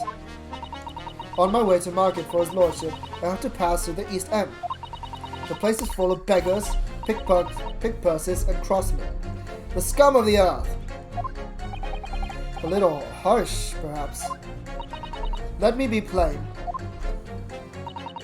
If it were up to me, all those back slums would be made spick and span or eradicated. At least we have people like the Great Detective working to achieve these important goals. You're referring to Mr. Herlock Sholmes. That's right. I like to keep abreast of his exploits by reading Rant's magazine in between my duties. He does wonders, cleaning up London streets. In my opinion, he should be declared an honorary maid of the capital. Mr. Sholmes? A maid? It's really quite unforgivable. Got a scum having the audacity to shoot our very greatest detective. Minor detail, it was the two brothers in the stand who shot Mr. Sholmes, not the defendant. A minor detail indeed. They're all gutter scum as far as I'm concerned. Well, it just might be an idea to get our facts straight anyway. Yes, alright. I shall amend my statement. Those brothers are the scum of the earth. They should swing for shooting the great detective. Hold it! Hold it. I agree with you. The shooting of Mr. Sholmes was an unforgivable act. But the purpose of this trial is to determine who shot the pawnbroker, Mr. Winterbeck. I'm afraid you're splitting hairs, sir. Stop, he's not best girl. He's the one that... It's because of him that they have that picture.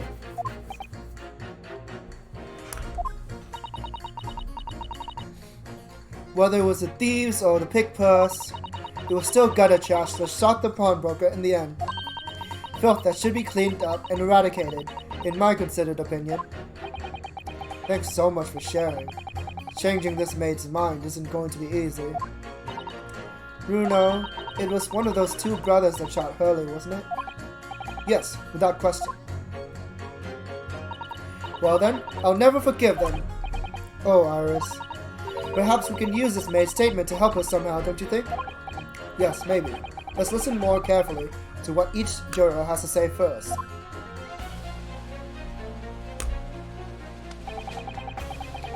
I think you'll find that if you look at that photograph in stereo, the truth will just pop out. Hold it! Hold it! What do you mean, look at the photograph in stereo? Sorry, what? Don't you know? If you look at the photographic print normally, it looks as though the pickpocket girl is about to shoot the victim, obviously. Objection! But there's no indication that the defendant ever fired the gun. All I'm saying is that if you look at the same print in stereo, it could reveal all sorts of new information. This is a good point. Is there any chance, are you a fan of stereoscopes? Ooh, how did you know? Lucky guess. Let's call it a lucky guess. It never gets old seeing the two prints merge into one before your eyes. It's extraordinary, it's captivating, it's a height of modernity. Of course. Oh yes, I think you'll find the stereoscope is here to stay. Giving us new perspectives we could only dream of before is the greatest invention the world has ever seen. I remember when I first got my 3DS, I used the 3D so much that when I closed my eyes, I could still see green lights like burning into my eyes, even though I closed them, like when I went to sleep that night. So yeah, staring at stereoscope can be really bad for you in the long run, like if you do it too much. Yeah, the two pictures have to be taken at different angles for the 3D effect.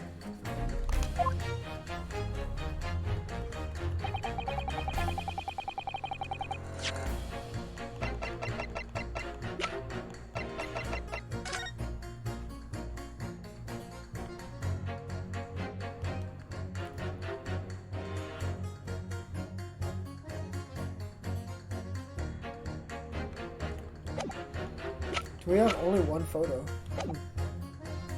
Hold it! What exactly have you been muttering about all this time, sir? You keep talking about having left something somewhere, something like that. Ah, so sorry. As you can probably tell, I'm a surgeon. I bet you he's a surgeon that worked on Sherlock Holmes or something. A surgeon? That totally passed me by. Of course, people conducting surgery in this country aren't considered to be doctors. Oh no. Even though me and my kind are at the forefront of medical science, the real brains in the field. So what is it that you think you left behind? Ah, well, that's a little embarrassing, to be honest. If he says bullet, I swear to God, I feel like it's possible that he left the bullet in Sherlock Holmes' artery or something. Oh no, I'm scared. You see, I was operating on someone yesterday. Standard thing, went in through the abdomen. But when I finished the procedure, I couldn't find my... Oh no. Left the scalpel inside Holmes. What? Did he surely not? Exactly, surely not, you say to yourself, don't you? Worrying, isn't it? That's what's been troubling me this whole time. Could I really have left my scalpel inside the fellow's belly? No, of course I couldn't. So, there you have it. Like I said, a little embarrassing, really. That's one way of putting it. The other is manslaughter. That's exactly my concern, and seeing as this case appears to be all but sewn up, I need to focus on trying to remember exactly what I've sewn up elsewhere. Now, I'm sure I made sure everything was back as it should be. Well, as sure as you can be without being sure. I'm sure you need to be more sure. Well, that was useless testimony.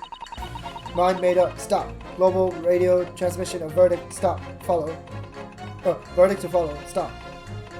Ma'am, what happened to your typewriter? Hold it! Sorry, radio transmission? What do you mean? Are you from the Far East? Stop. Yes, from the Empire of Japan. All communication with Far Eastern nations used to take place by mail. Royal Mail steamers take more than a month to complete their journey. Ah, but now we have the electric telegram, so we can send messages using electrical signals. Thousands of miles of cables have been laid along ocean beds, connecting the entire world. Thousands of miles of cable on the ocean bed. It makes my head hurt just thinking about it. You're well informed, young lady. But cables will soon be a thing of the past. Stop. And just when I was starting to catch up. Radio transmission is the future. Stop. Messages carried over airways the four corners of the globe. Stop. Excitement growing. Stop. Atmosphere electric. Stop. Right. Try not to wear out your fingers. Era of wireless telegraphy. Stop. Driving technological revolution. Stop. And people say inventions like the stereoscope are the height of technology. What utter piffle. I can't understand it. I really can't. They're just silly toys. Oh my god. Alright, I'll remember the statement. Don't spare any feelings, will you? It's not like there's anyone here who likes stereoscopes. So why exactly do you think that the defendant is guilty? It's quite simple. We haven't been shown a scrap of evidence suggests that she isn't the culprit. And just as radio waves dash through the skies faster than the eye can see, we should dash to the conclusion of this trial and stop pandering to indecision.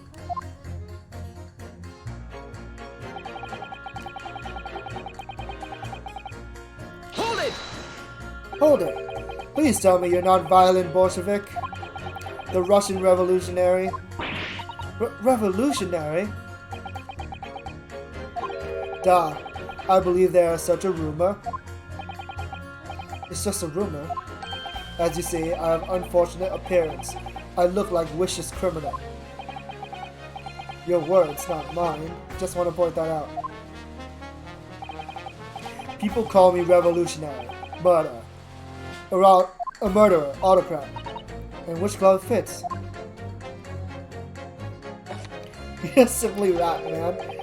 I feel like being a rat, man, makes you worse than a villain.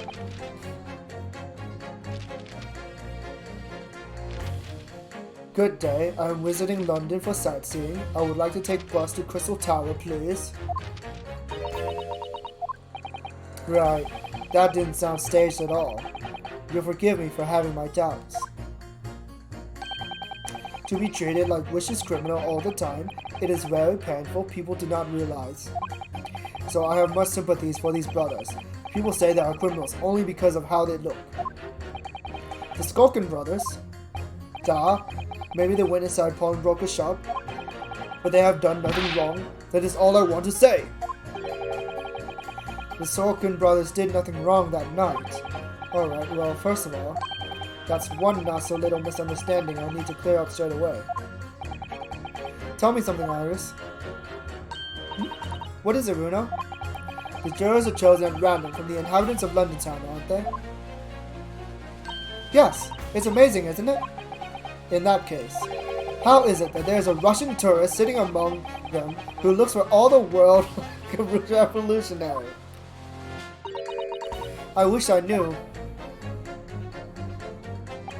If I can't change the minds of more than half of these 6 jurors, the trial will be over. But we know that Ginny would never shoot anyone. Yes, so we need to find contradictions in what these jurors are saying and pit them against each other. I must be ready to go whatever lengths I have to convince them of Gina's innocence. Alright, so I know which evidence I need to pursue. I mean, which statement. I just need to press that button.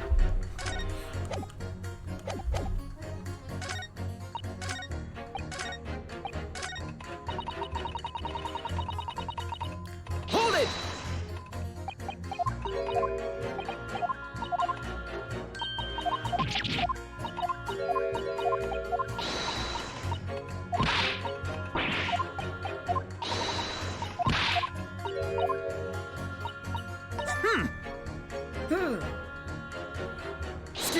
Excuse me. Juror number 3. Sorry to interrupt when you're obviously fuming, but... What? Do you perhaps have something to say about juror number 5's last remark? As if I couldn't guess. Oh, you bet I do! Say that again, go on! I dare you! Goodness, are you talking to me? I think he just might be, yes. You think stereoscopes are just for toys, do you, Absolutely. I mean, really, a machine to view photographs in 3 dimensions. Why on earth would you just not use your eyes to look at the world around you? It's all 3-dimensional. What a great way to appease the man.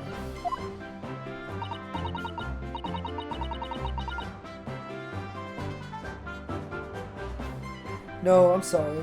Stereoscopes are of no practical use at all. You just don't know! Pardon? I think you'll find that viewing a photograph through a stereoscope can unlock all sorts of possibilities. I'm obviously going to have to demonstrate. What sort of possibilities? Well, take a crime scene for example. If you had a pair of photographs from a crime scene that you could view through a stereoscope, it could reveal hidden clues you never noticed before. What? Have you got any, Runo? Any prints we could look at with a stereoscope? Yes. Yes, I do.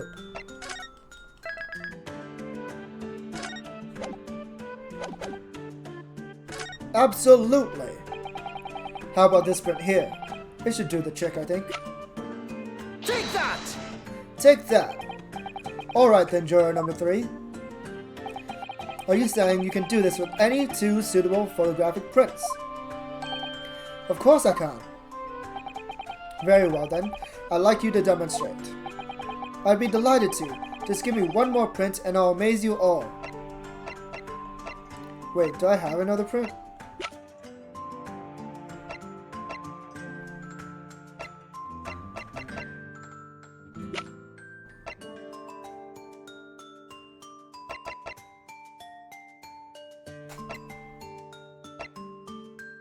Am I dumb?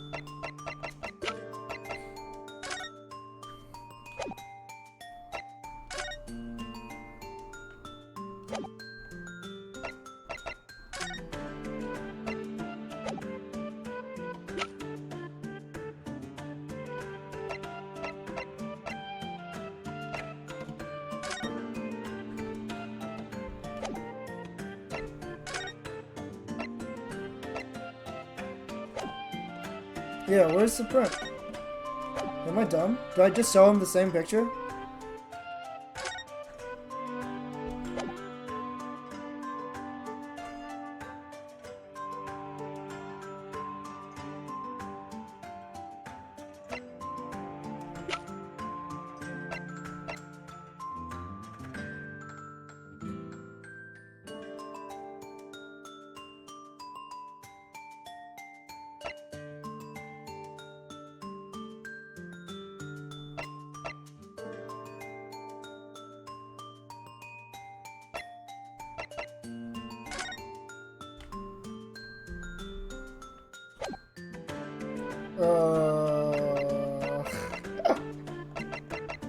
Take that! Wait, sorry. What do you mean, one more print? Oh dear, oh dear. Don't you have these in the Far East? Don't you know how a stereoscope works? Bruno! You need 2 photographs for a stereoscope, remember? You know, one for the left eye and one for the right. Wait, so this is the correct answer?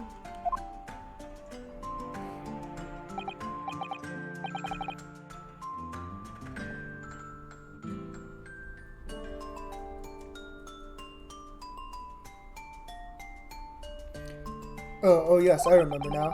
But the print we have from the pawnbrokery is just a normal photograph. No, I think you'll find that the clue is in the name. It's a stereoscope, not a monoscope. You always need 2 prints. Wait, I think this sentence just explained to me the difference between stereo and mono audio. What the fuck? Ah! Holy shit, I never looked it up. I always wondered, like, what the fuck is the difference between stereo and mono audio? Okay, so now people want to interact in chat. Okay, I see how it is. I never thought about it. I was like, oh, whatever. Well, now I know. Now I get it. Thanks for the friendly explanation. Well, if we obtain another print at some point later in the trial, we can always show it to this young man then. Ha ha ha ha. I think you'll find that know-it-all expression is really starting to annoy me. Let's get things back on track, shall we, Counsel?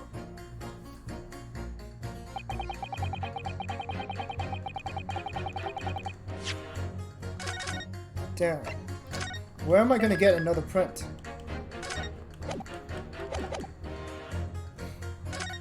I guess this is the part where we start pitting people against each other. I'll do juror number 2 and number 6. Objection! Objection! These 2 statements clearly contradict each other. Good lord! Counsel, explain yourself! Oh my statement? Contradictory? C-O-N. Juror number 6, you've got the wrong end of the stick. I do not have stick. I have mouse. I have rat. As juror number 2 said earlier, when Skulkin brothers fled the scene on the night in question, they fired a shot from their revolver.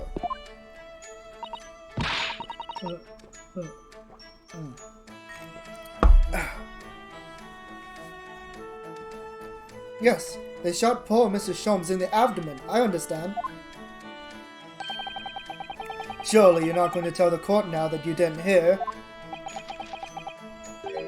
Abdomen, abdomen. A-B-T. Sir? Sorry, my English is still learning. You are telling the court you didn't hear.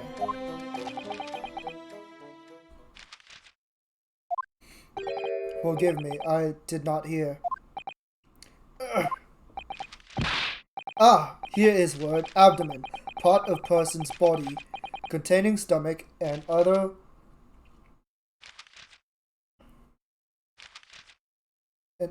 vital organs.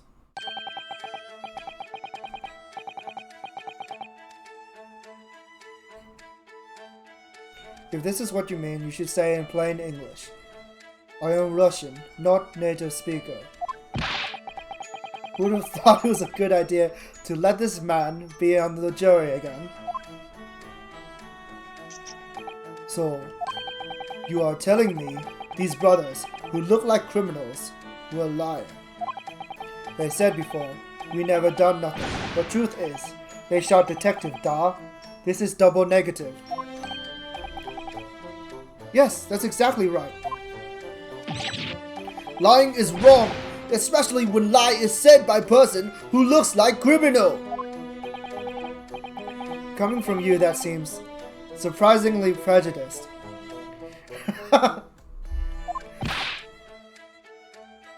Reminds me of that gif of a hand like choking and shaking a rat. You know what I'm talking about? This means when they said, we never took nothing, maybe it was also big fat lie. This is true. Well, according to the police report, no stolen goods were found, so... Enough! I trust no one now! It's not the mouse's fault though, sir. I must see with own eyes. I must investigate crime scene myself. I'm afraid that won't be possible. Yes, it is, Bruno. Exactly. Sorry. With the prints from Hurley's red-handed recorder. Ah. If you compare the print that pictures Ginny and the next print from half an hour later, you'll be able to see straight away if anything was taken or not. Cooey, Mr. Prosecutor. Calling on the prosecution in the middle of a summation examination of all times. The print showing the accused threatening the victim after she broke into the shop is this one. Following this, the victim and the accused moved into the storeroom. Meanwhile, the Skolkin brothers entered the shop and summarily heard the fatal gunshot ring out. Sadly, none of these events were captured on film. This is the print produced by the camera half an hour later, after the brothers' flight.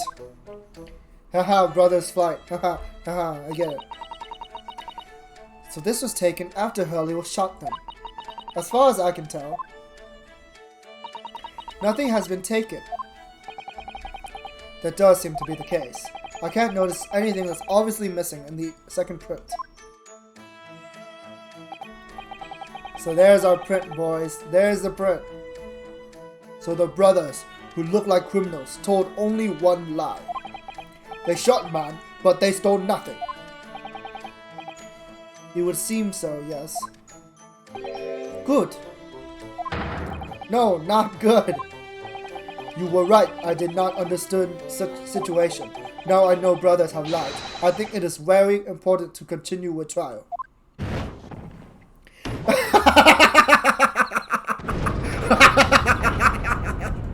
What the fuck? Alright, we did it!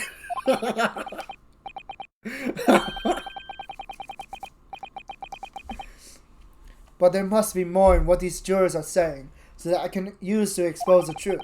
And if I can do that, we just might turn the situation to our favor still. Thank you, counsel. Continue with the summation examination. And kindly hand that new photographic print to the bailiff to be filed as evidence. The post-shooting photograph has been entered into the court record. Post-shooting photograph. A photograph taken automatically by the red-handed recorder showing the scene after the murder had taken place. Another print in the court record.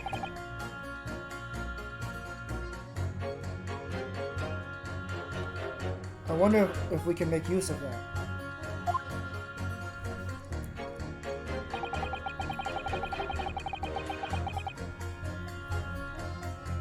In Lake of Lies are many dead fish. We must find truth. Therefore, I say not guilty verdict. Hold it!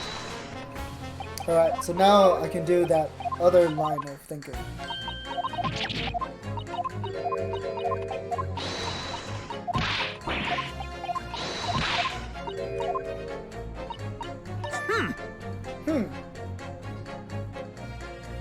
Excuse me. Excuse me.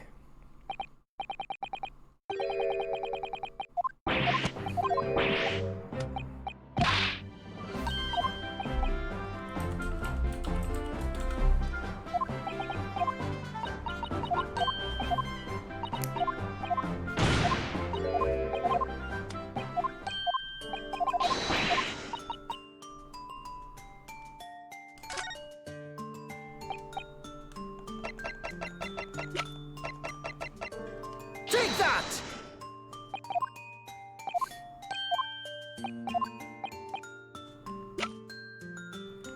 Take that! Take that! Alright. Now kiss! Alright. These two prints were both taken at with the same camera on window banks on the night in question. Yes, I see. Tell me, Mr. Lawyer. Do you know how stereographic images work? Do you understand the principle? Yes, we already learned this many times. Please.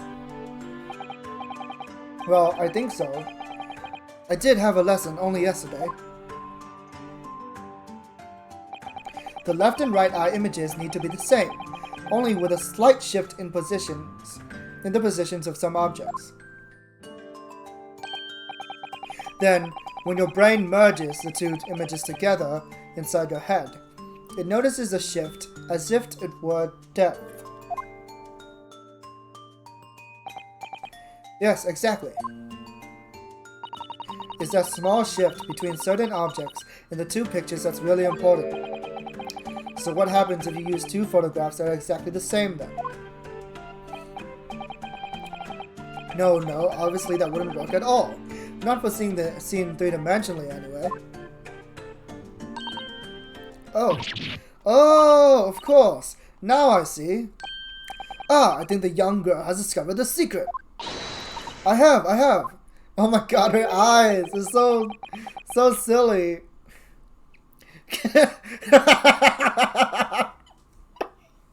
Can you uncross your eyes before you tell me? Have another look at these two pictures from Hurley's camera, Runo. Go on. Can you see that there's a really obvious difference between them? You mean besides the fact that the two people are missing?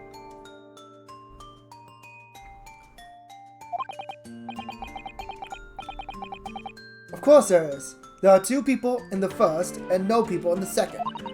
Well, yes, you can see that straight away, but now, try looking at the pictures in 3 dimensions. Alright, I'll give it a go. So to start with, you have to cross your eyes and then try to make the two pictures overlap exactly.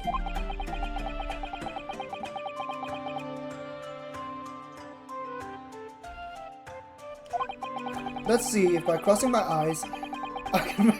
Yeah, I'm literally trying my best to do it, but I can't. Let's see if by crossing my eyes, I can make the quill pens from each picture overlap in the middle. It's not working. I can't do it. I'll let the game show me. Wait. Well, did you manage to see it properly, Runo? I'm just gonna be honest and say not really.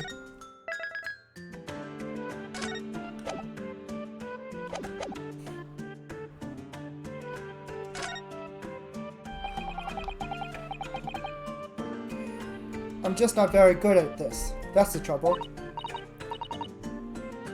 Oh, don't worry, I have just the thing. I happen to bring with me a portable stereoscope. I know I mentioned this yesterday, but if you had that contraption from the outset, you could have saved me staring at Mr. Wonderbank and Gina like I hate them all that time.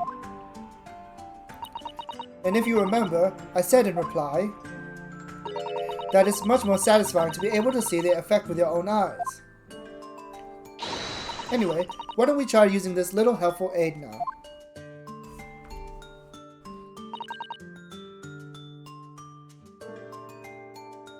Here goes.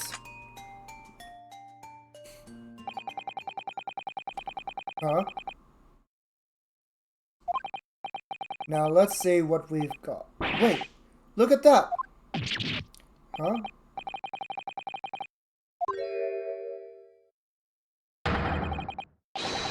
Some of the things on the counter just sort of jump out at you.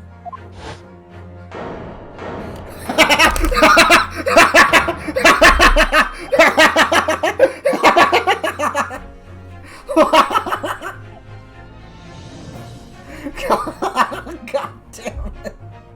That caught me off guard. The judge. Why did the judge do that? The judge. Yes, that's it, you see. That's the other amazing power of stereoscopes. Other amazing power? Is someone going to explain? Not you too. Is someone going to explain this, black magic, eh?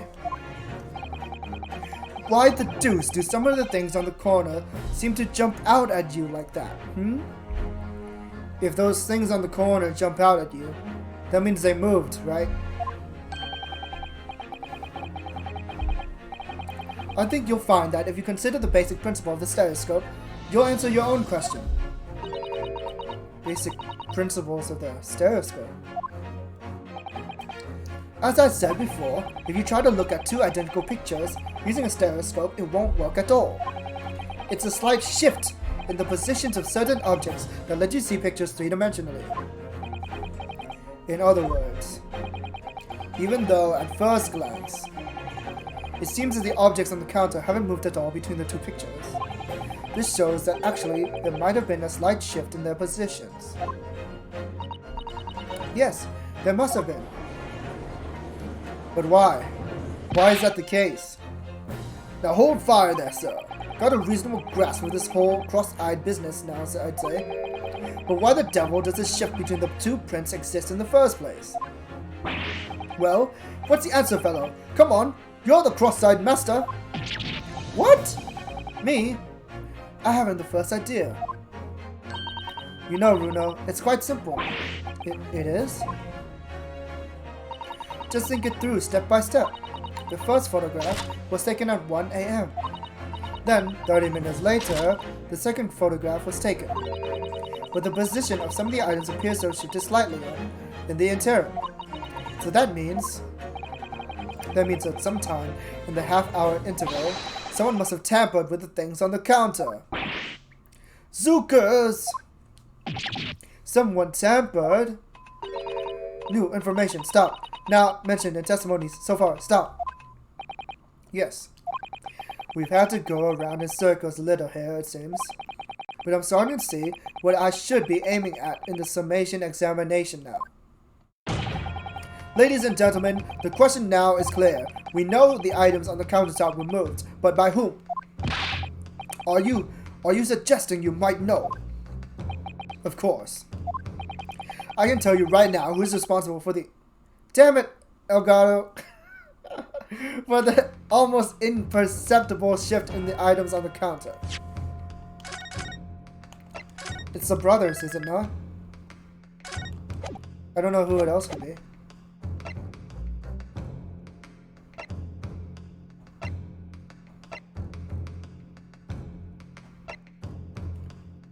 Egbert Benedict. Oh, so that's what he looks like without the hat. Interesting.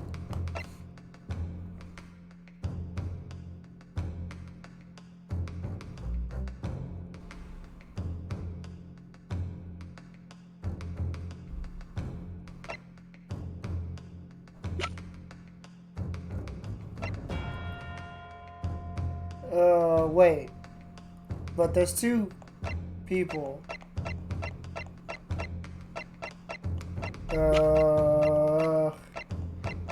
Well, that's just annoying.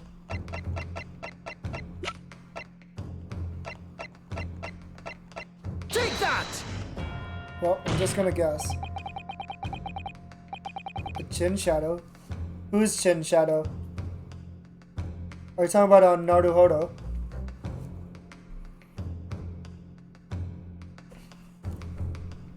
On the brothers? I need to look at them again. Wait, this does not agree with what the brothers said in the testimony before. They said that they did not even have time to pull the dukes from the Lucy lockets. My phrasebook says dukes is meaning hand, and Lucy lockets is meaning pockets. But this, another lie? Is this what you are saying? Yes, I'm afraid so. Now hold there a minute, you can't be sure of that. I quite agree. The accused is a common pick purse after all. It's perfectly possible that she went through the things on the desk to see what she might steal. I think. That's unlikely. And why exactly? As you can see from this photographic print, the defendant was pointing a gun at the victim. It would seem, as my learned friend indicated, that she was coercing Mr. Winterbank to open the storeroom door. In other words, Miss Lestrade's interest lay within the storeroom, not in the main shop, giving her no reason to touch anything on the counter. All of which points to one thing. The Skulkin brothers have omitted key facts in their testimony. But the accused is a pig purse, common gutter trash. Why look any further for the wrongdoer here? Because the Skulkin brothers are thieves, madam. No better, in fact, worse than a pig purse. I believe that these brothers were looking for something on the victim's counter that night. Ladies and gentlemen of the jury, if you would condemn the defendant on the grounds that she is a pickpocket, would it not at least be right and proper to thoroughly scrutinize the testimony given against her by two thieves? Well said. I, for one, would like to hear more from that shady pair. What? Why did he do that? Can you all see now? I think you'll find stereoscopes aren't playthings. You've seen their extraordinary potential firsthand.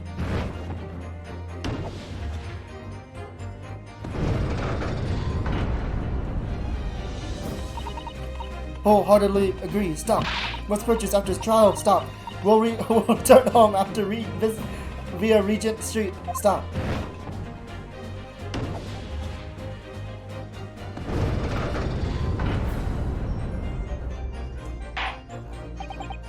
Well, it would seem this trial has yet to run its course. The ladies and gentlemen of the jury have declared their inclinations via the mighty scales of justice. I hereby call the summation examination to conclusion, with the balance altered in the defendant's favor. 2 lean to guilty, 4 lean to not guilty. Accordingly, the jury is without consensus. And I order this trial to continue. Yay, well done! Oh, by the way, what? You should hold on to this, Uno. You never know when it might come in useful. Twice in one trial would be unusual, surely. But alright. The stereoscope has been entered into the court record. Stereoscope, a fold-up device that allows anybody to enjoy seeing things in 3 dimensions simply by looking through their eyepieces.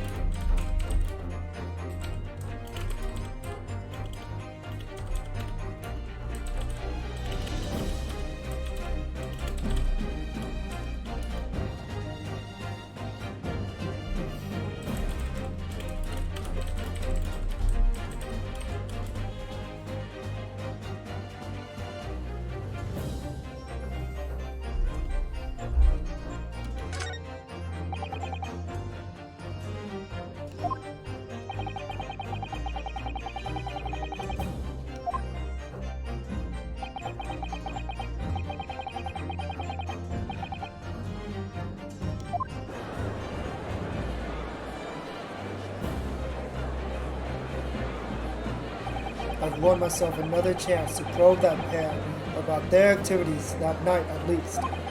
And I won't stop probing them until I've proven that Gina is innocent.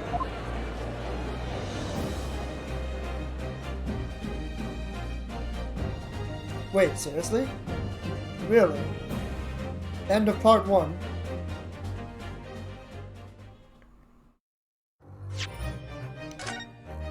Woo! Good place to start, actually, because, well, good place to take a break, because I've actually run out of water, so I shall be right back with more water and more trial. Stay tuned.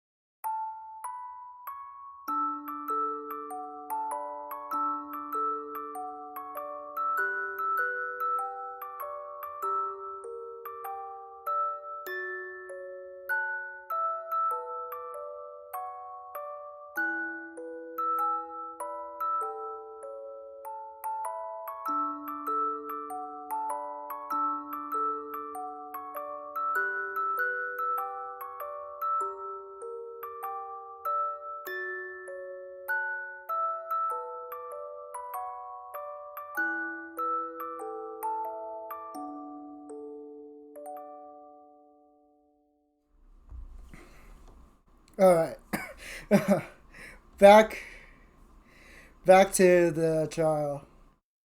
I don't know how much more my voice can take it. Having to do this goddamn accent. I wish I knew more British accents, so it doesn't sound so stale for you guys. But I'm doing my best. Order, please! Let us resume proceedings. Witnesses, you will now retake the stand.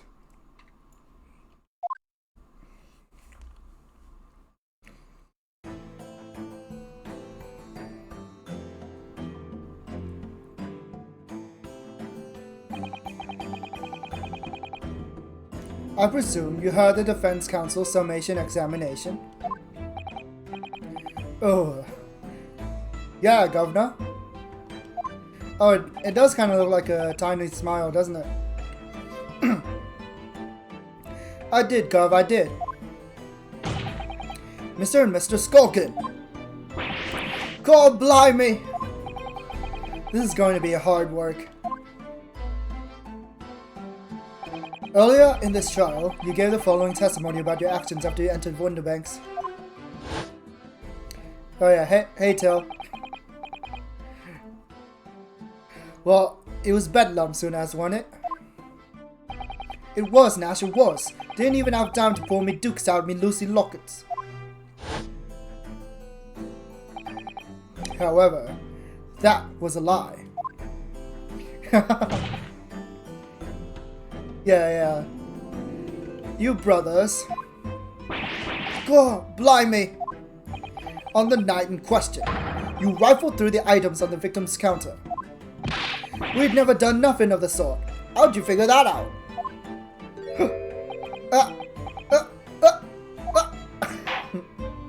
You will now give formal testimony once again.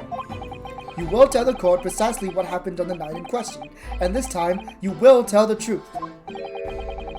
Each lie that passes your lips serves to increase the severity of your punishment.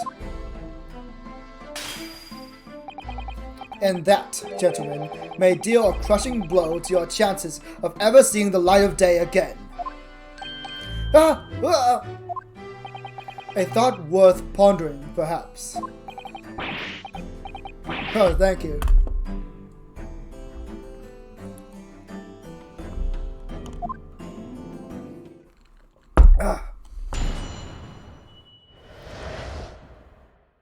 Legal entry, the whole truth. Alright, we did knock a few things over, but we weren't rifling for nothing. It was when we heard the gunshot, see? Made us both jump, and all that stuff were flying. Lummy, it didn't have to give me a fright. We was thinking the shooter would come out the door and get us next. We stuck everything back where we found it and scarpered, straight into him in the black. We couldn't have shot the pawnbroker, see? We never even had a chance, did we?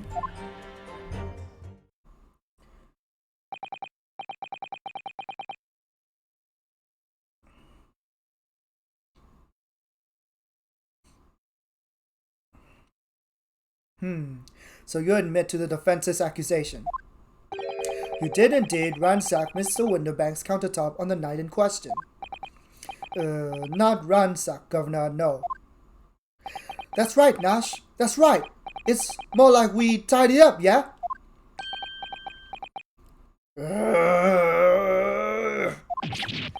Sorry. By their own admission, these brothers entered the pawnbrokery under dubious circumstances.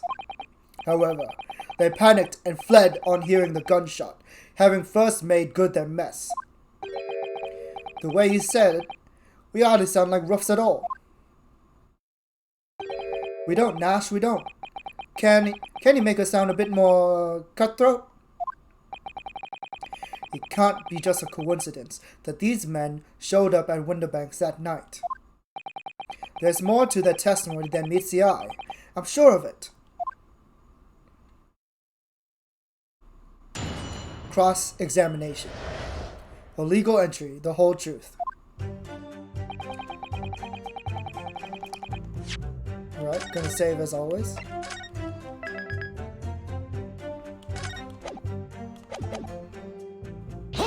Hold it.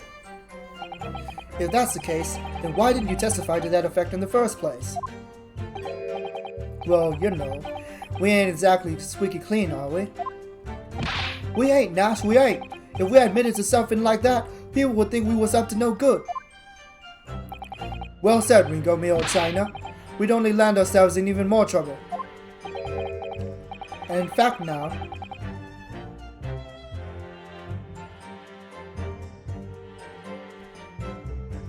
as a result of lying in your previous testimony, that's exactly what you've done. Landed yourselves in even more trouble. Oh, well, that's rotten luck, says the rotten apple eater. Witnesses, explain your actions to the court. Why did you ransack the victim's counter? We never ransacked nothing. Right, Nash, right. More like we tidied the place up.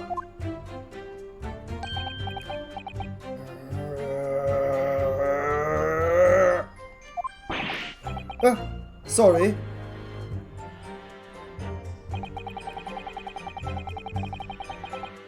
Hold it! Oh, I see now. So, that's why in the original game their names were Mario and Luigi. I see the resemblance.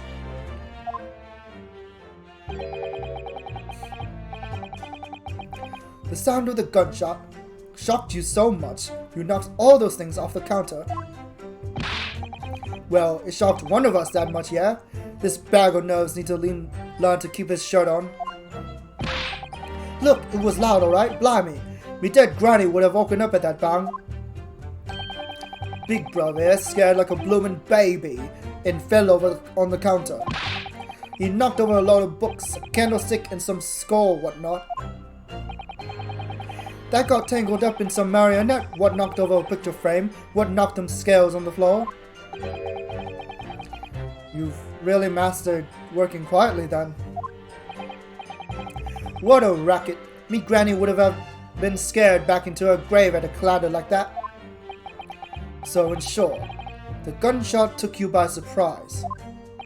And then some. I mean, it was quiet as a mouse and then all of a sudden, BAM! I wonder why the detective is reacting. I'll have to remember the statement.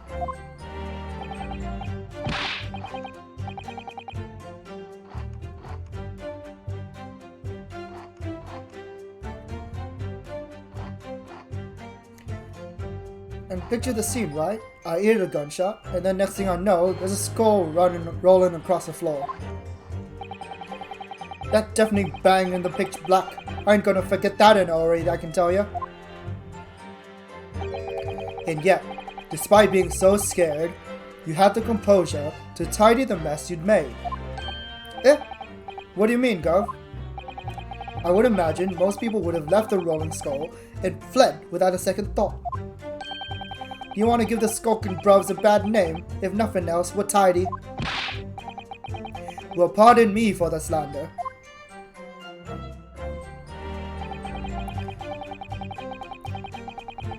Hold it!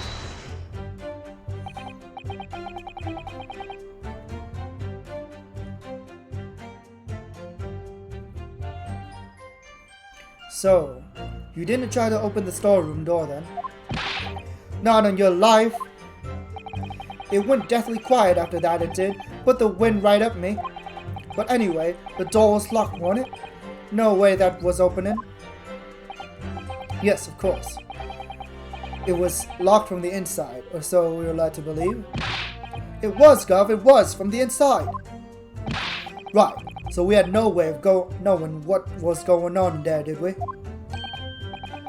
Unless there was some other way to get a view of the inside of the storeroom. Like through the keyhole, or a spy hole perhaps. Don't ring no bells, don't light no lights.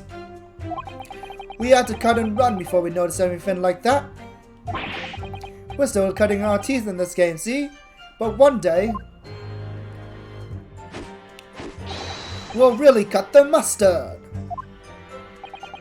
Please, cut it out. But as we know, behind that door was the victim's lifeless body, with the accused not 2 feet away. Yes, unfortunately.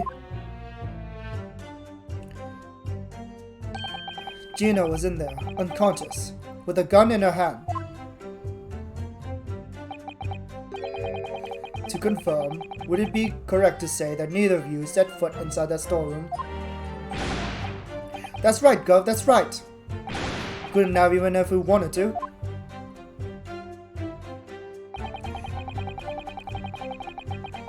Hold it!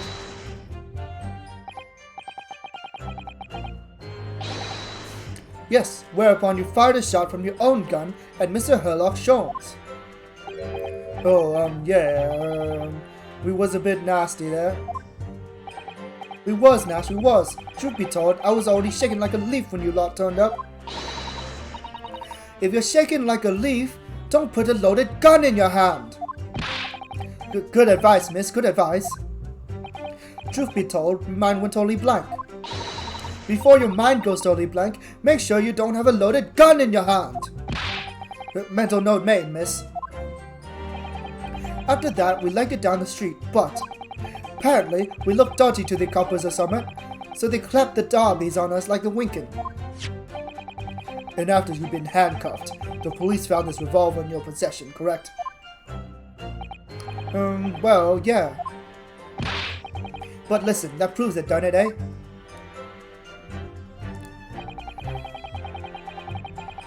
Hold it! And why should we believe that? What? Well, 'cause it's true, ain't it? That place was totally empty when we went in.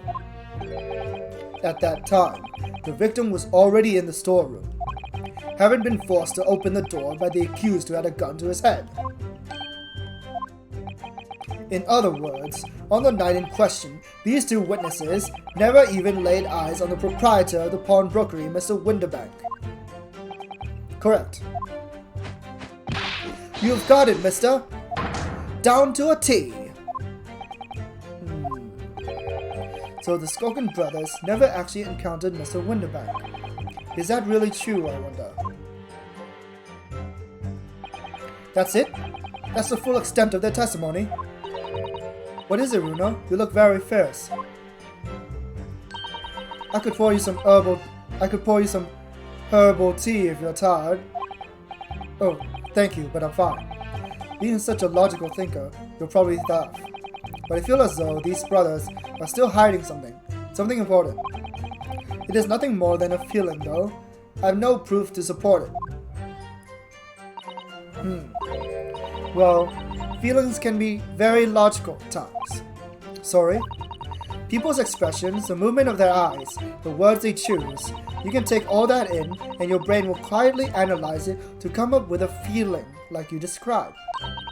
You concluded that there's something suspicious about this testimony without knowing why, that's all.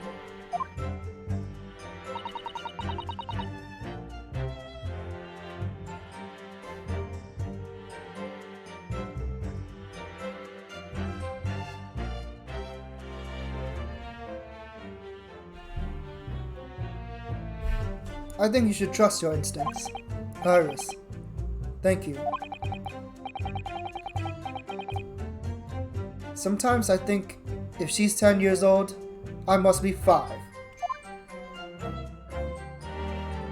If she's 10 years old, I must be 5. That sounds like a super sus statement.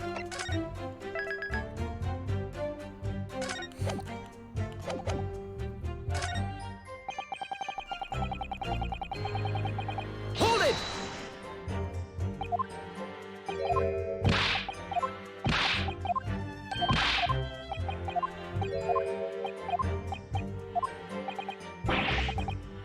Is that right? Excuse me.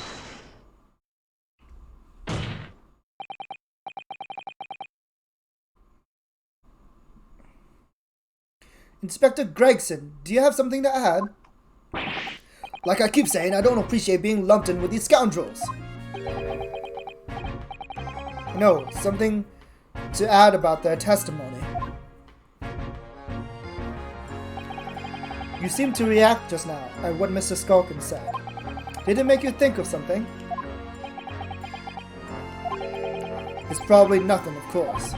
I wouldn't even bother to mention it, only, well, the fact is, cases don't get solved if you ignore the little details. How about you just tell us what's on your mind? As you know, we brought these fellas into the yard for questioning last night, and the statement they gave then told a slightly different story to what they're saying now.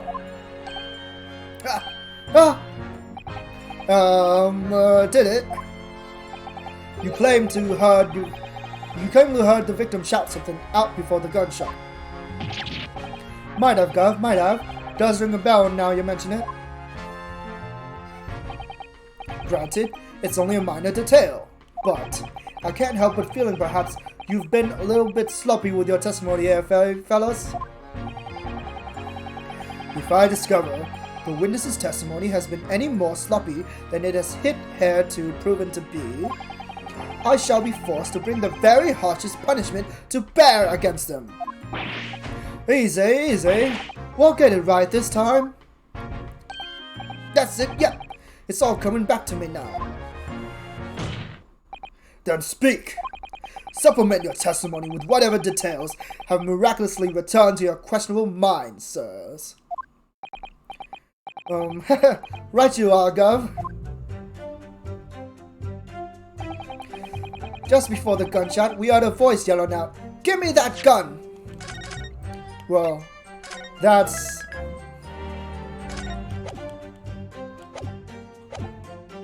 Hold it!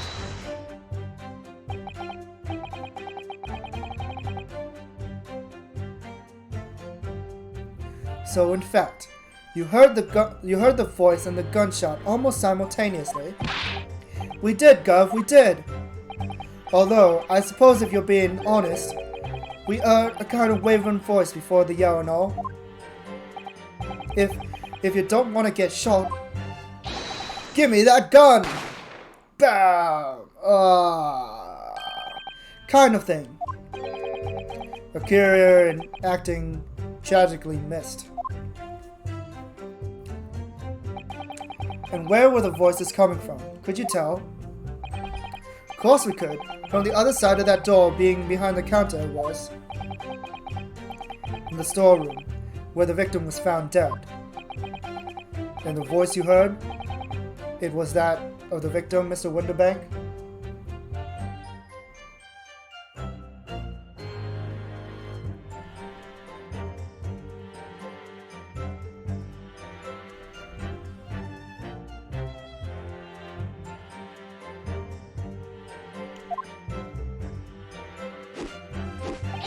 On me granny's life, course it was. On his granny's life, course it was. So, that would mean that you both knew Mr. Winterbank and the sound of his voice? Aha! Caught. Eh? So that would mean what? What, Nash, what? Any ideas? Yes, Counsel, indeed it would. No. We didn't know the geezer. How am I supposed to deny it when that bloke in all fancy clubbers giving us the evil eye?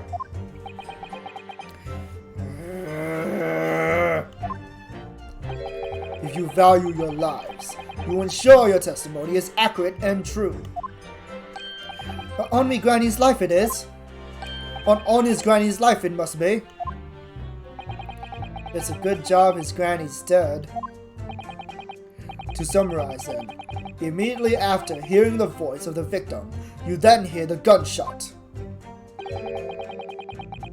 causing you to stumble and upset the items on the floor, scattering them all over the shop floor. You make it sound like we're clumsy. Don't forget we tied it up after like good little boys. Anyway, the way I see it, the bloke what owned the place was owning a gun, so he should have just fired instead of yelling at the girl. Hold it! Wait, that's a huge, like, contradictory statement. What the fuck? You're saying that Mr. Winterbank had a gun in his hands? Oh yeah, bet that was a side, eh? Them two waving them guns at each other must have got pretty heated. I mean, just before he shouted out, we heard the geezer say, "If you don't want to get shot." Didn't really sound like you mean it, man. More like an empty threat, you could say. Mr. Winterbank was known to keep a revolver on his shop counter at all times. People say that to protect the articles in his keeping, he'd readily put a bullet in someone's head if required. That someone being himself, of course. Sounds like a normal day at the shop. Good grief! Extraordinary devotion, indeed, if alarmingly misguided. Well, he certainly sounded like he was ready to pull the trigger the other night. Only the person he was going to shoot beat him to it. Cooked his goose proper. Bet he wished he'd squeeze the trigger instead of wasting time shouting, "Give me that gun." And it was directly after those words that you heard the gunshots. It was more or less at the same time, Gov. "Give me that gun!" Bam! Kind of thing. This is a huge change in events because if he's yelling at Ginny, then why did he get shot in the back? He should have been facing her. Yes, her career in acting very tragically misguided. Then we heard the sound of someone hitting the deck before everything went dead quiet. After that, we done a slapdash job tidying the place up.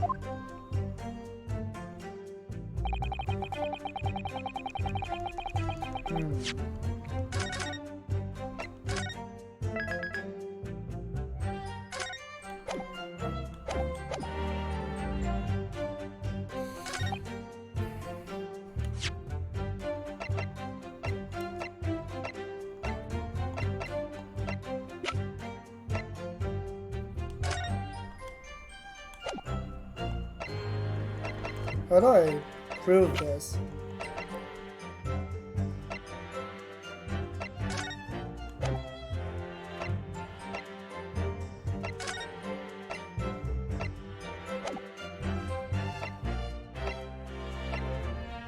I want to prove that Gina was the one holding the gun.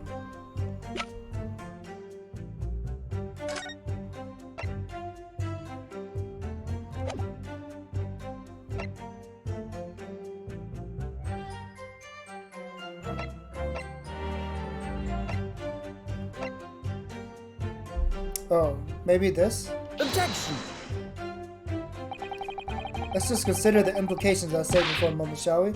Yeah, this doesn't seem right. Damn it! Did I save? I need to save.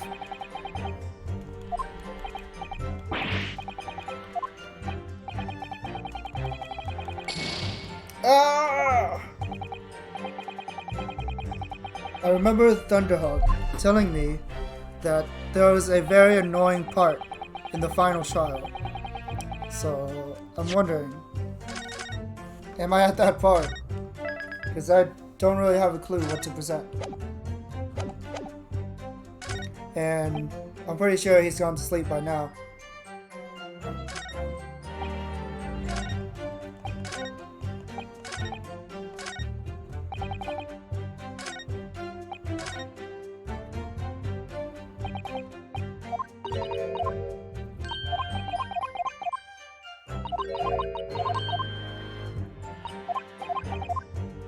Trust your instincts.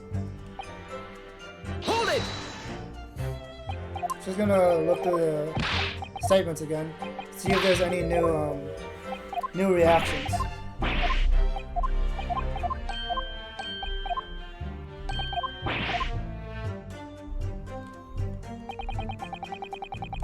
Hold it!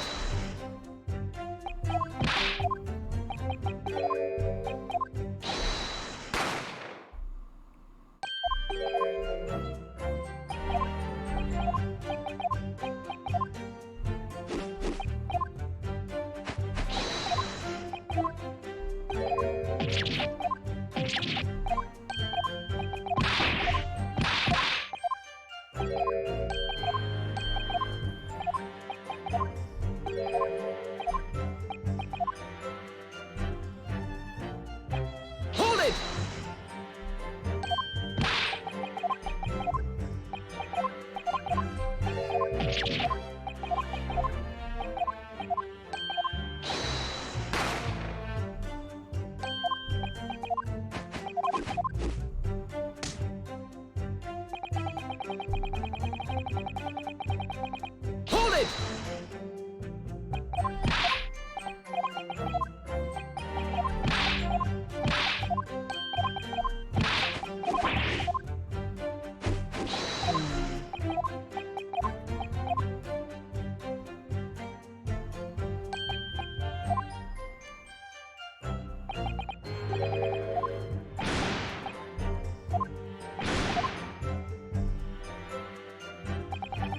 Hold it!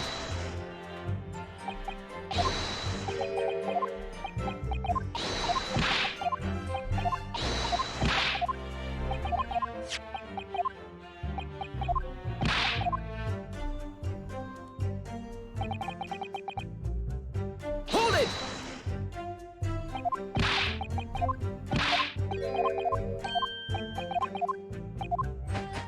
Oh, I think I know what to present. I hope.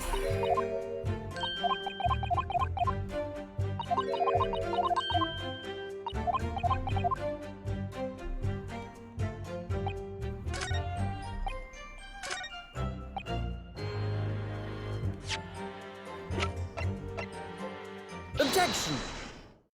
There we go. There we go. You're saying that on the night in question, the victim, Mr. Winterbank, was wielding a gun, is that correct? That's it, Gov. You've got the picture. He has, Nash, he has. No question. And yet, the photographic evidence from the time of the incident clearly shows that Mr. Winterbank was not in possession of a firearm of any description. Objection! Objection! You surprise me. Does the defense really intend to highlight evidence that compromises the position of the accused even more? Yes, I know what I'm doing looks bad, but it should lead me down the right path. I believe in the truth. Furthermore, the defense has failed to establish that the photographic print presented was taken a suitably short time prior to the victim's death. Your chronology is severely lacking, counsel. Yeah, that's right. Too right, Nash, too right.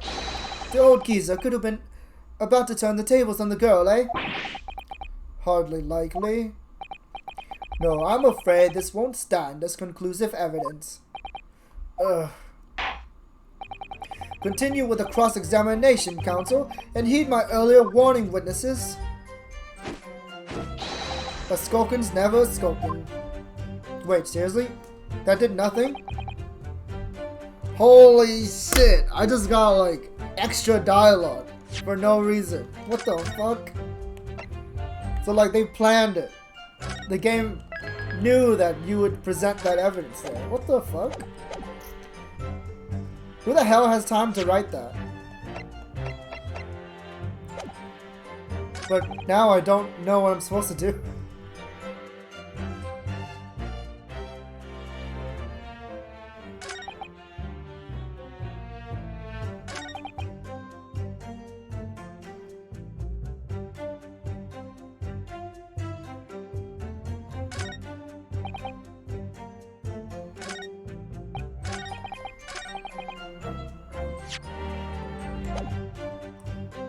Their two statements contradict each other. If they were scared, then why would they tidy up? But I think they already mentioned that.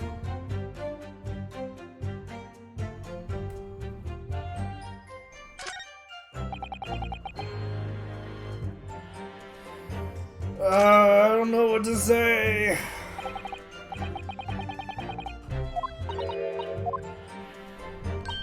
This is the first time, like, I'm legit stumped.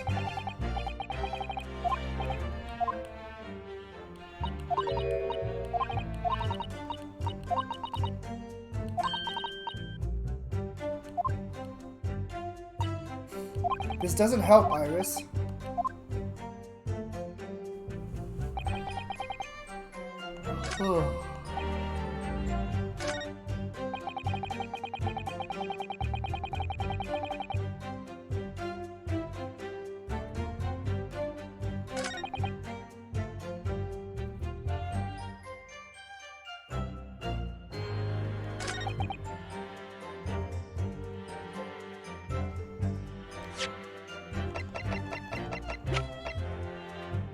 Protection!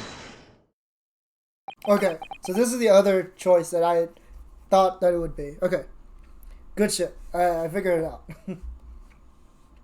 The whole thing about him being shot in the back was important.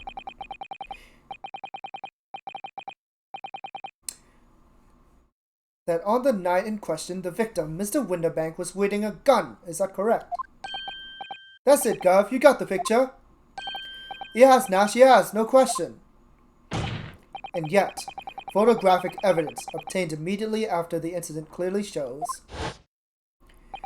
that Mr. Winterbank was not holding a firearm of any description. You what? Gordon Bennett, that ain't right. Objection!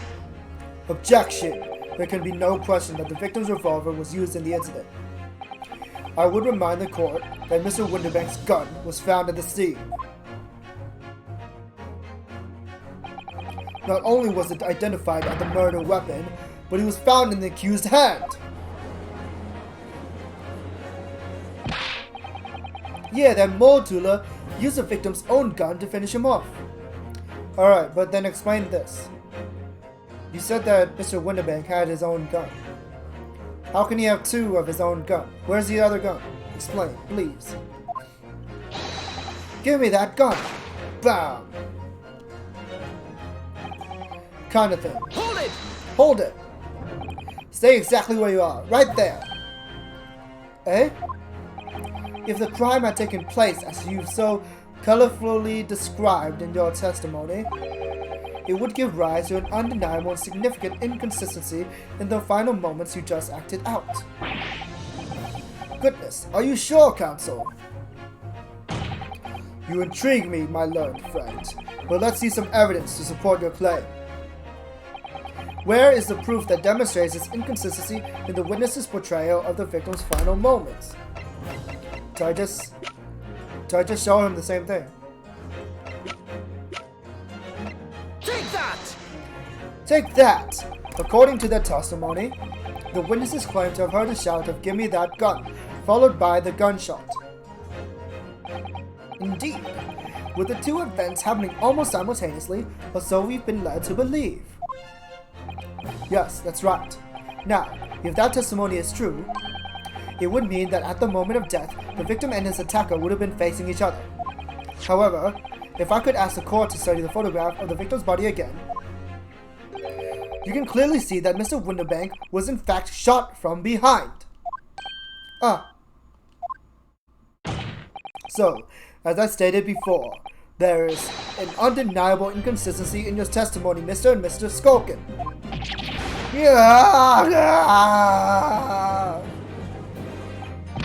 But it's the God's honest truth. It is, Nash, it is. When he was shot that night, the shopkeeper had a gun in his hand. We saw it with our own bleeding eyes. Did I hear you right just now? You actually saw Mr. Winterbank holding a gun? Something like that might have slipped out. Ladies and gentlemen, you have all just heard the admission by these two witnesses that on the night in question, they actually saw with their own eyes the victim wielding a gun. Which can only mean that despite their testimony to the contrary, the Skulkin brothers must have encountered the victim in person.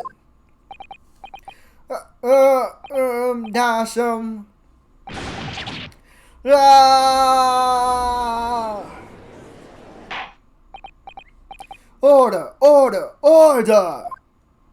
Witnesses, explain yourselves at once. Well, the thing is, it was supposed to, it would seem that my previous warning fell on deaf ears. I made it quite clear that false witness would be the death of you. Am I to understand that you replaced the untruths of your original testimony with renewed lies? Ever so sorry, Governor. Truth is, cut it out, Nash, cut it out. If we blab now, you'll know what it'll do to us. He? Who are they talking about? Advanced interrogation? What do you mean by advanced? Let me make your position perfectly clear. You will talk. There is no other option available to you. Bruv, come on, the game is up. But he'll have a guts for garters. In case it quite hasn't sunk in yet, no matter how hard you try to hide it, the truth will come out.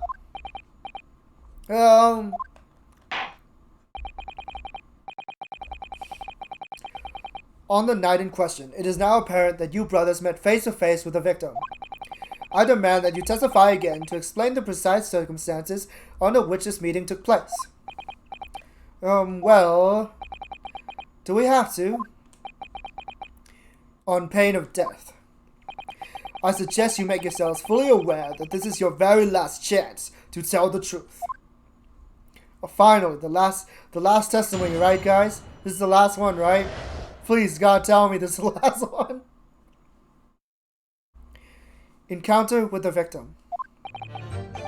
Alright, so we just got inside the gaff, and Eve decided relief when the geezer showed his mug. Give me that gun, he bellowed, and then he flew at us like he was possessed. I thought we'd had it. For an old geezer, the bloke was strong as an ox. He chucked me over the counter. I pulled me gun on him, and then he legged it through that door into the back room. We never had nothing to do with killing him. That's all what happened, I swear. So you're now telling us that moments before the victim was killed in the storeroom, you in fact encountered him in the main part of the shop. Well, yeah. Sorry. Well, we find ourselves at an interesting juncture. This changes matters considerably. But honest, Governor, this time, Nash, we ain't got nothing more to hide. Very well. Counsel for the defense, you may proceed with your cross-examination. Yes, my lord. This is it. The moment I've been waiting for. I really doubt that they aren't hiding anything else.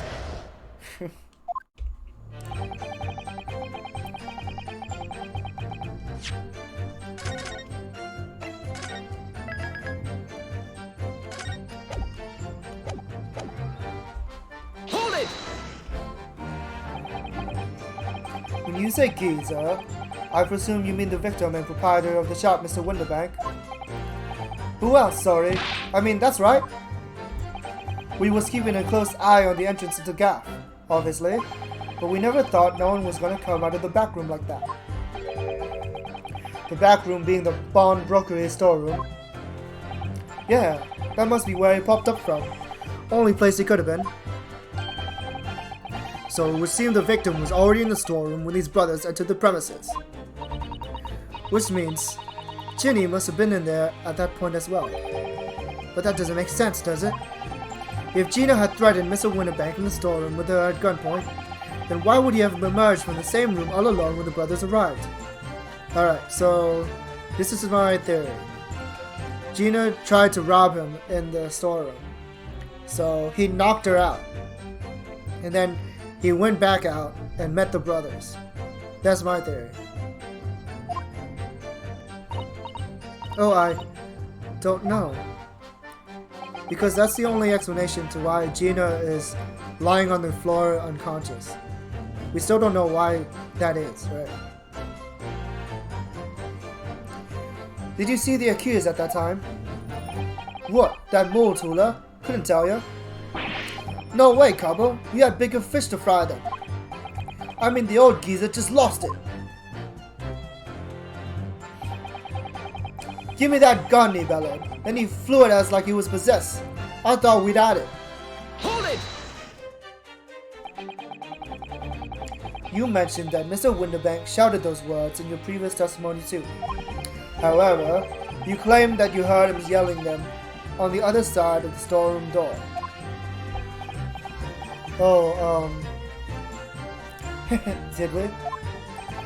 But the truth is, he was shouting those words at you, wasn't he? Well, god damn it. Let me try to figure something out.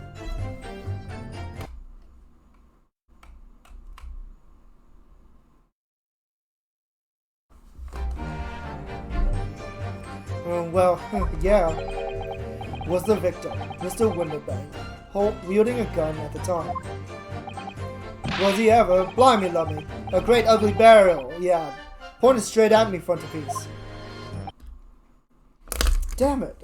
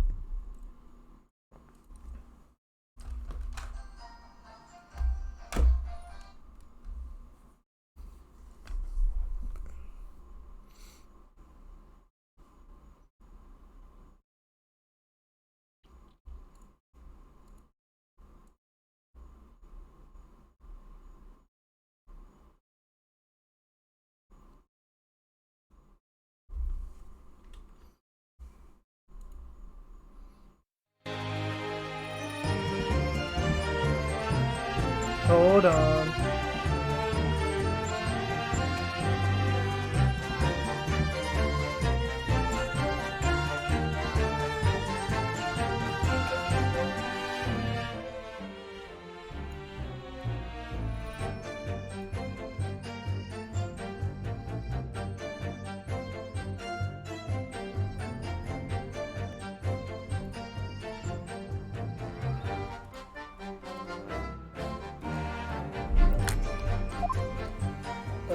I'm back. Oof. Scared me. It was bedlam. I didn't know who was going for who. You were clearly all going for each other. Like Nas said, we thought we'd had it. I mean, for an old geezer, the bloke was strong as an ox. He chucked me over the counter. Hold it! Yes, I noticed that you mentioned the counter in your previous testimony too. Well, yeah, of course we did. He knocked over a load of books, a candlestick, and some skull whatnot. That got tangled in some marionette. What knocked over a picture frame? What knocked over them scales on the floor? So in fact, it wasn't the sound of the gunshot that shocked you and made you knock those things off the counter. Well, Big Brother went flying over that counter like a gunshot, I can tell you. Then the old geezer pinned him. He did, Nash, he did. If you hadn't been there, the bloke would have flattened me like a bloomin' pancake in seconds. At the time in question, the alarm was raised at the local police station via a secret cable from a pawnbroker. There is a button under the counter used to activate it, which was presumably pressed by the victim. That's right. When the brothers fled the scene and back onto the streets, they ran straight into the arriving police, didn't they? Poor Mr. Winterbank. He did everything he could to protect his shop.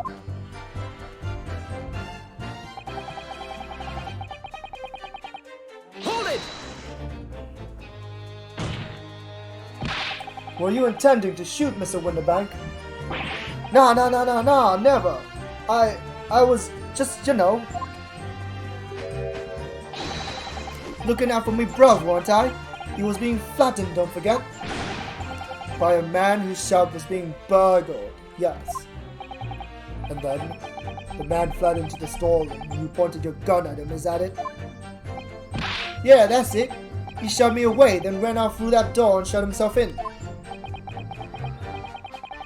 There's something about that last remark. Something that doesn't quite ring true.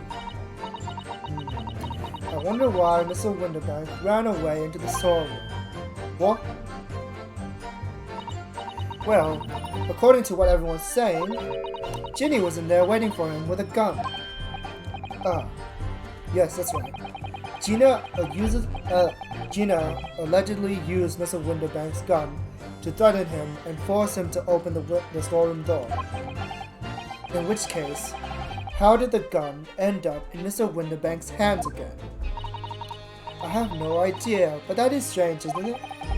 This little inconsistency could be significant. I should make a mental note of it. Look, the point is, me and me bruv here. That's right, Nash, that's right. Me and me bruv here. We never had nothing to do with killing him. That's all what happened, I swear. Hold it! You say you had nothing to do with it? Nothing at all. Nothing, Gov, nothing. The old geezer went and shut himself in the back room, didn't he? Locked it was, from the inside. We know it was, because we tried to stop it. Was a decent door, that one, good and strong, wouldn't budge an inch. So in the end, the situation remains unchanged. Huh. Inside the storeroom with the pawnbroker, there was only one other person. The sole person who could possibly have shot the victim, the accused, Miss Gina Lestrade. Ah! It would indeed appear so. What say you to that, counsel? I don't know. Was there anyone else apart from Gina who could have possibly shot Mr. Winterback? Of course there is. Why would I say no? If I said no, then Gina would be in serious trouble. There could have been.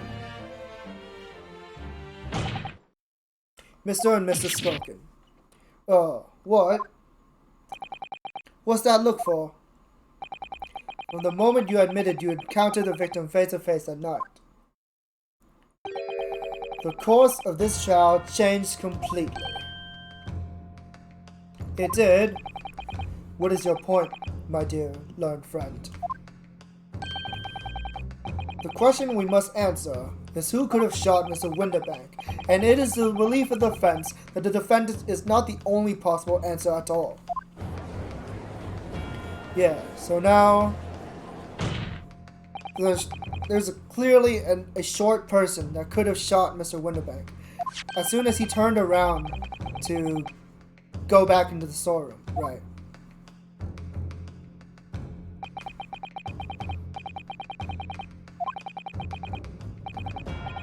Those are the facts, so pray, what other possible answer could the question of who shot the man could there be? Counsel, you must now provide answers to the court in respect of two conundrums. Two, my lord? Twice as many chances to be right, maybe? Indeed. Namely, from what location did the culprit shoot the victim? And furthermore, where was the victim at the time? Understood, my lord. Are you alright, Runo? Not entirely sure. But there's one thing I am sure about. If I can prove that there's a credible new alternative to what happened, it would change Gina's prospects hugely. So now, time for some clarity. To show the court on this plan the answers to the questions posed by his lordship. If you believe someone else could have killed the victim, indicate from where that person could have fired the gun. Oh boy, I'm not ready.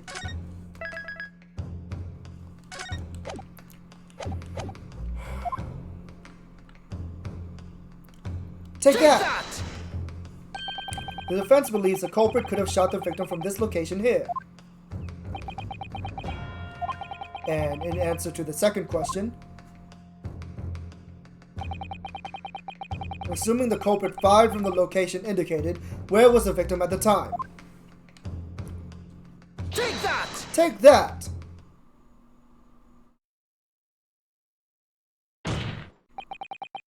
The culprit shot the victim from outside the storeroom.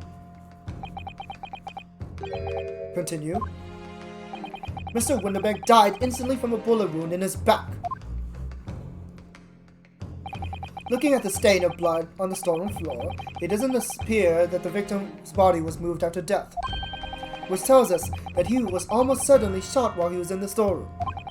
However, The crucial point is where was the shooter when the fatal bullet was fired. So you are adamant that the shot was fired from outside the storeroom? Well, according to the Skulkin brothers' earlier testimony, yeah. So Mr. Winderbanks pulled the short brother over the counter. So that gives a clear indication of where the brother was at the time of that night.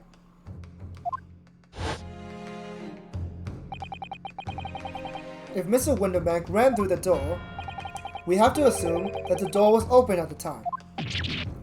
Ah! It was at precisely that moment when the victim was fleeing for his life that these brothers had the perfect opportunity to shoot the man in the back once he was inside the storeroom.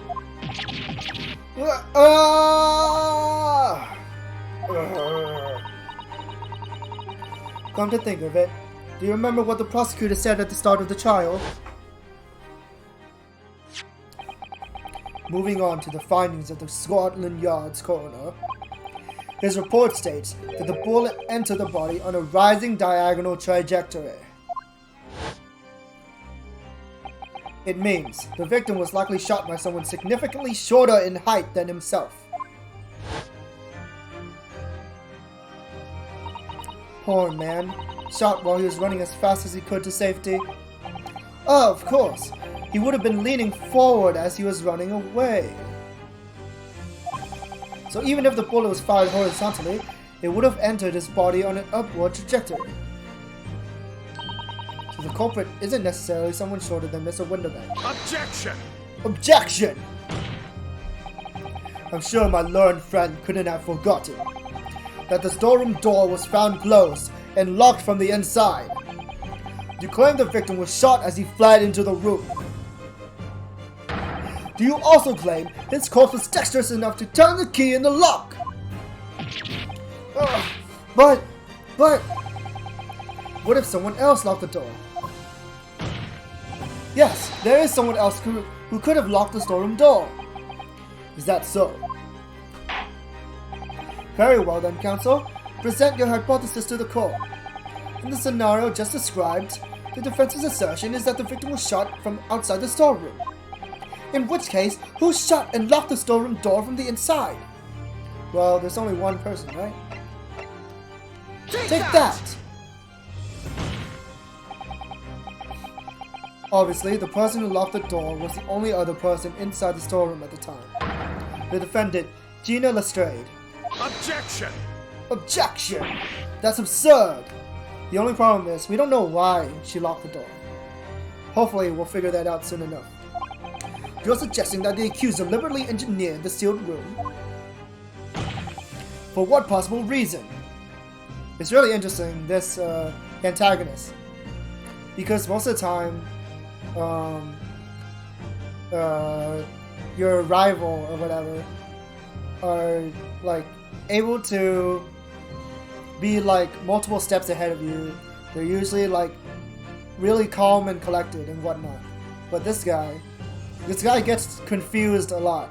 This guy gets surprised very often. So it's a different kind of dynamic, right? Such actions would only serve to tighten the noose around her neck. I'm inclined to agree, I must say. Well, counsel? Yes, that's a tricky one, that, isn't it? Half-baked notions have no place in my courtroom, counsel. Remember that, please. But of course Ginny would have locked the door. It almost goes without saying, doesn't it? It does? Well, if I was Ginny in that situation, I know I would have locked the door as quickly as I could. I mean, those two burglars had just fired a gun in her direction, hadn't they? Oh yes, obviously. Yeah. I'm still curious though. Like, she closed the door, right? But then why is she knocked out on the ground? Before the two brothers arrived, Miss Lestrade and Mr. Winderbank were in the storeroom together. Now, I don't know what went on between them at that time, but at some point, Mr. Winderbank must have heard the intruders breaking into the shop and left the storeroom. Intruders, eh? That's us, bruv.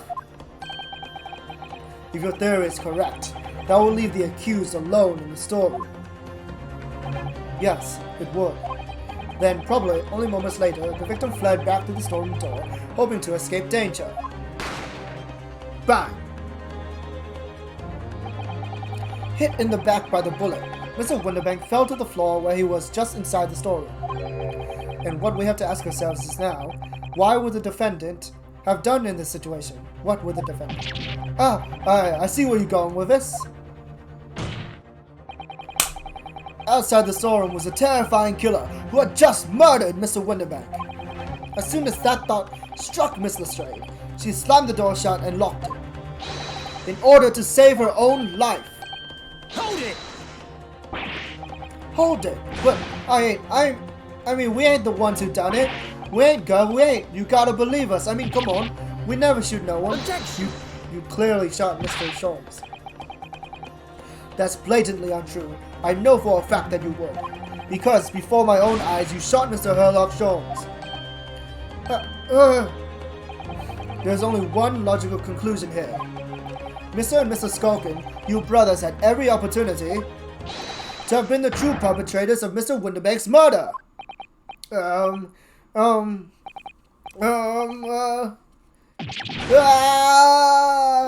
think this is too easy. There has to be one more person. Because these two are too obviously evil, right? We're still missing Egbert. Or Eggert. We're still missing Eggert Benedict from earlier yesterday. He has to reappear in this trial. There's no way he just shows up one time. We still don't know his true name. That was amazing, Bruno. All the members of the jury seem to be firmly on your side now. I know. First time ever. And probably the last. Well, I think you've done it. Surely they have to give a verdict of not... Yeah, they said they had to keep quiet, or else he would do something. So, it's very suspicious. I wonder who he is. SL.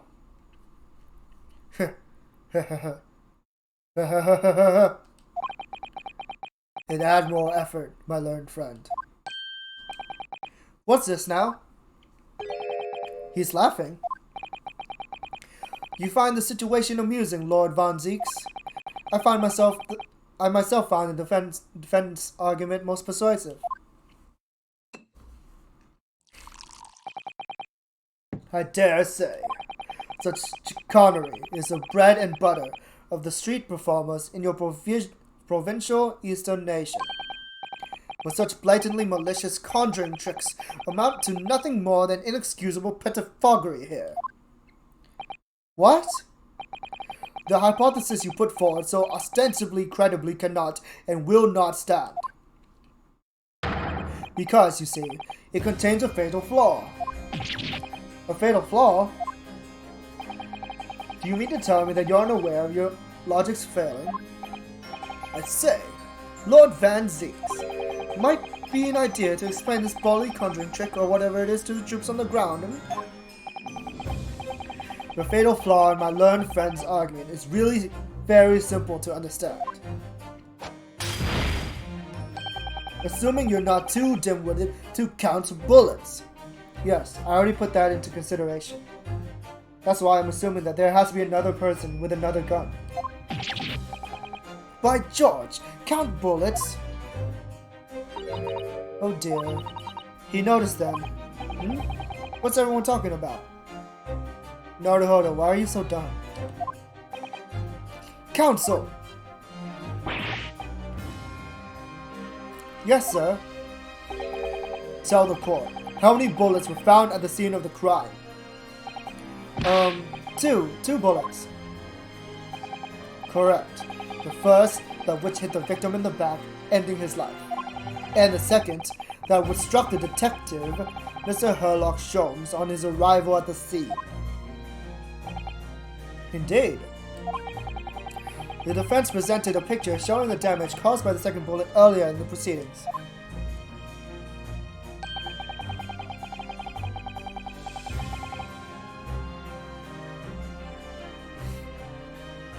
bullet which injured Mr. Sholmes appeared to have passed through his body to strike the calendar. Your lordship's understanding is correct. Furthermore, we know there are 2 firearms involved in the incident. The revolver belonging to the victim, Mr. Winterbank, and the Skulkin brothers' revolver. The evidence shows that a single bullet was fired from each gun. Yes, indeed it does. A single bullet from each. Now then, my learned friend. You yourself told the court only moments ago that the 2 brothers shot Mr. Herlock Sholmes right before your eyes. Yes, I did. Oh my goodness, I think you'll find that if a single bullet was fired from the brothers' gun hit Sholmes, that means Winterbank not shot by same gun, stop. Only 1 bullet, stop. Exactly. Yes, this Nipponese street performer presented an ostensibly credible argument. However, it was never anything more than a versionary trick with no hope of standing up to scrutiny.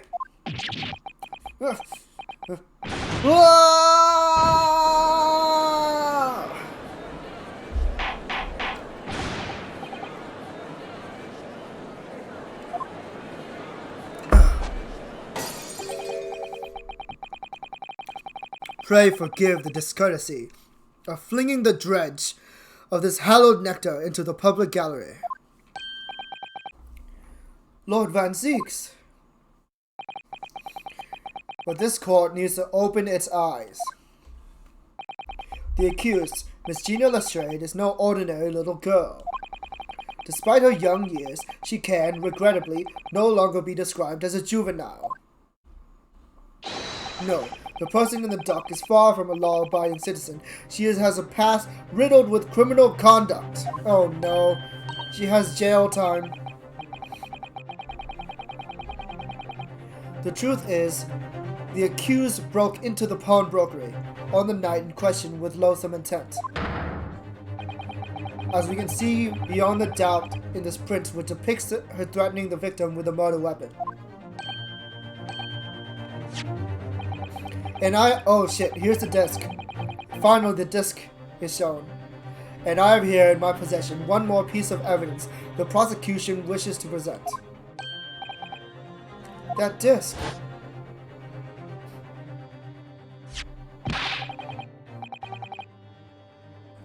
I'll be taking that whatever it is of McGilded down to the yard, thank you very much.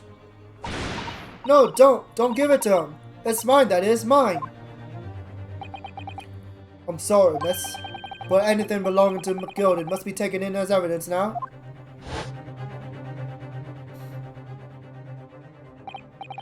Yes, that music box disc. McGilded's music box disc. The very day before the hateful murder of Mr. Winterbank, the accused attempted to make off with this article, which clearly doesn't belong to her.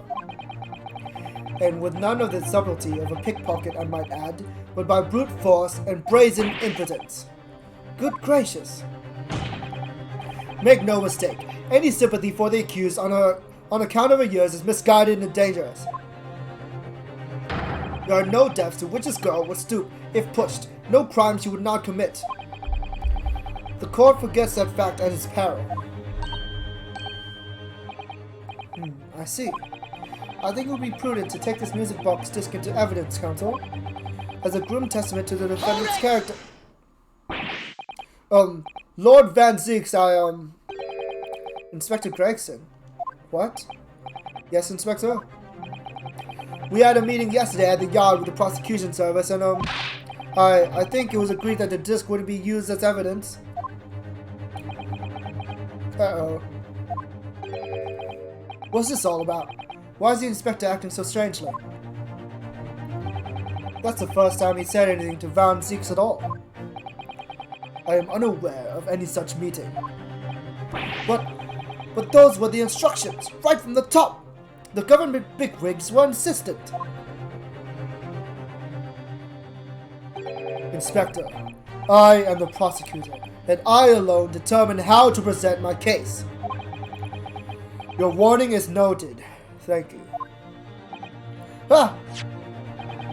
The prosecution wishes to proceed with submitting this disc as evidence, my lord. Indeed, bailiff. The music box disc has been entered in the court record.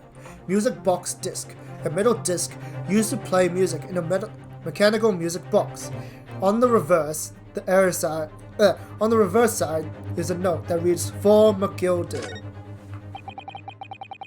The prosecution has established the accused motive, opportunity, and baseness of character.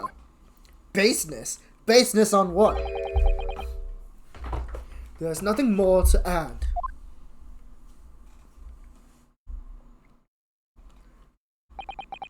Ladies and gentlemen of the jury, I await your informed decisions and rest my case. I don't believe it. I had the jury on my side for once, for all of 5 minutes. Oh dear, it wasn't even for 5 minutes, Runo. My lord! Oh, wonder if I might say something at this point. Proceed, Mr. Foreman. Been stumbling about in a bit of a fog now, if truth be told, but all of a sudden, the answer's bald obvious to me and my men, and there's only one thing forward. Oh no. Very well, the court will hear from the jury. Ladies and gentlemen, you will present your leanings as to the defendant's culpability. Guilty. Guilty. Uh-oh.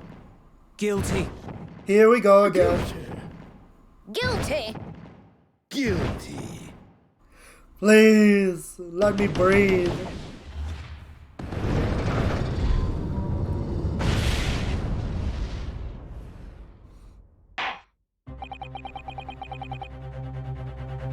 We have a consensus among the jury, it seems. When you have eliminated the impossible, whatever remains must be the truth. That's my line. I wrote that for Hurley. How dare you use it against us? Don't worry, Iris. I don't think we're finished yet. There's still more to this case than we realize. There must be, because there's one thing that I'm absolutely certain of. Gina didn't shoot Mr. Winterback. That's beyond any doubt. Very well. We will proceed with the second summation examination of the day. Mr. Foreman, are you and the other jurors ready? Garrigan's squadron is primed and ready for action, sir. Very good. So, ladies and gentlemen of the jury, you will each explain on what grounds you have now determined the defendant to be guilty.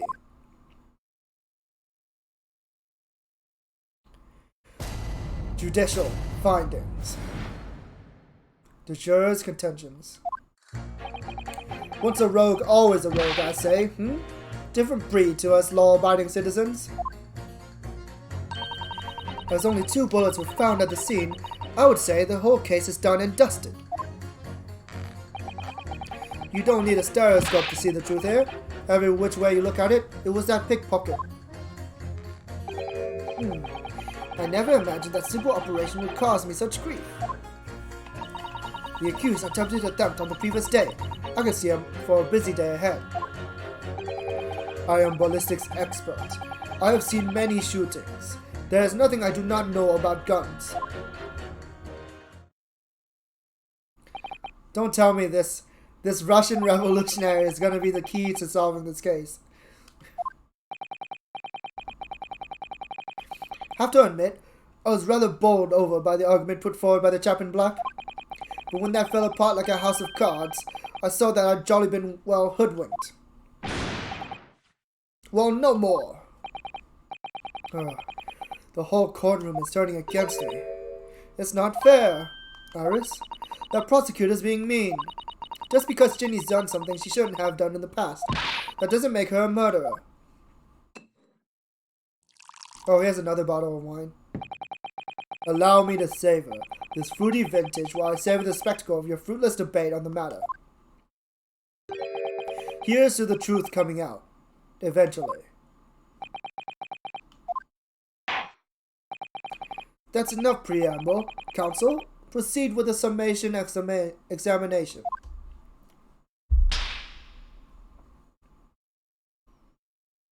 Yes, my lord.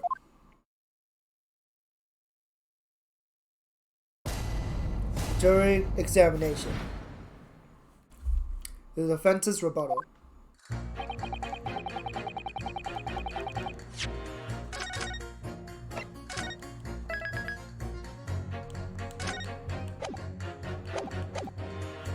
Hold it!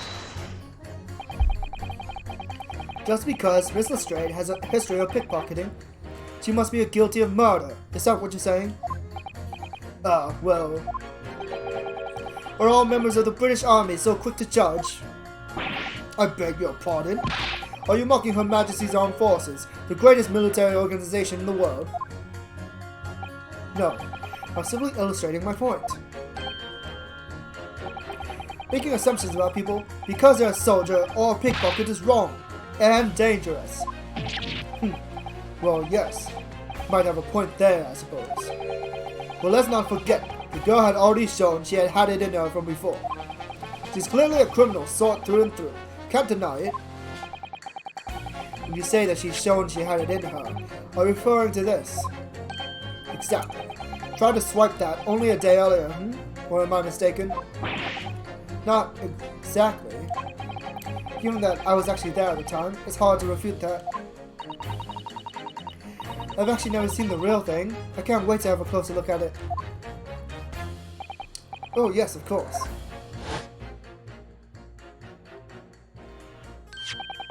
Mr. Sholmes did use his caramel bars to make a copy of the disc, didn't he? And then ordered every type of music box he could find from across Europe.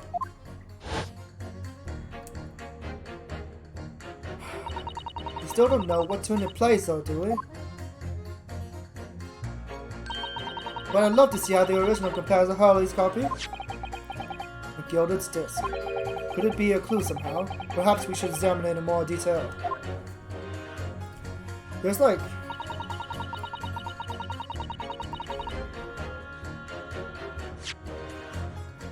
There's so many things that we still don't know about this case. How much longer can it possibly go on?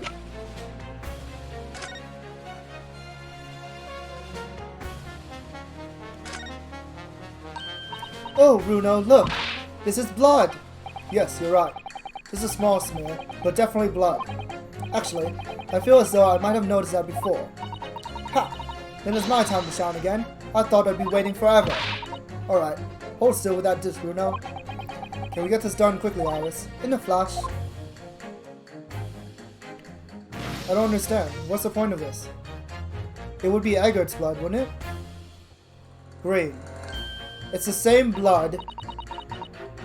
It's the same exact blood on the calendar. But how could that be? That means that Eggert was also at the scene of the crime.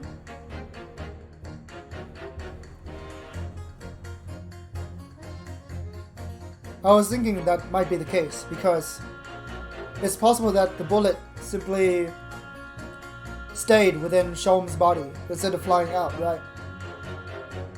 It's possible that Eggert returned later that night, attempted another robbery, and was shot by Mr. Winterback. Ooh, a lovely bright shade again. Wait, that color. What is it? It's just that green. It's not the first time we've seen that color, is it? Blood samples from Foyer has been updated in the court record.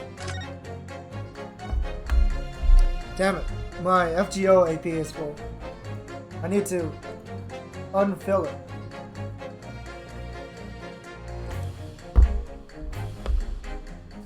Hold on, chill for a sec. It's okay, I don't have any viewers anyways.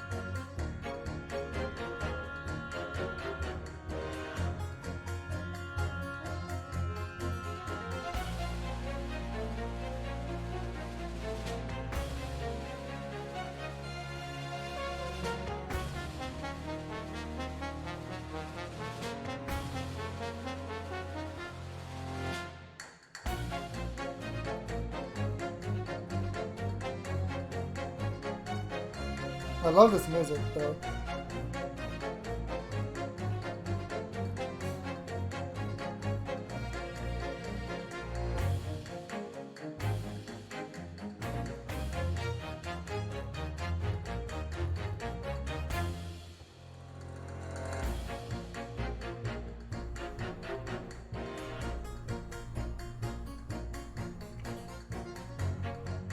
Cat, rat jam. Oh yeah.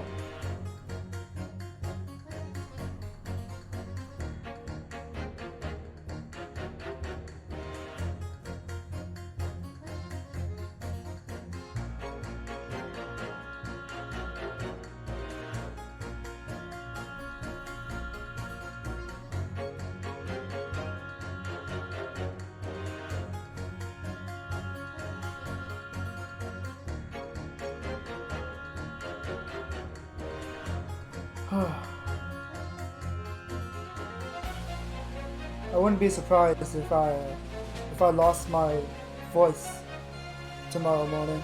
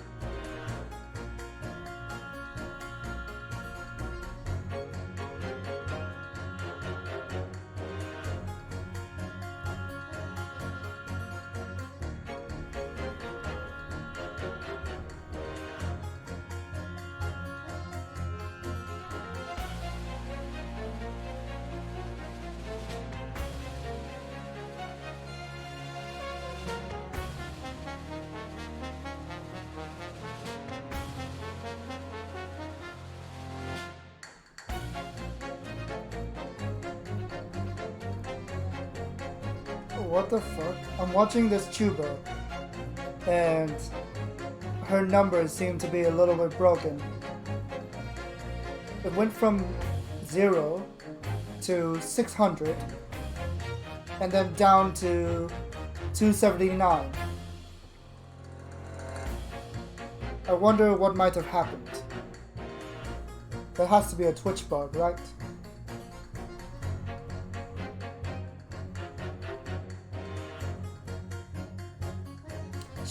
She legit lost 400 viewers in a matter of seconds.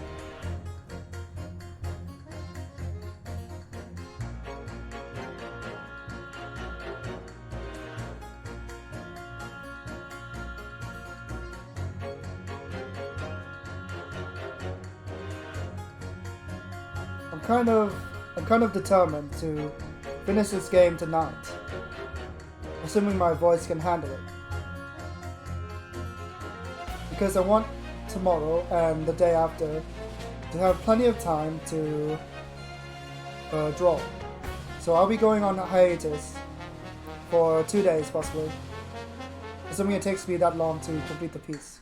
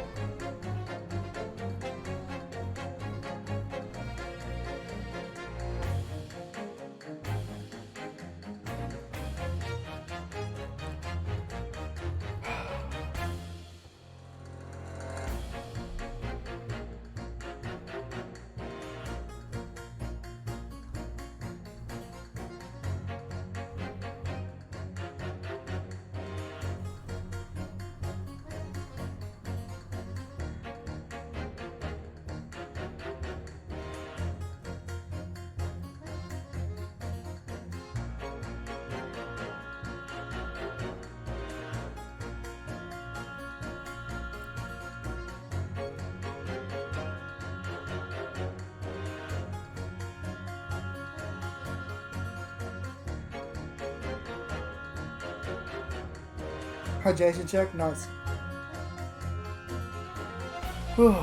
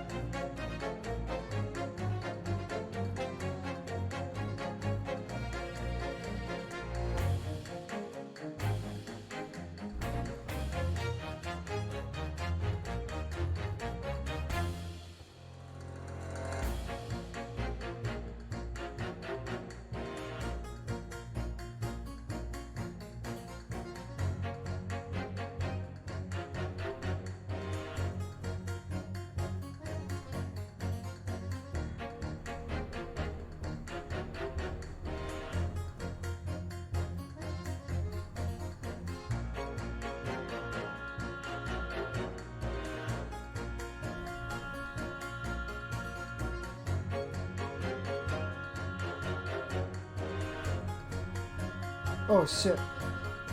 Alira has been playing Omori for 6 hours. Jesus Christ. She's a goddamn trooper.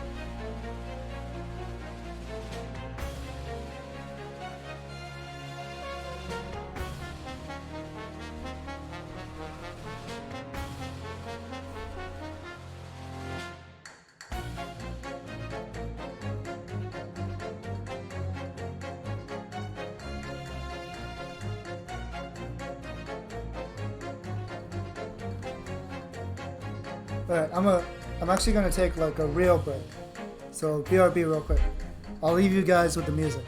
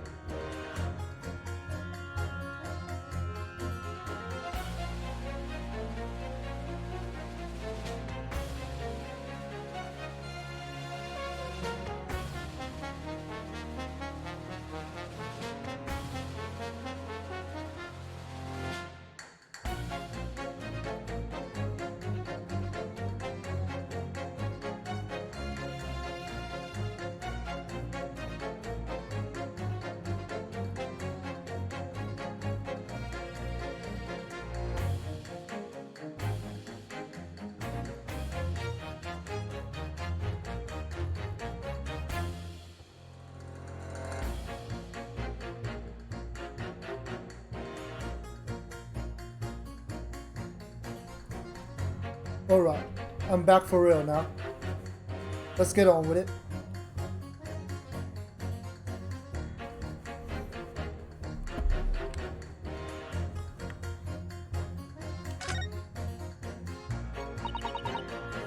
For McGilty. That's the man you defended in the court a couple months ago, isn't it, Runo? Yes, or rather, mistakenly defended. I wonder what his name is doing on the back of this disc. That's a question I'd love to know the answer to myself.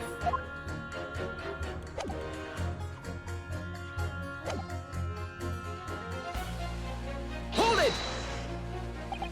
It's the number of bullets that has you convinced. Only 2 bullets were fired, and the 2 guns that fired them have been examined by the police.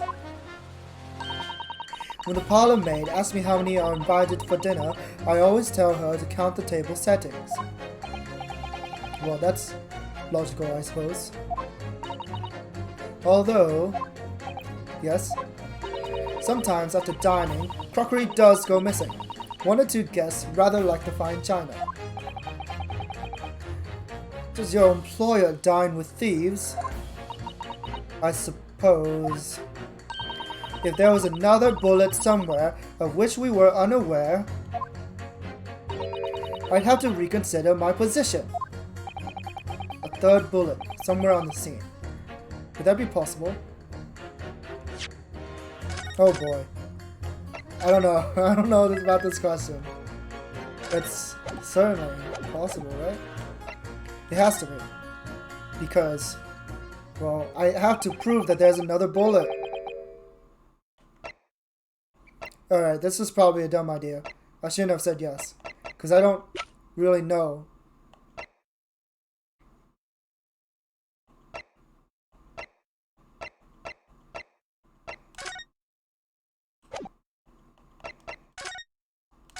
Oh wait, I never looked at this.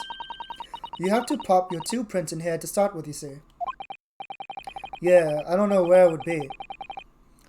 I think it's more likely that instead of the bullet being hidden in the scene, the bullet was carried out.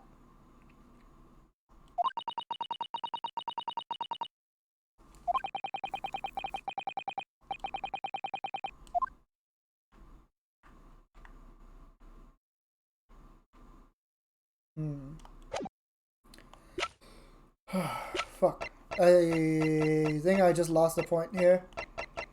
Because I didn't expect them to quiz me on it.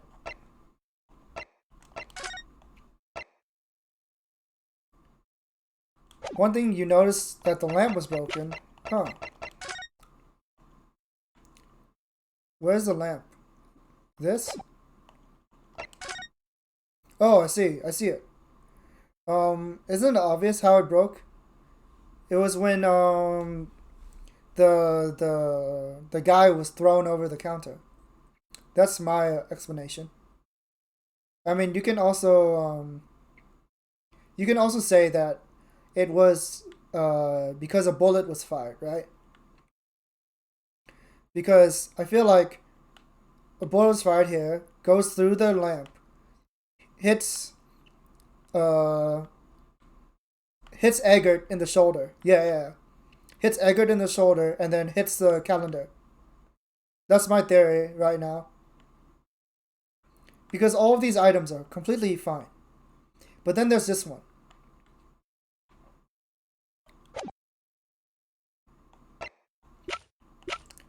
As for the question here, I have no clue.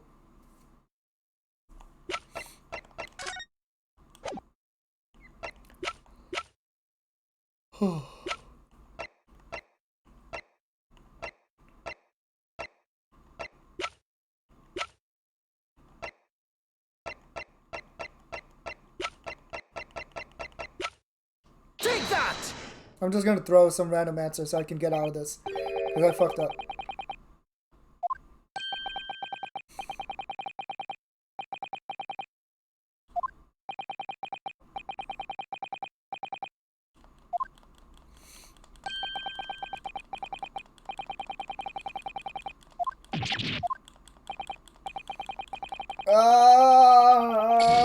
Fuck.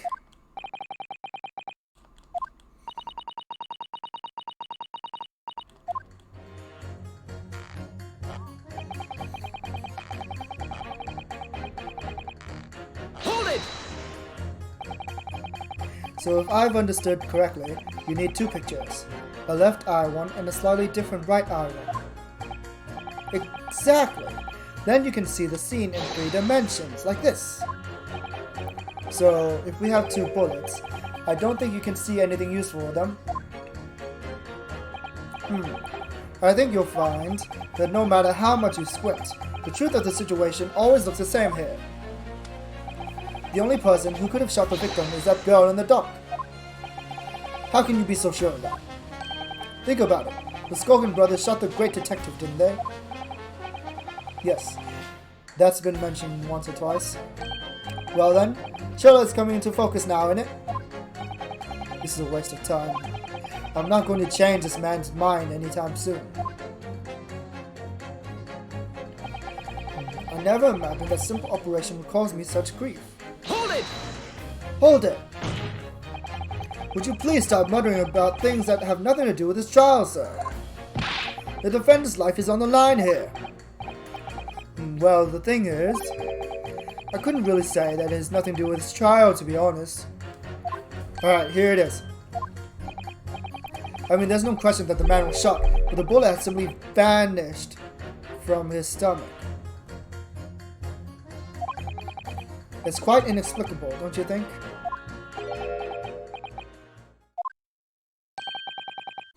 I almost don't want to ask, but the surgery you've been muttering about all this time you're operating on... What was the fellow's name now? Ehrlich? No. Airlock? No. Hairlock? Herlock Sholmes by any chance? Yes! Good lord! It was that Hairlock fellow! What? You're the surgeon that operated on Mr. Sholmes? That's right. Using the very latest anesthesia techniques, I might add. It was a fairly major op, I can tell you. This is crazy.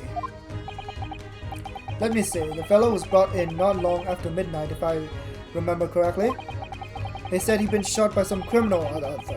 So I opened him up like a shot. But the funny thing is, I went over his insides like a fine-toothed comb. And I couldn't find the bullet anywhere. So I'm afraid I had to throw up my hands and stitch the fellow back up. What's going on here? How did the bullet disappear from his stomach? This throws away my theory. Because we do see a bullet on the calendar. I was expecting that to be Egger. I was expecting that bullet to have hit Egger. But if the bullet is not found inside Sholmes, then there has to be the bullet. Unless there's more to this than I'm thinking of. Anyways. I hate to state the obvious, but... Yes? Surely that's because the bullet is still at the scene of the shooting. The counsel for the defense is correct, as is clearly shown in this photographic print. The bullet that the Scogan brothers fired at Mr. Sholmes hit him in the stomach region, and then exited his body and lodged into the shop wall where the calendar was hanging by the door. I think you'll find it's really quite simple if you just consider the problem three-dimensionally. Who do you think I am, son? Well, juror number 4 is the best I can do. As soon as I saw the wound to the man's stomach, I flipped him over. Ah, yes, there you go. He doesn't have an exit wound. Like a pancake. Are you saying you checked his back? Of course I did, and there wasn't a trace of injury. No sign that the bullet had left the body at all. There you go. Mr. Sholmes took the bullet with him on the way out. So that bullet has to be Egger. What? That's the point. The only logical conclusion was that the bullet was still somewhere in the man's innards. Which is exactly why I said about slicing him up. And I'm still none the wiser even now. How many times do I have to say it? Can somebody please explain how it happened? Can somebody please solve the mystery? It's almost as much of a mystery as how this jury was put together.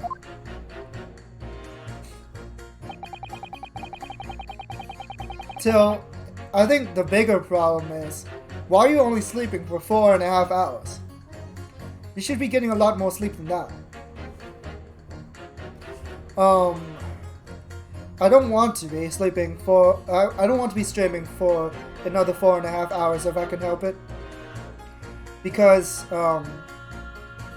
YouTube doesn't allow me to upload VODs longer than 12 hours, right? Right now my VOD is at 7 hours. So, I only have about 4 hours before I have to stop the stream. Less than 4 hours. Unless I, of course, stop the stream and then restart the stream, which I might have to do. I plan on trying to finish this game tonight.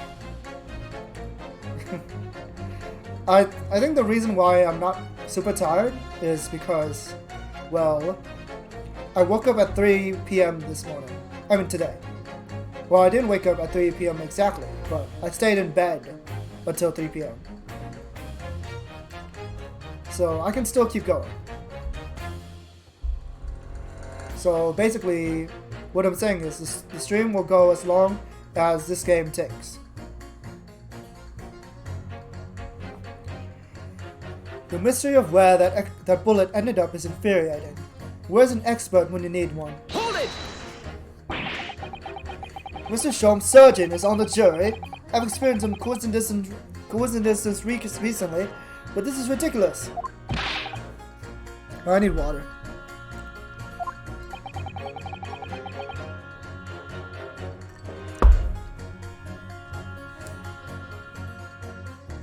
But there's no question that Mr. Shom was shot. Well, that's what the police told me when they brought him in. How bad were his injuries, Doctor? He was in a bad way. He'd lost a large amount of blood, you know. And I suspect he was shot at quite close range, too. Interesting. Because his skin was badly burnt around the point of entry. Burnt. As I said, I flipped the fellow over and examined his back, but there was no sign of an exit wound. Which is why I thought I'd better locate the lug and pop it out. And yet, you say you found no bullet inside the patient. Well, I wouldn't have done, would I? Because it's in the wall of the pawnbrokers. But how did it get there? I need someone to solve this mystery before it drives me to insanity. If only there was some expert in ballistics who could help, even if he looked extremely untrustworthy. So we have a disappearing bullet on our hands. Oh, thank you.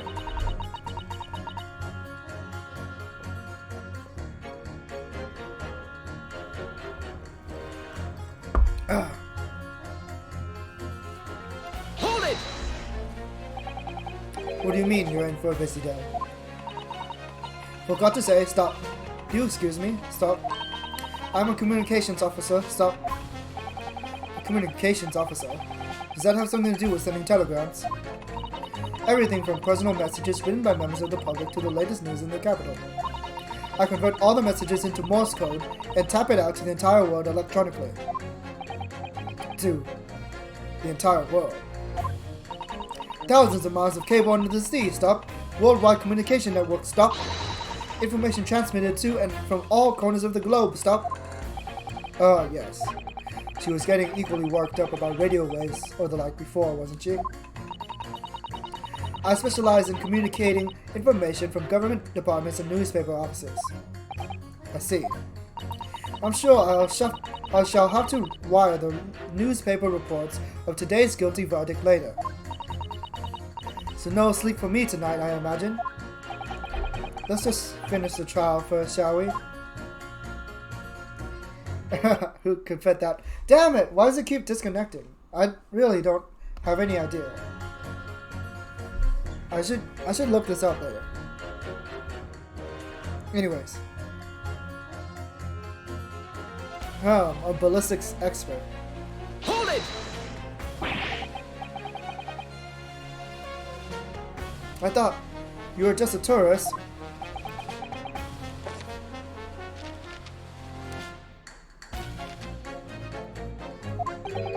Good day. I am visiting London for sightseeing. I would like to take bus to Crystal Tower, please. There's no way he's just a visiting tourist. So you're a ballistics expert? Who knew? I have much experience with guns. Ah. I have lived through many, how do you say, extreme, violence bath of, no, blood of, you mean bloodbaths? Ah, extreme violent bloodbaths, perhaps? Those. Extreme violent bloodbaths. English is very difficult tongue. Considering the sort of people you associate with, I'm surprised you still have a tongue. Anyway, if you have questions about bullets and guns, you ask me. There's nothing I do not know. No mystery I cannot solve. He's very confident in his knowledge of guns, that's for sure. But, if possible, please, only in Russian language. He's not very confident in his knowledge of English, though, is he? No? Still, we should bear it in mind. He's our man if there's a mystery about guns or bullets. Van Zeeks has managed to convince everyone. When you have eliminated the impossible, he said, but he hasn't. If we're going to fight back, we need more material. And we have to fight back. We have to turn this trial around again.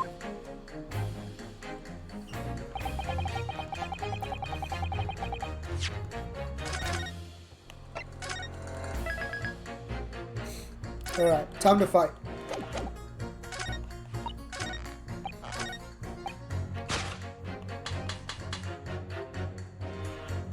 Objection! Objection! Those two statements clearly contradict the idea that all I do is pit jurors against each other. Ooh, a ballistics expert. Pitting. P-I-T-T. On the night in question, Mr. Jones was shot by one of the Skulkin brothers.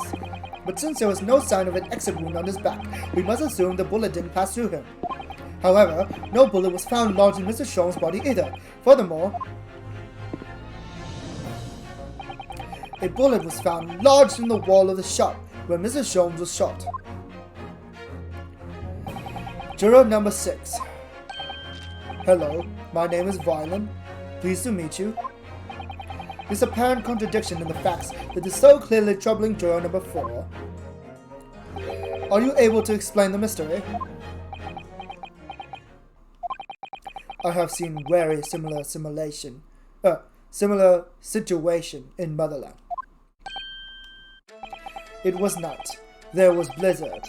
I was running away along mountain road in freezing cold. Golly! The snow was piling high on both sides of the road. It was very narrow and dangerous. My pursuers had hunting rifles, and they were on dog sleds. Mental note, don't ask too many questions. I was shot from behind, and I fell down in snow. And this situation was very similar to what I hear today from Doctor. They could not find bullet in my body, and no sign of, how do you say, exit wound. Then where did the bullet go? Bullet never hit me. Well, if it never hit you, why did you fall down? Bullet hit frozen wall of ice, very close to my side. What? One small piece, very sharp, broke away from lump of ice, pierced my body. It made deep wound that looks just like bullet wound. Good gracious. Of course, piece of ice quickly melted inside me. And that is solution to mystery of disappearing bullet. So, is it possible that the bullet is still somewhere in the shop, but it hit that lamp, and the glass shard from the lamp stabbed Sholmes in the shape of a bullet?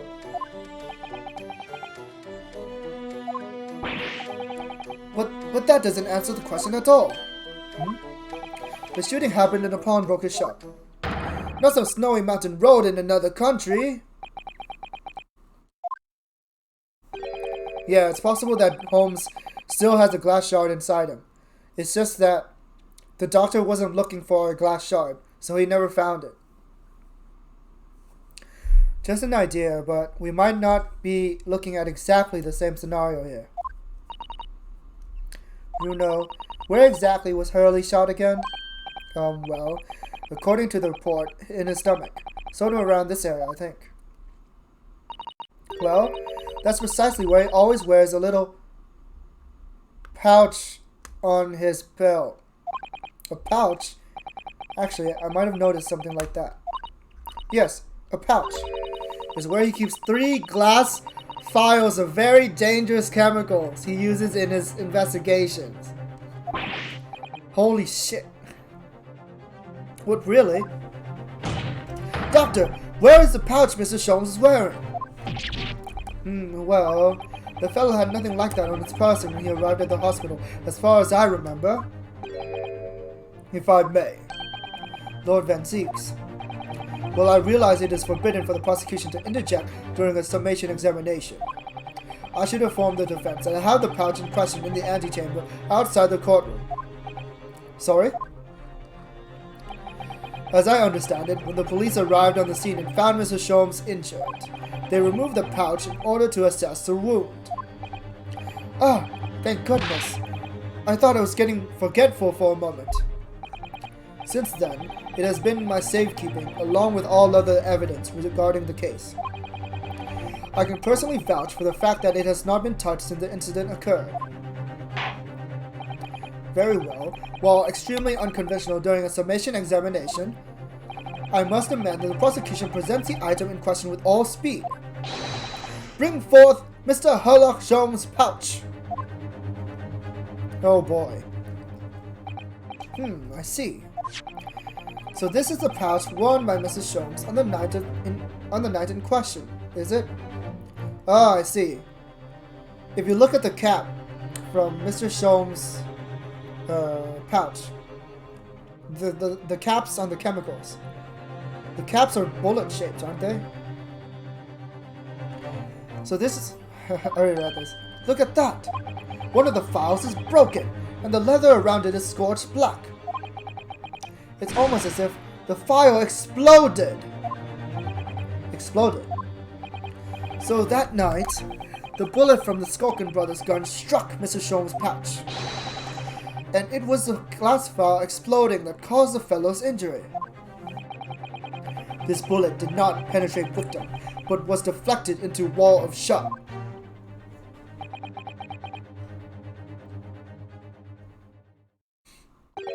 A delightfully complex aroma. Well, it would appear one mystery has been solved at least. Though it has no bearing on the truth of this case. Huh? The bungling and the burgling brothers shot the detective, and the accused shot the pawnbroker. The pertinent facts of the case remain unaltered. But at least the mystery is solved. I can sleep easy tonight. Thank you, young man. Thank you very much. Glad I could help. Due to its bearing on the conundrum just solved, the court will sequester the Scruffy pouch as evidence. Hurley's pouch isn't Scruffy! Sholmes' pouch has been entered in the court record. Now, the summation examination. It would appear the defense is somewhat struggling to alter opinion. Please, my lord, a little more time. After all, that's a new piece of evidence. It could be a valuable clue, and you can't afford to overlook anything here, Ryunosuke. There's still a way to turn this around somehow. I'm sure of it.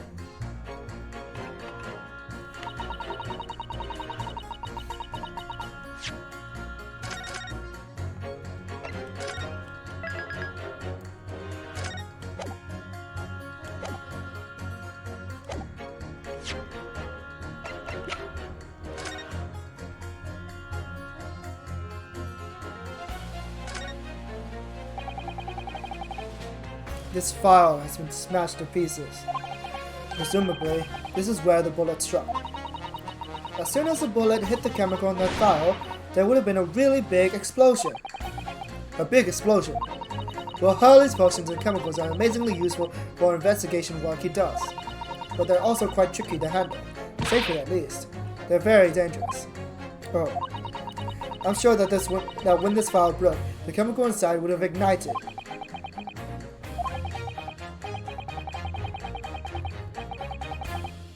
Note to self, always walk on the right side of homes in the future. The left is danger zone.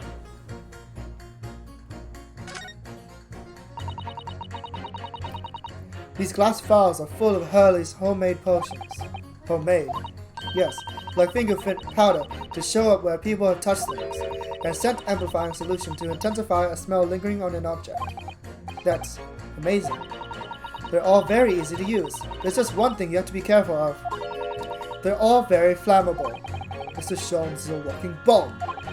Either he's passionate about finding the truth, or just oblivious to the dangers. Is that really all gonna... oh shit. Well, would you look at that? Oh look, there's a hole here at the back.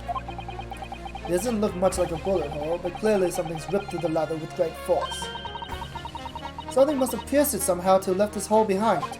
Yes, it looks that way. Mr. Sholmes and his pouch both took a beating, didn't they?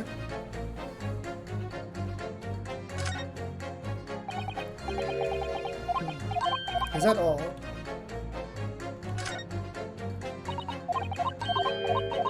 Really, I didn't get anything out of this. Oh, what's this hole? Holy shit. It's scorched really badly just here. Oh, the strap is broken, look. This must be where the bullet hit them. Let me see. Ah! Oh shit! We got our answer. What the? Iris, look! Behind where the broken file was, do you see it? Oh, that's the Skulkin Brothers bullet. What a stroke of luck that it hit his pouch. This is an amazing discovery. What this means is, there were 3 bullets fired at Winterbanks that night. We found exactly what the juror was talking about. The 3rd bullet. It's time to press that juror again, I think. Well, lad.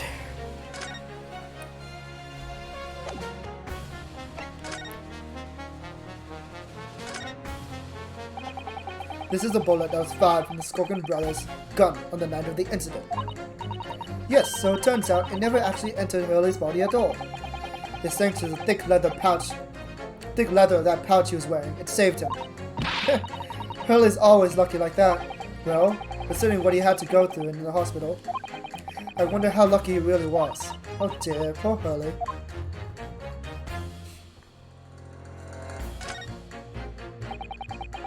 Okay, that's it.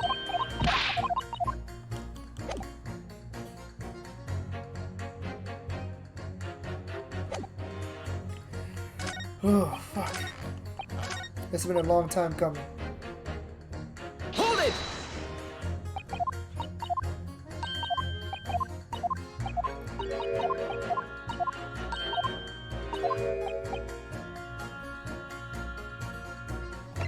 I can prove it!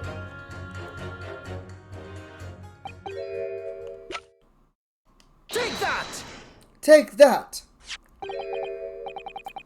Here it is. We discovered it just now. Yes, on the night in question in Winterbank's pawnbrokery, another bullet was fired. Hold it! Hold it! What is this new trickery, you Nipponese conjurer? Where did you find that bullet? It was lodged inside Mrs. Sholmes' pouch. What? This pouch was removed from around Mr. Sholmes' waist before he was taken to hospital. And since then, it has been touched by no one. Do you mean to say the shot fired by the Skulkin Brothers that night? Yes, as your lordship has surmised, it hit this pouch. But that makes no sense whatsoever. We already know the whereabouts of the bullet fired at Mr. Sholmes. is clearly visible in this photographic print. 2 guns from the scene have already been submitted in the court record as evidence. Yes, that of Mr. Winterbank and that belonging to the Skulkin brothers. An examination of both guns revealed that only a single bullet had been fired from each. What that must mean? That's right. We now know that on the night in question, 3 bullets were fired. However, only 2 bullets were fired from the guns recovered from the crime scene. And until that incontrovertible inconsistency is somehow explained, we cannot and must not pass judgment!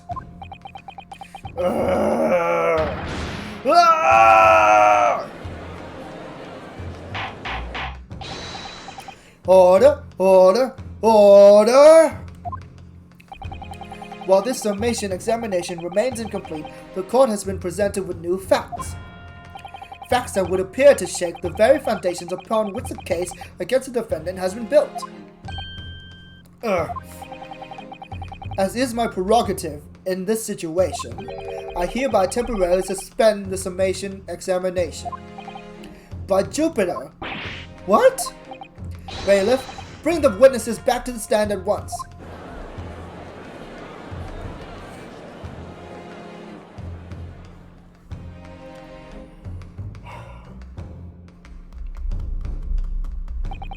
Witnesses? Governor, were you listening to proceedings while the defense carried out the summation examination? We was, Governor, we was. Perhaps we can dispense with a tedious preamble. Simply answer this one question. A 3rd bullet has been identified at the scene of the crime. What do you make of that? Make of it, Gov? I didn't make nothing of nothing if I can help it. Is it one of yours? Go blimey, Gov, go blimey, not a chance. In that case, did you have an accomplice? What, eh? What? Never! The Skulkin brothers walk alone! It's just the 2 of us. That's our trademark. How soon we forget poor Soki. Only 2 of the bullets from the crime scene originated from the firearms we have in evidence. The 3rd bullet was fired from another gun. Where is it? Lummy, that's an head scratcher. Counsel for the defense. Yes? I should like to hear your thoughts regarding these new developments. The 3rd bullet and the mysterious missing firearm from whence it came. Thinking back over all the testimony we've heard and all the evidence we've seen, I think I'm starting to form a picture of what really happened that night. My lord, I think it's clear what this 3rd bullet tells us about the Skulkin brothers. They had a secret accomplice.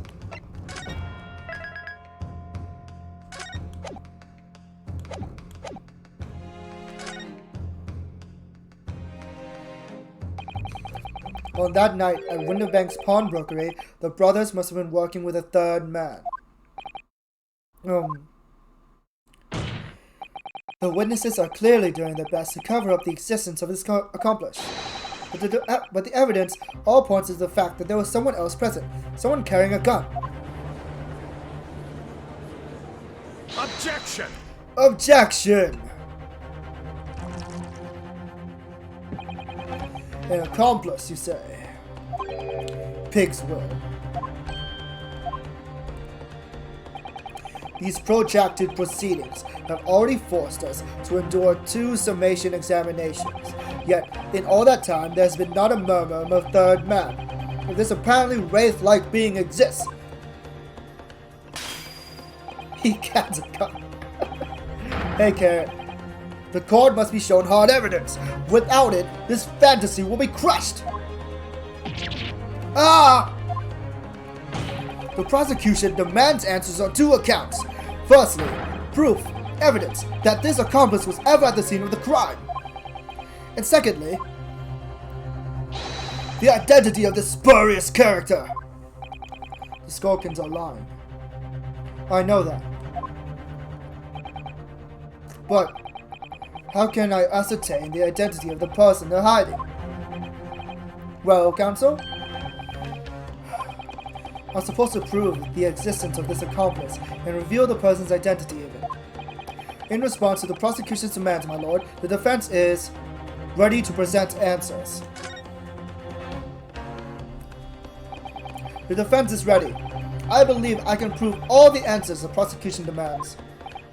So, my Nipponese friend, despite the swimming eyes, you seem to have something to say. This promises to be very interesting. I have to push forward now. There's no other option. I need to use every single piece of evidence available to me if it will make a difference. In that case, counsel, I would ask you to present evidence without delay. On the night in question, in the moments leading up to the death of the victim, what proof have you that there was a third intruder present at the scene?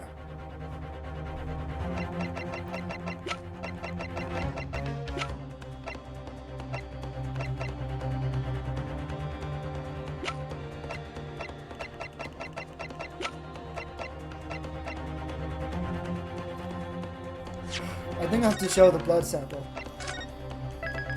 I can't think of... It's either the blood sample or the disc. Take that! Take that! The evidence is right here in this portfolio. Okay, nice. I was right. By Jove, that portfolio again, is it? Do you expect the court to rifle through your papers itself? Be more specific. You claim one of those blood samples proves the presence of this third intruder. Well, which one is it? Take that! What am I looking at here? There appears to be some green paint or such like around the bullet hole in the middle of the calendar. That's a blood stain, my lord. A blood stain? Green blood. Curious, even for you. Is a court to understand the intruder was some unhuman creature? It's something developed by Mr. Herlock Sholmes. By the great detective? New invention. Stop. Not yet appeared in stories. Stop. It's this, you see? It doesn't have a name yet, though. This fogger sprays a chemical that reacts with the different elements in people's blood to change its color. Different elements of people's blood? Yes, everyone's blood is slightly different, you see, because it's made up of different chemicals. I mean elements, sorry. So by seeing what color it changes to, you can tell in a flash whose blood it is. Ooh, that brings a whole extra dimension to looking at blood. Talk about blood in courtroom, stop. Very exciting, stop. As an example, this one shows the blood of the victim, Mr. Winterbank. Ah, a striking blue. Yes, so you see, the green color of this blood stain on the calendar shows that somebody else was shot in the main part of the shop. Now hold fire there, young man. Could be from some unrelated incident, couldn't it? No, it's not unrelated. Huh. The date showing on the calendar is the date on which Mr. Winterbank was killed. By golly! Therefore, we can assume that whoever was shot on the same day. Then whose blood was it? Well, the Skokin brothers in the stand don't appear to be suffering any gunshot injuries. Which means it must be the blood of somebody else. The third intruder, in fact. Objection! Objection! Whose identity the court is still waiting to hear. You can't delay this any longer, my learned friend. Who is this alleged third intruder? It's William Zeppeli, of course. The man's name is Egbert Benedict. Egbert Benedict? Who on earth are you talking about, counsel? He paid a visit to Winterbank's pawnbrokery on the afternoon before the incident took place. When the accused attempted to deceive the pawnbroker into releasing this article into her possession. That's right. The man identified by the defense, Mr. Egbert Benedict, then attempted to take the article from the defendant by force.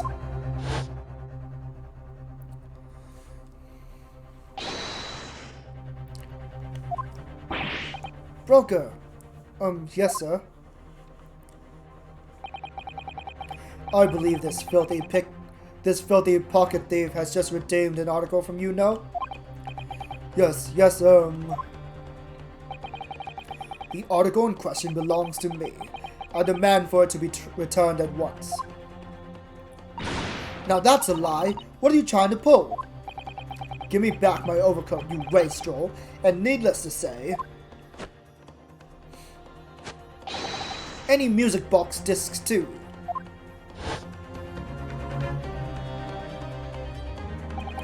Inspector Gregson was there at the time and can attest to what happened. In the end, it was the inspector himself who took the disc. Can you corroborate this account, Inspector? Yes, my lord. That's more or less what happened.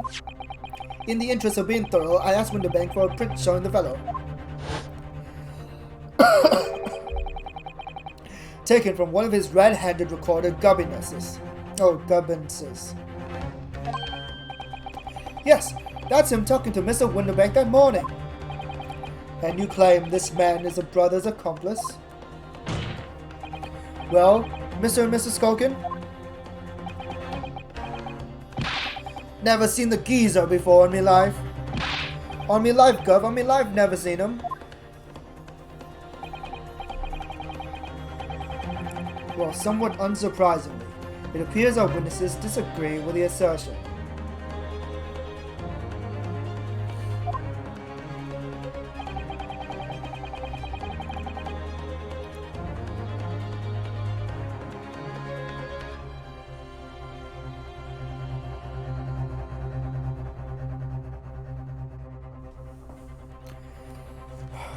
I'm sure your lordship recalls my learned Nipponese friend's actual assertion,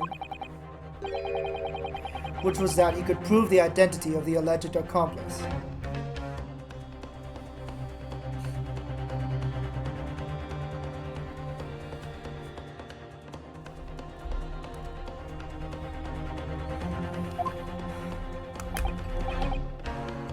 Yes, and I can't.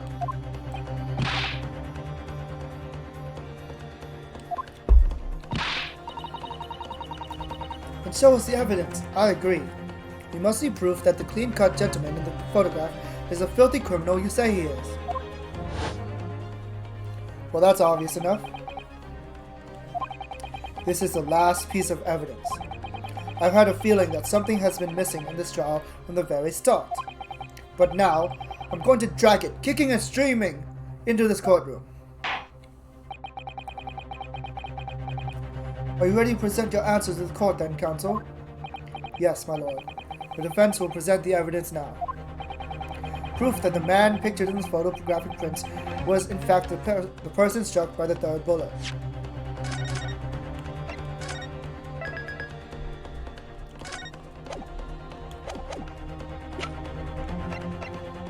Take that!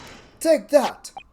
As I mentioned before, on the night of the day in question, the defendant attempted, deceitfully, admittedly, to reclaim this disc from Winterbanks, which is when the aforementioned Egbert Benedict appeared on scene, I believe.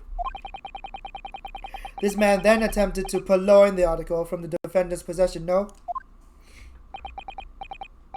That's correct, my lord. I myself was present at the time.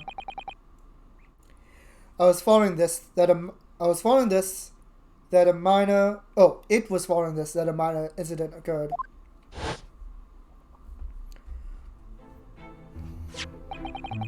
But of course, sir, here's the disc for you.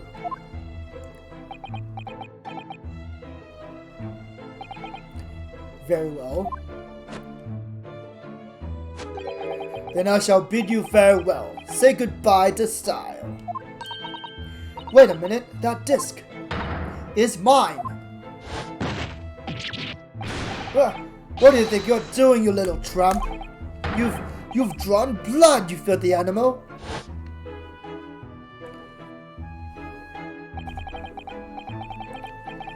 Being a music box disc, it has countless small but sharp metal protrusions over its surface. Those protrusions caused Mr. Benedict's finger to bleed, and the resulting smear of blood is still visible on the disc now. Goodness, a bloodstain, is it? My sister and I have just now analyzed the bloodstain here in this very courtroom, using my trusty Fogger gun. Yes, and we added the results to this portfolio.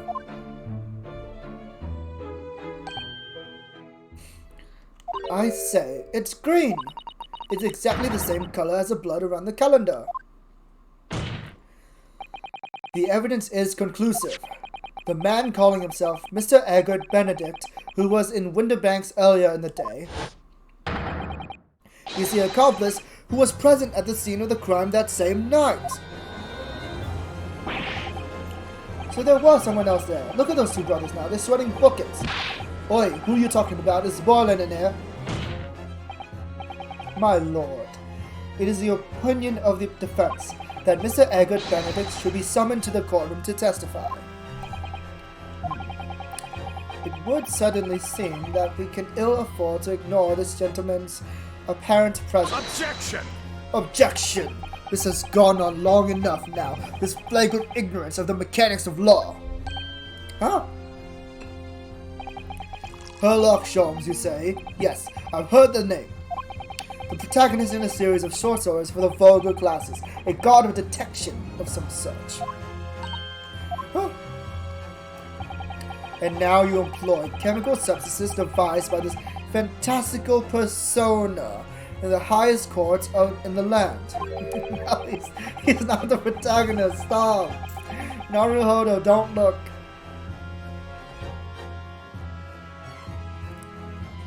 Do you expect us to take you seriously? The samples made by this plaything are not fit to be called evidence. So the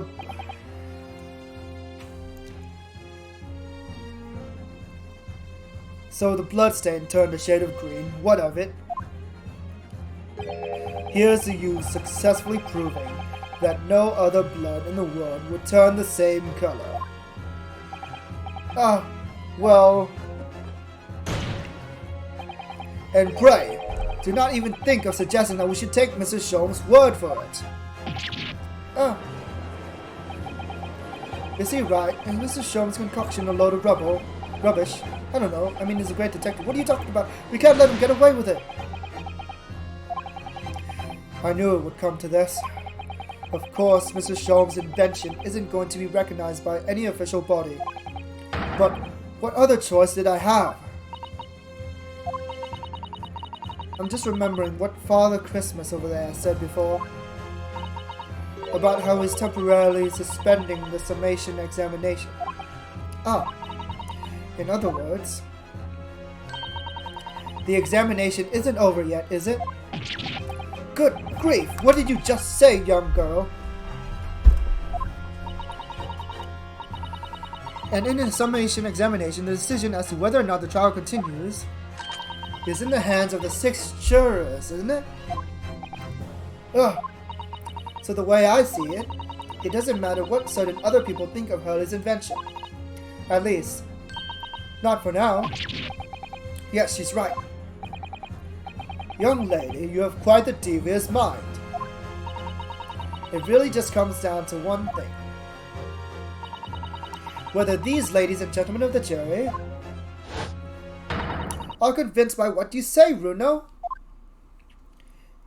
Is that about right, would you say? Or did I misunderstand something? This devil girl, she's got them by the neck. Mr. Sholmes' partner is a force to be reckoned with. Iris Wilson, sharpshooter. Wait, are you saying that Iris Wilson is a guard at FBS?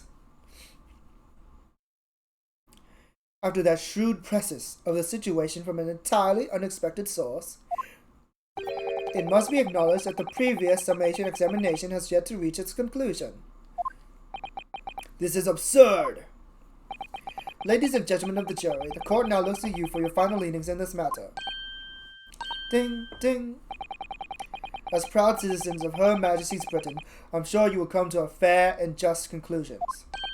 Ding, ding. So then, state your final decisions in turn, please. Not guilty. Not guilty. Not guilty. Guilty. Wait, you Guilty. bastard! Not guilty. Alright, whatever. We got 4 out of 6. That's all that matters. Oh, God.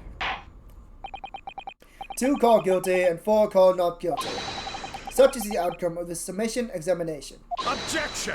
Objection, my lord. With all due respect, this is an outrage. The prosecution refuses to accept this decision. On what grounds? If these jurors are persuaded by some half-baked concoction devised by a pretender to real police work.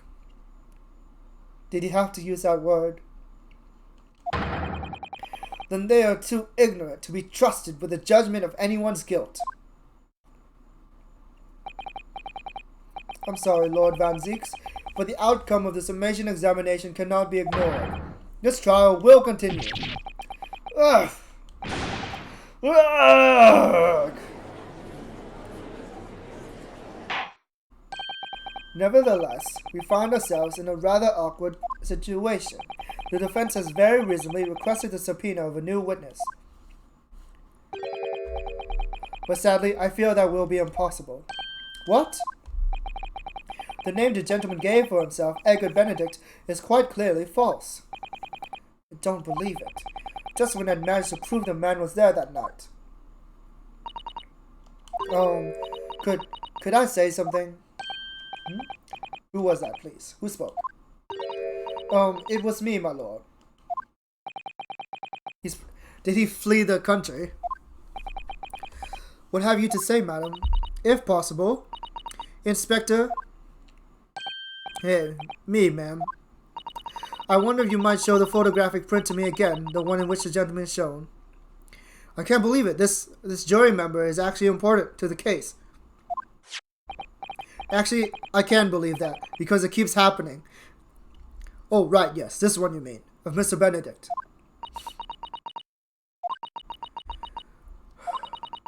Yes, there's no doubt in my mind. Juror number 5, you don't mean to say. You know this man. Yes, I know him. What? No! Good gracious! What a twist! Order, order, order! Juror number 5, how on earth? I'm a communications officer. Stop. As we can clearly see, the gentleman in the photograph is stop. Also a communications officer. Stop. He works in my office. Stop. Of course he does. A very talented operator, in fact. Stop. He should be in the communication station now. Stop. Tapping away on the telegraph. Stop. This doesn't seem right somehow. I can't put my finger on why, but it doesn't feel right.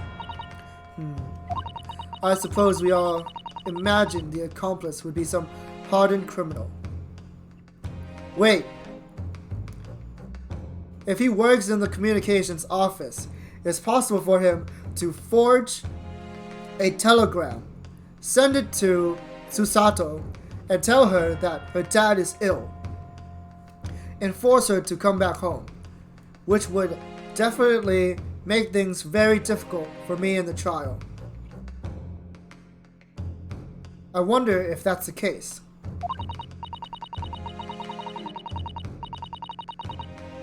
It seems very far-fetched, but we'll see. It's a bit unexpected to find out that he has a respectable job by day, whatever he gets to at night.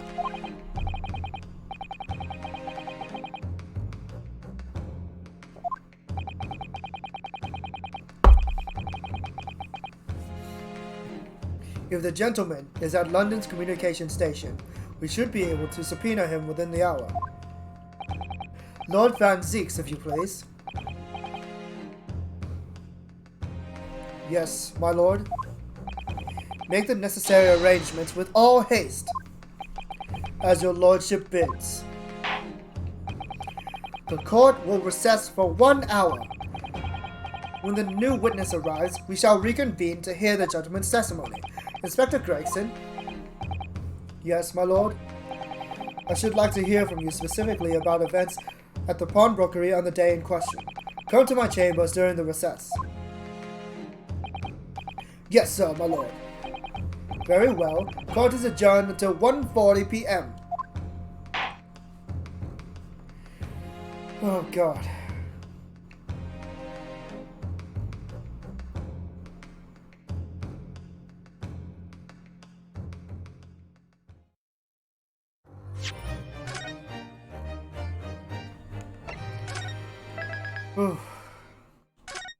Yeah.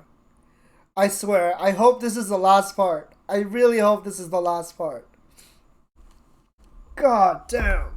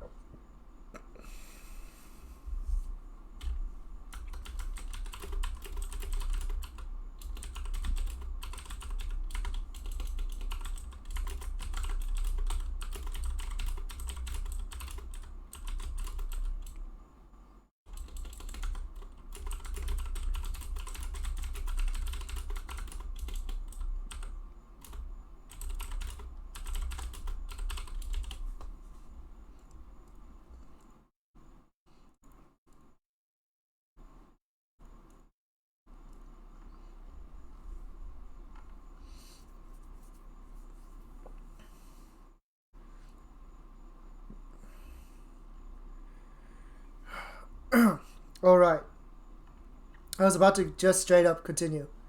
But if I don't take breaks, I'll definitely lose it. So I'll just take another quick break and we'll get right back into it.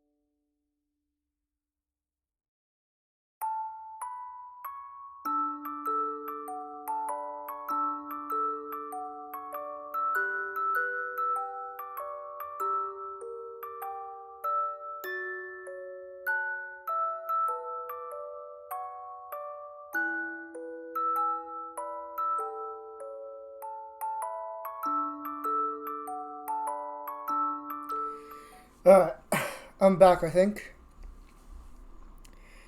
I went downstairs to get some more water and possibly some snacks. And I discovered a cockroach. And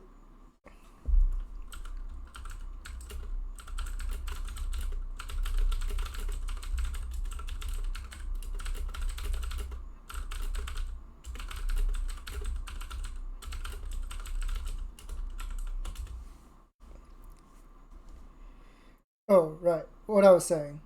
So I saw a cockroach, and I basically noped right out of there. Ran right back up. I wasn't about to deal with that. I wonder, will I ever get over my fear? I'll be positively screwed if I had to live alone. Whenever I see a cockroach, I either leave the room. Basically, it's their room now. Or I call for my parents to come assist me.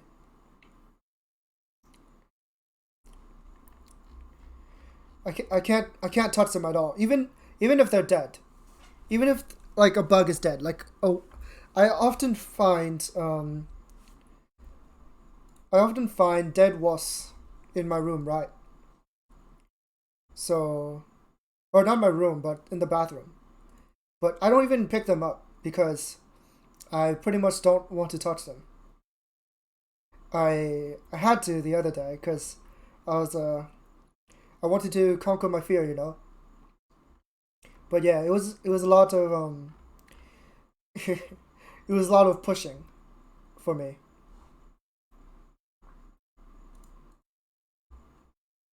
Anywho, while I was on my break, I was looking at the live VTubers right now, and I was surprised to see there was a VTuber streaming the first game.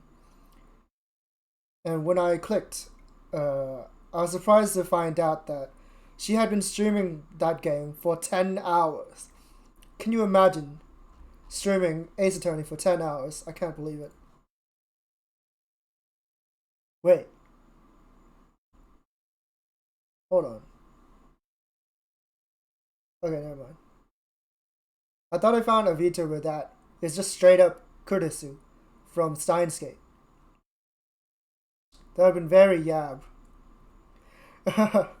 Yeah, I know about playing the game for a long time, but I don't know about streaming it.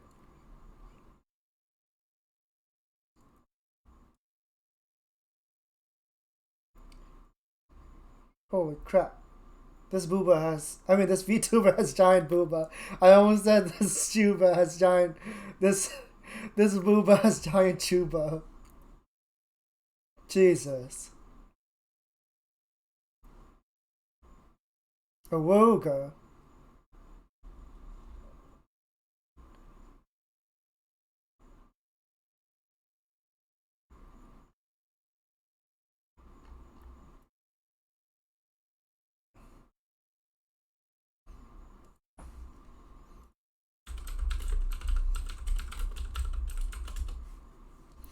Anyway, that's enough rambling. I'm sure you want me to get on with the game, right? I need to finish this. Please, be the last part.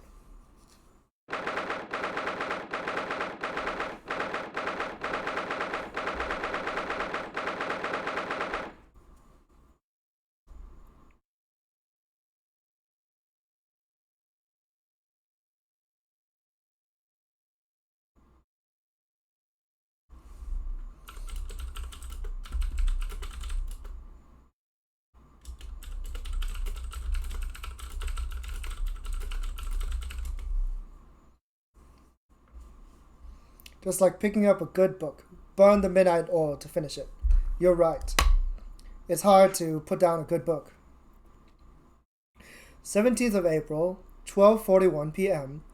The Old Bailey, Defendant's Antechamber. Gina, how are you holding up?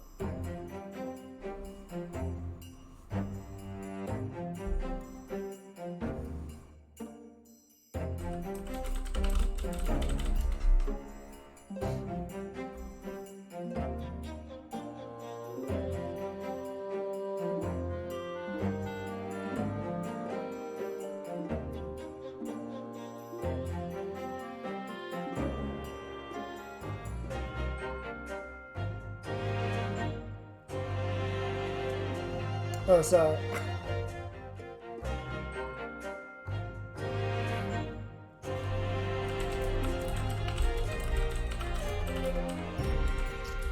I found this tuber who's also playing Ace Attorney, and I appeared in their chat, and they were like, "Hey, I see art in your name. Are you an artist?"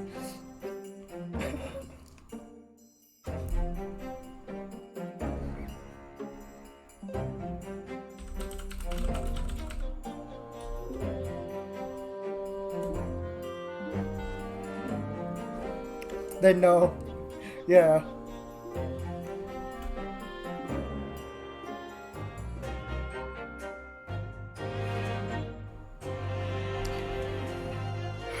Okay. Oh, Gina, how are you holding up? Sometimes I wish I picked a different name. Because as a VTuber, art sounds doesn't really... It's not very interesting, is it? It's not like a person's name. It's more like a username. Because you have all these VTubers with like interesting characters and lore and whatnot, and I'm just myself. So I wonder. Oh wait, what the heck? Wait, did someone just follow me? I didn't hear the noise. Thank you, Stormy Adventures. Thank you, I really appreciate it. What the heck? Thank you.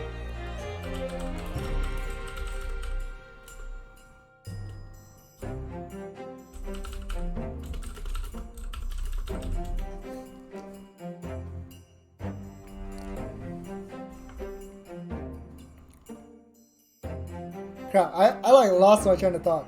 Cause I don't get that many followers. I don't get that many followers, so.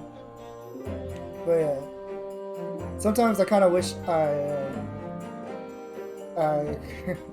streamed as a character or something. But oh well. I'm just me. That's all I'm good at.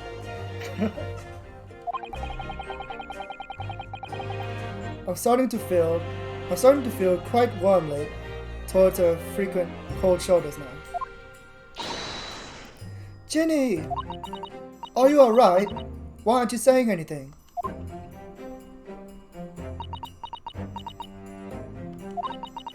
What's the point, eh? Why go to all that trouble and fight so hard for the likes of me? What? Well, you saw it, that picture. What picture? Ah, you mean this. The photograph taken by Hurley's red-handed recorder. Well, I didn't think you would have captured a scene like this, that's for sure.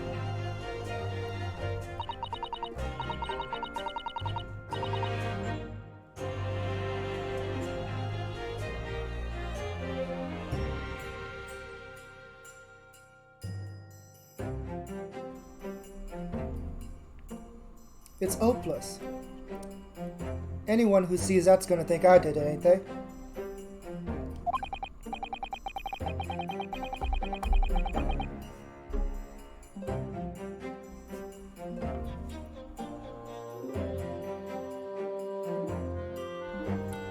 Hold on, let me do my networking reps real quick.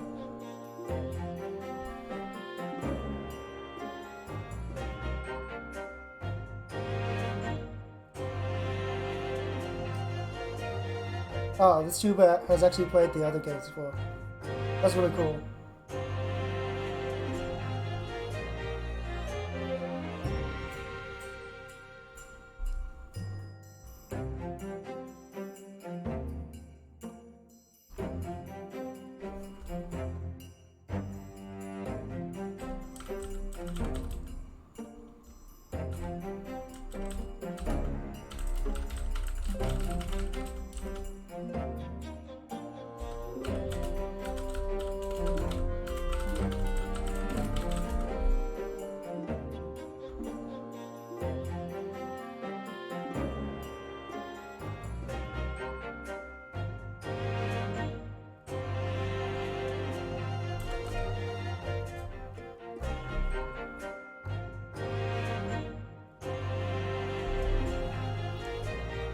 Well, I won't pretend it wasn't a bit of shock when the prosecution first presented it to the court.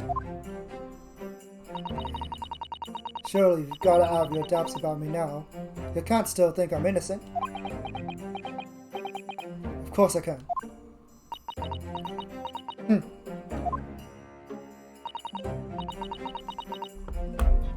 Have my alert on, right? I do.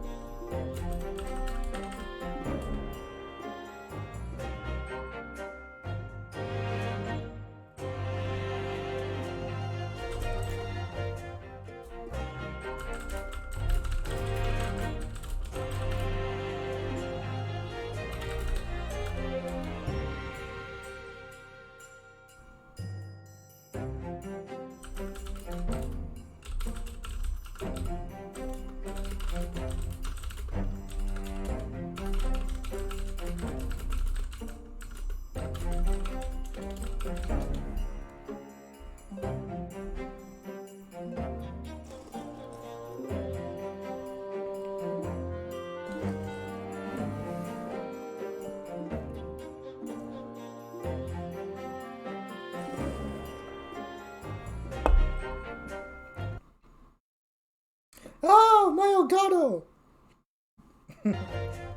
Anyways. Shinny, why don't you talk to us? Tell us what really happened that night. Eh?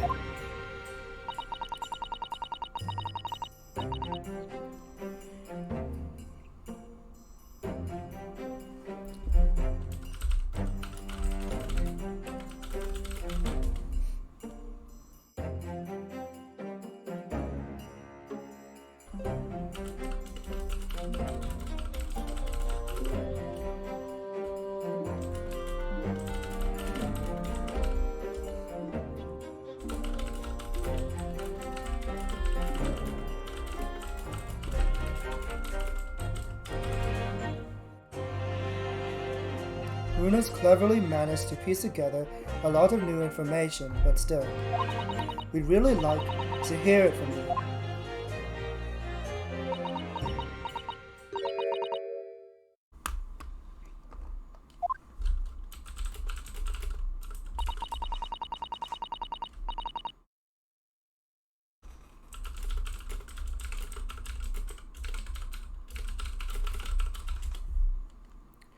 It was after we'd had that dinner at your place, right, Iris?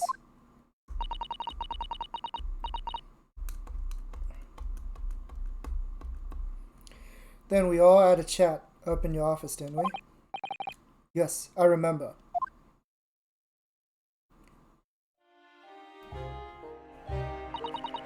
After that, I just couldn't get to sleep, so I slipped out and went down the street to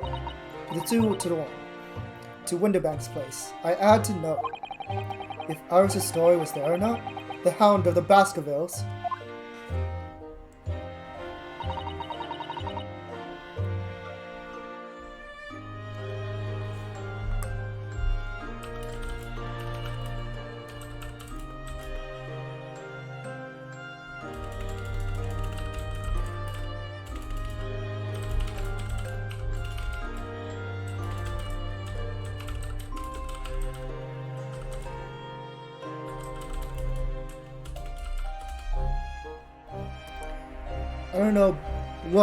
I don't know what it's about or nothing, but if you ask me, there's something in it that Sholmes don't like. Something what he don't want people reading. So that's why he lied to Iris about sticking it in lug with Winterbank for safekeeping. At least, that's what I thought at the time.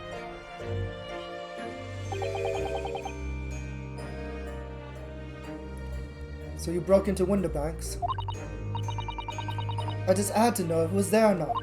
I mean, I had no idea all of that was going to kick off, did I? Gina just happened to go to the Winterbanks the same night as a robbery.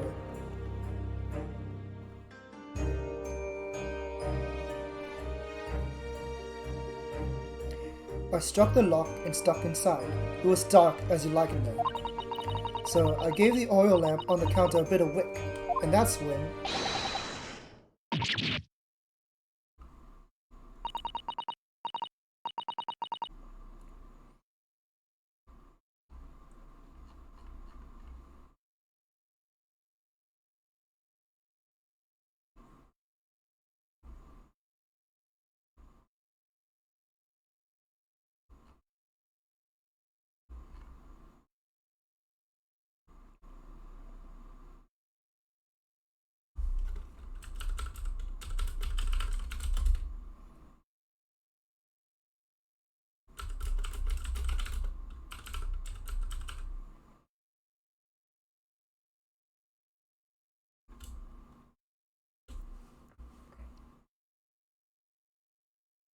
I nearly died, I did.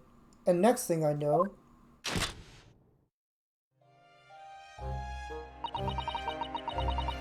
I grabbed the gun off the counter and was waving it in the air like I don't know what.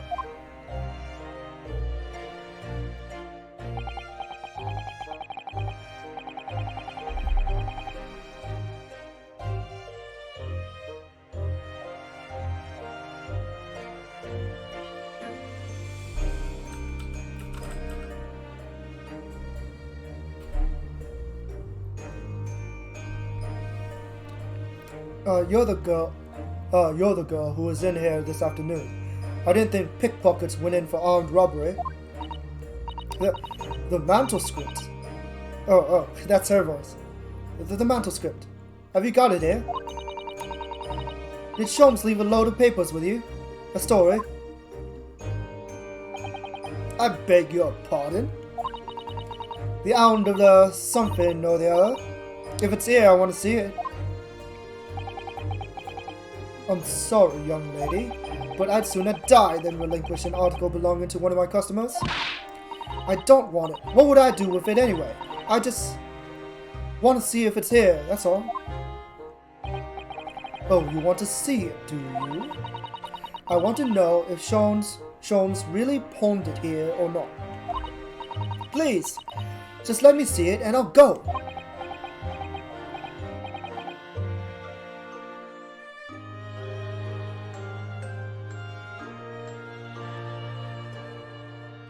Oh, very well then. But for pity's sake, stop waving my gun around, would you? He's very casual, considering he has a gun pointed at him. So then, the old cove unlocked the storeroom door, and we both went inside.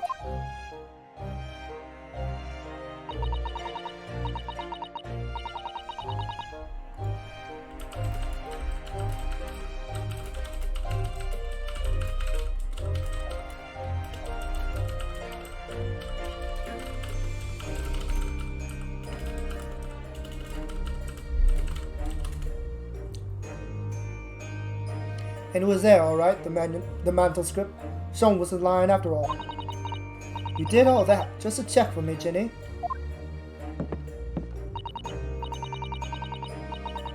Anyway, then there was a bit of a kick-up out in the main bit of the shop.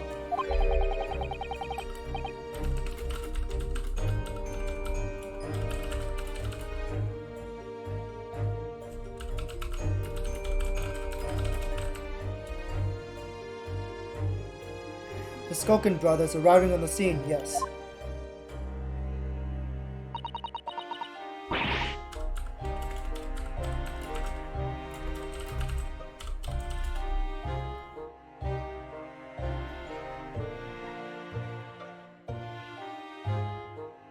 What was that noise? Someone's breaking in. Dear me, is there some burglars convention here tonight that I don't know about? I seriously wish that Gina told us this before the trial.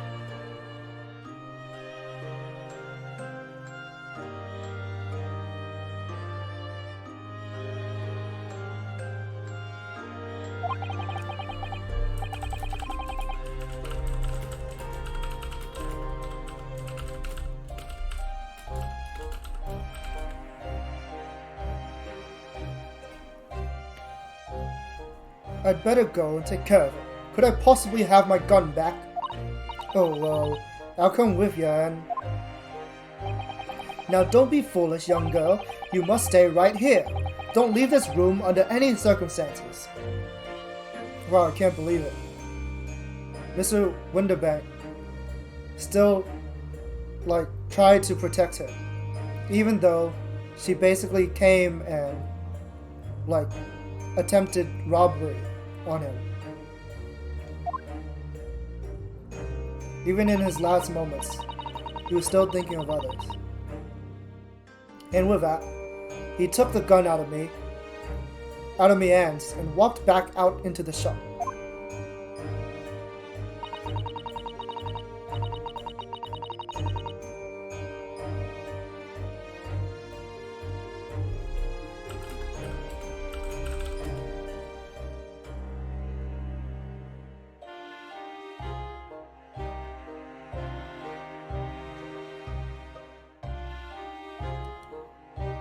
I hung back in the storeroom like he said, straining my ears in the dark to hear what was going on.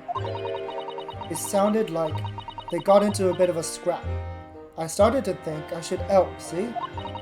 So I was just about to go out of the storeroom myself when... Bang! Bang! Wait, 2 gunshots? I heard a couple of shots go off, 2 I think, almost at the same time. And then there he was, right at me feet, lying down on the floor. I was right next to the storeroom door, so I slammed it shut and locked it quick as you like. Because you thought whoever shot Mr. Winterbank might come for you? Yeah. So I went to grab the old cove's gun. I figured I'd put up a fight at least. But when I got a better look at him, I knew. Oh, she fainted. She saw the dead body and she fainted. That explains why she was on the ground. Yeah, I'm still going. I'm trying to finish the game tonight. Winterbank was a goner.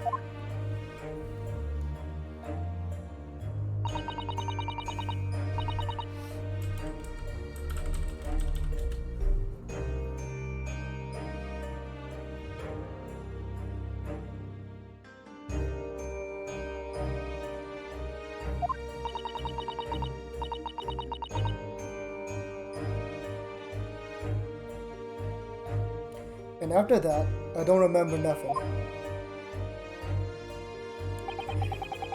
That must be when you passed out, Gina. If I hadn't done what I'd done, the old cove might still be alive. Did you tell the police everything you just told us? Of course I did, but they didn't believe a word of it, did they? All they said was, if I kept telling lies, it'd make things even worse for me. It'll be alright, Jenny, don't worry. Just stay strong a little longer. Runo's about to put the real culprit through the mill.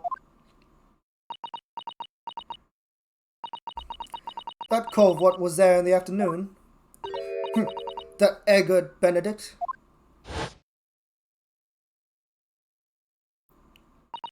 I still remember how he looked at me, like I was nothing. He was there that night.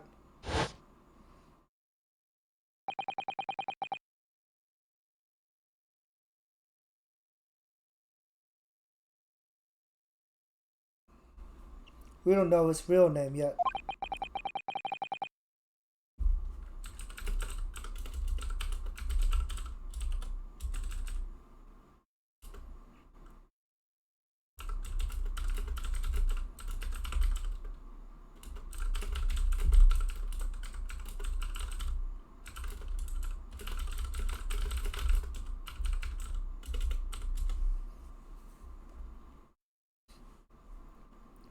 But I'm convinced that he's involved somehow.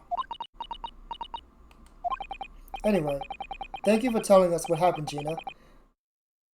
I appreciate your honesty. You what? You can leave it all in Runo's capable hands now, Ginny.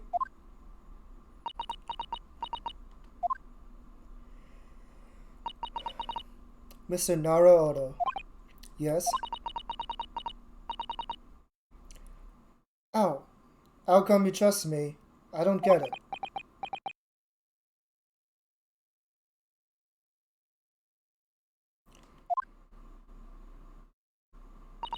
I mean, have you forgotten what happened here before? Come on. It was only 2 months ago. Me and McGilded, we told you a pack of lies. And you got the bog trotter off with him, even though he was a killer.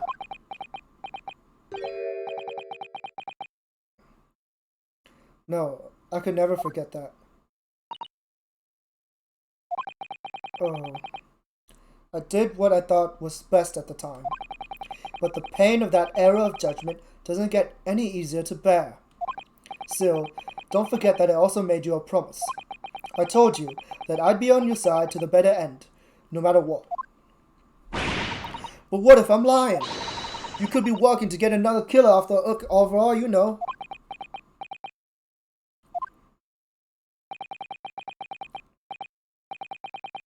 I was once in your position, Gina. I was accused in the trial. You were? Before I left Japan, I was accused of murder. And strange as it might sound, the circumstances of the crime were pretty damning. I was sure that no one would believe it wasn't me who'd done it. Oh, Runo. But there was one person who stood up for me, who believed in me, and was prepared to defend me. My best friend.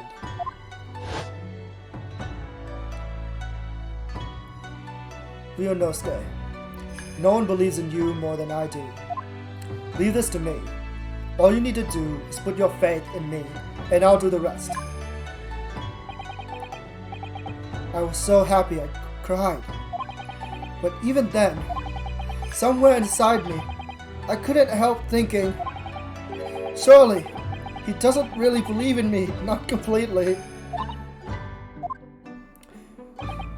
But I was wrong.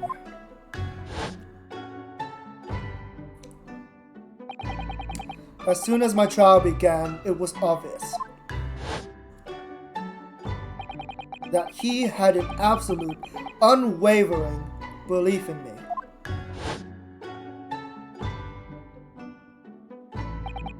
And in turn, I developed an absolute, unwavering belief in him.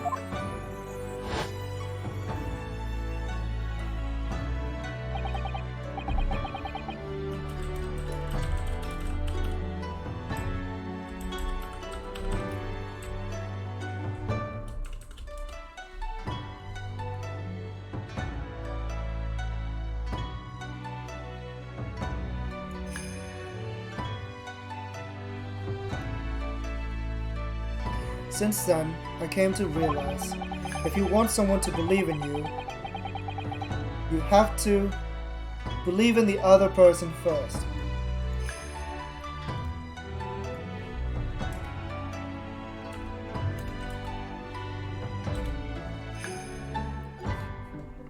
What the heck?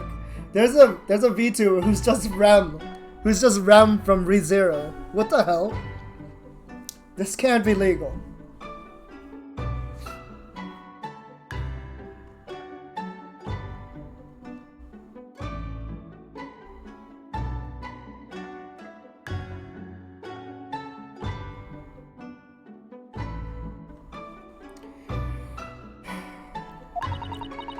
What are you saying? I promise you, Gina, that no matter what happens, I'll keep believing in you.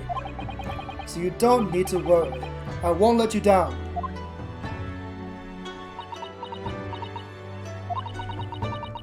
Even though I'm a diver and a no-good liar.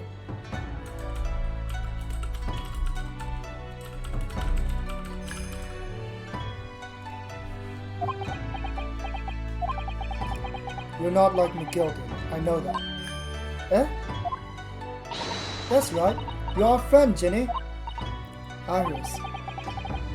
We know you better than you think. And we've come to the conclusion that you're someone we can trust. Yes, that's really all we need to know. Exactly.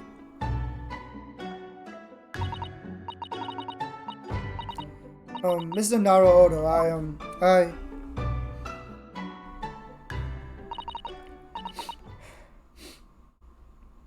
actually started tearing up when he was talking about Kazuma.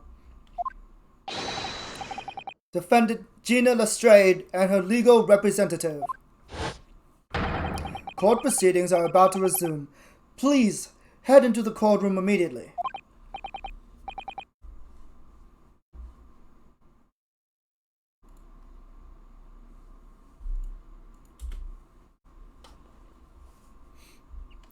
Yes, of course. Thank you. I'd been both a defendant and a defending lawyer in that time, so I knew only too well just how hard it was to put all your faith in another. And I also knew just how hard it was